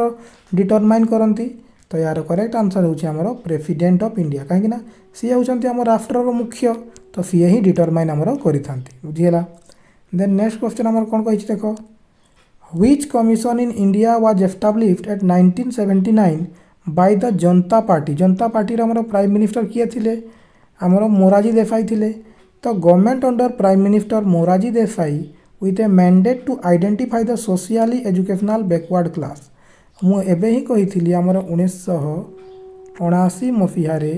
आमर गोटे बैकवर्ड क्लासेस मान को अपलिफ्ट करने गोटे आमर कमिशन आसीला से कमिशन ना कौन थिला कोठारी कमिशन आमर केबे आसीथिले 1964 ରୁ 66 मसीहा मध्य सेकेंडरी एजुकेशन केबे आसीथिले 1952 मसीहा मंडल कमिशन केबे आसीथिले 1979 रे आ एटा ही हमको पचारि ऑप्शन सी है यार करेक्ट आंसर बुझीगला। देन नेक्स्ट क्वेश्चन अटेम्प्ट करो what is the main cause of sparkling effect of diamonds question number 41 आपन को पचारि डायमंड रे जो स्पार्कलिंग इफेक्ट देखा जाए जो चिकचिकी इफेक्टा एटा काहे की होता है तार जदि रिफ्रैक्टिव इंडेक्सटा लो थी देनटा हेबो कि नाई क्रिटिकल एंगल नाई यार करेक्ट आंसर हो ना आमर डायमंड हाई रिफ्रैक्टिव इंडेक्स थाए तार जेते अधिक रिफ्रैक्ट करें से अधिक से स्पार्कलिंग इफेक्ट देखो बुझीगला ऑप्शन ए हेबो correct answer. Then next question को चलो नेक्स्ट क्वेश्चन आमको पचारि which of the following organization was established by the all India council for technical education in 1994। मुझे तुमको कहे 1994 रे दुईटा ऑर्गेनाइजेशन एस्टाब्लिशमेंट होता गोटे तो आमर all India council for technical education करथिला आ गोटे आमर यूजीसी करथिला। यूजीसी आमर काहाको एस्टाब्लिशमेंट करथिला NAAC नाक को आमर AICTE क्या करथिला ना NBA। आ NBA रो फुल फॉर्म मत कही देला जल्दी। NBA रो full form university grants commission होबो कि नाइ। National assessment and accreditation council या यूजीसी नहीं कि आसथिला। तो यार करेक्ट आंसर है आमर national board of accreditation NBA। NBA रो हेडक्वार्टर कोठी अछि न्यू दिल्ली रे। नाक रो हेडक्वार्टर कोठी अछि बेंगलोर रे अछि। जवाहरलाल नवोदय विद्यालय कहाँ पाई ना रूरल टैलेंटेड छुआ मान को पाई NVS स्कीम बुझीला। देन नेक्स्ट क्वेश्चन अटेम्प्ट करो। नेक्स्ट क्वेश्चन कही the national institute of educational planning and administration NIEPA केबे ये एस्टाब्लिशमेंट होता मत सांगे सांग कमेंट रे जणाओ। Established by the ministry of human resource and development is a organization dealing with capacity building research and planning and management of education in India and ये जो NIEPA आमर इंडिया आउ कौटिकार एजुकेशन को सी कंट्रोल करे। ब्रिक नेशन मानकर कि नाई स्कैंडावियन कंट्रीज नाई सी आमर NIEPA आमर इंडिया आउ ता सहित सी आमर south Asian association south Asian country गुड़ाकर सी कौन करे ना एजुकेशनल प्लानिंग करि थाए। आ जो एजुकेशनल प्लानिंग एंड एडमिनिस्ट्रेशन आमर NIEPA अच्छी ये आमर केबे एस्टाब्लिशमेंट होता है आउ केबे ये आमर आसला कहब मत है कमेंट करके जनइब। नेक्स्ट क्वेश्चन चलो। नेक्स्ट क्वेश्चन कौन पचार देख who among the following can create one or more all India services by law on the basis of resolution pass by the council of state. राज्यसभार ये नहीं कि किए आमर मोर देन वन आमर ऑल इंडिया सर्विसेज क्रिएट करें किए सी आमर गवर्नर ऑफ स्टेट करें कि ना वाइस प्रेसिडेंट ऑफ इंडिया करेंगे ना पार्लियामेंट ऑफ इंडिया ना chief minister of India. Obviously आमर किए क्रिएट कर ऑल इंडिया सर्विस ना आमर पार्लियामेंट रे ही करा ऑप्शन सी है आमर correct answer. Then next question को चलो। नेक्स्ट क्वेश्चन कही January 26 was a specifically chosen date for the commencement of the Indian constitution because this day in 1930 is celebrated as मुझे तुमको कही 1930 जनवरी 26 रे आमर इंडियन नेशनल कांग्रेस तार फास्ट कौन सेलिब्रेट करिथिला तार फास्ट आमर फास्ट इंडिपेंडेंस डे बा पूर्ण स्वराज दिवस सेलिब्रेट करथिला। से दिनटा को मन रखिया पई आमे सबुदिन कौन कर आमर संविधान को केबे लागू करिथिलु ना 26 जनवरी 1950 रे नहले आम संविधान आडप्टेड केबे हो जाइथिला ना 26 नवेम्बर 1949 रे आम संविधान बनिकी तैयार तो हो जाइथिला किंतु लागू आमे ताके केबे कलु ना 26 जनवरी 1950 रे। आ क्विट इंडिया मूवमेंट केबे लॉन्च होइथिला 8 अगस्त 1942 रे। आ दांडी मार्च केबे होइथिला हमर मार्च 12 1930 रु स्टार्ट होइथिला हैला एतकी जिन सब जानिछु। नेक्स्ट क्वेश्चन अटेम्प्ट करो। नेक्स्ट क्वेश्चन कहूची identify the organization which was established by UGC establishment कला सेप्टेम्बर 1994 रे। सेप्टेम्बर 1994 रे जो हमर यूजीसी एस्टाब्लिशमेंट कला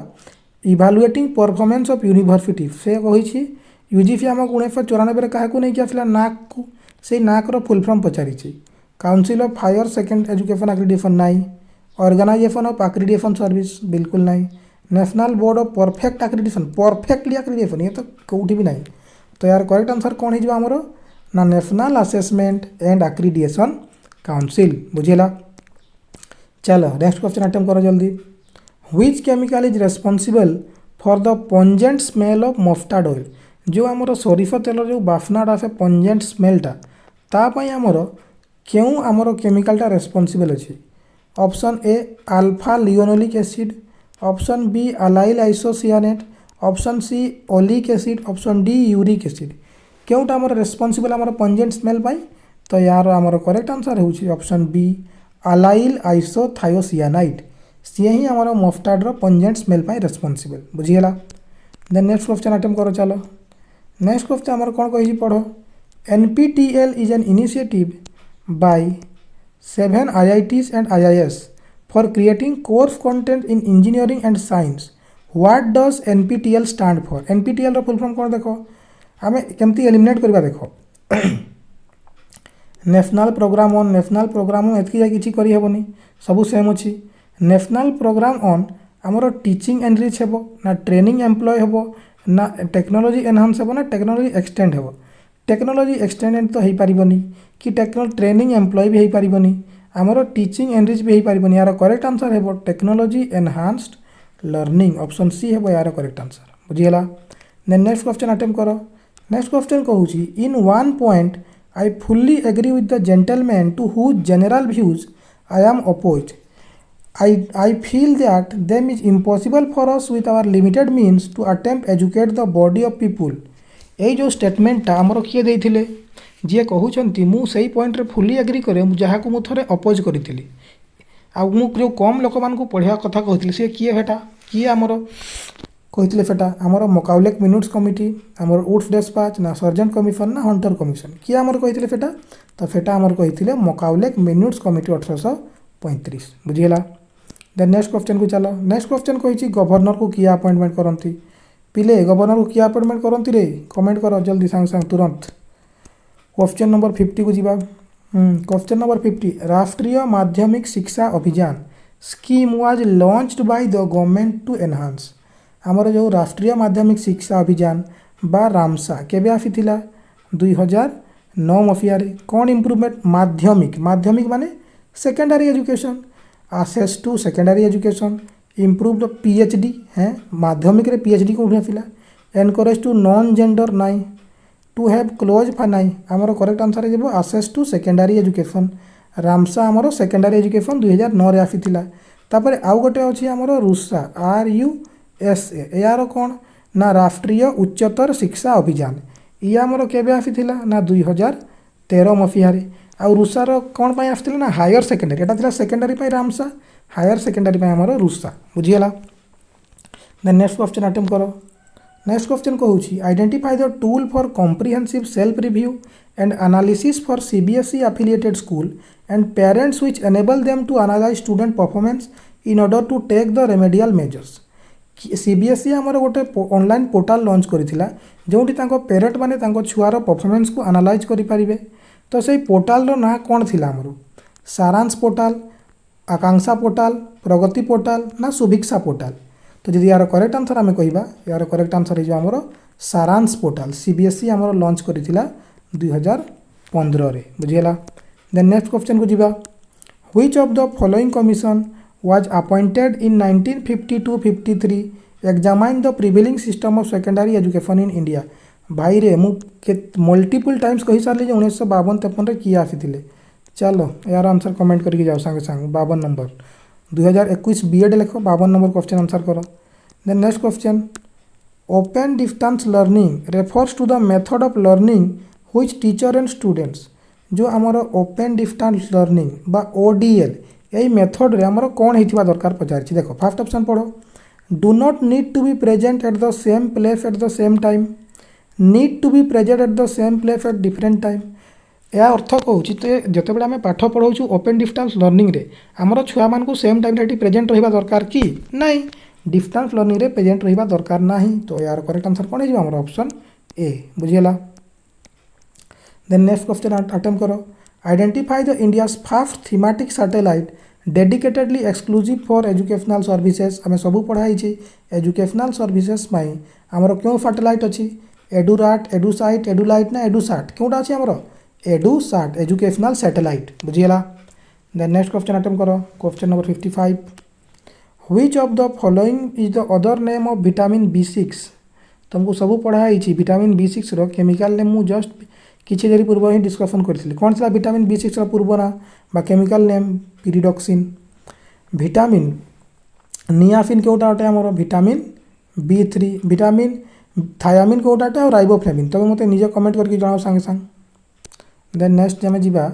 नेक्स्ट आमको पचारि the term of office of the governor of a state आम गोटे राज्यर राज्यपाल केते वर्ष कार्यकाल थाए 3 वर्ष नाई 6 वर्ष नाई 4 वर्ष नाई करेक्ट आंसर आमर कौन है 5 वर्ष गोटे राज्यपाल कार्यकाल केते वर्ष थाए आमर ना 5 वर्ष बुझीगला। देन नेक्स्ट क्वेश्चन अटेम्प्ट करो। नेक्स्ट क्वेश्चन कही which of the following bodies came into existence due to provision of national policy of education for regulation and development of higher technical education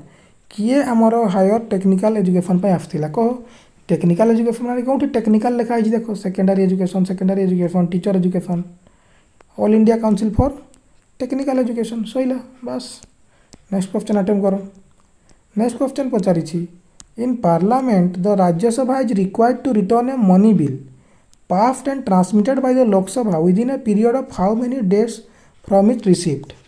जदि गोटे मनी बिल आमर issue है लोकसभा आ जो राज्यसभा को पठाई then Rajya Sabha ताको मोस्टली केते टाइम रे रिटर्न करिवो ना विदिन 2 वीक्स 2 हफ्ते के अंदर राज्यसभा को रिटर्न करिया को पड़िबो माने 14 दिन भितर आ जदि रिफंड न कले हमको धरे नि आजिवो जे से बिलटा राज्यसभा रे पास हो गला कहि बुझियला। देन नेक्स्ट क्वेश्चन अटेम्प्ट करो। नेक्स्ट क्वेश्चन कहि which of the following is not the examination conducted by the Council of Indian School Certificate Examination बा CISC Council for the Indian School Certificate Examination क्यों exam टा मोर conduct कराए नाही। चलो देख मते कह संगे संग आंसर कर। इंडियन स्कूल सर्टिफिकेट करइबो आमर सेकेंडरी एजुकेशन करइबो सेकेंडरी एजुकेशन करइबो किंतु vocational education school certificate vocational education आसीबो नाही। ऑप्शन बी गला ऑप्शन बी गला सेटा ही भूल अच्छी माने सेटा ही ठीक अच्छी बुझीगला। हमको 9 ही पचार तो एगुड़ा थिला 2021 जनरल अवेयरनेस पीवाई को बुझीगला। देन वर्तमान आम 2020 आड़ को मूव कर 2020 एजुकेशन आउ general awareness previous year question को आम जीवा। अच्छा जीवा जे ये वीडियोटा एक्चुअली लंबा ही जाउछि आ एटा मते एक्सपोर्ट करिया पई जेहेतु प्रॉब्लम हो तो यही वीडियो में कौन कहूँ पार्ट 1 को ये एजुकेशन और जनरल अवेयरनेस एंड कर दूसरी आ बाकी जोटा बढ़ला 2020 रु 2014 जाए जो आउ कि क्वेश्चन बढ़ीगला एजुकेशन और जनरल अवेयरनेस ताकू पार्ट 2 आसो यार ही एजुकेशन और जनरल अवेयरनेस पार्ट 2 आसो से पूरा कभर कर दिया हे बुझीगला। होप करी तुमको लेक्चरटा मजा आसी क्वेश्चन निजे निजे कर जदि भी कर लेक्चर देखला तुम most of the question exam रे हम आ पार्ट 2 देखला तो सब निहाती हो बुझीगला। सो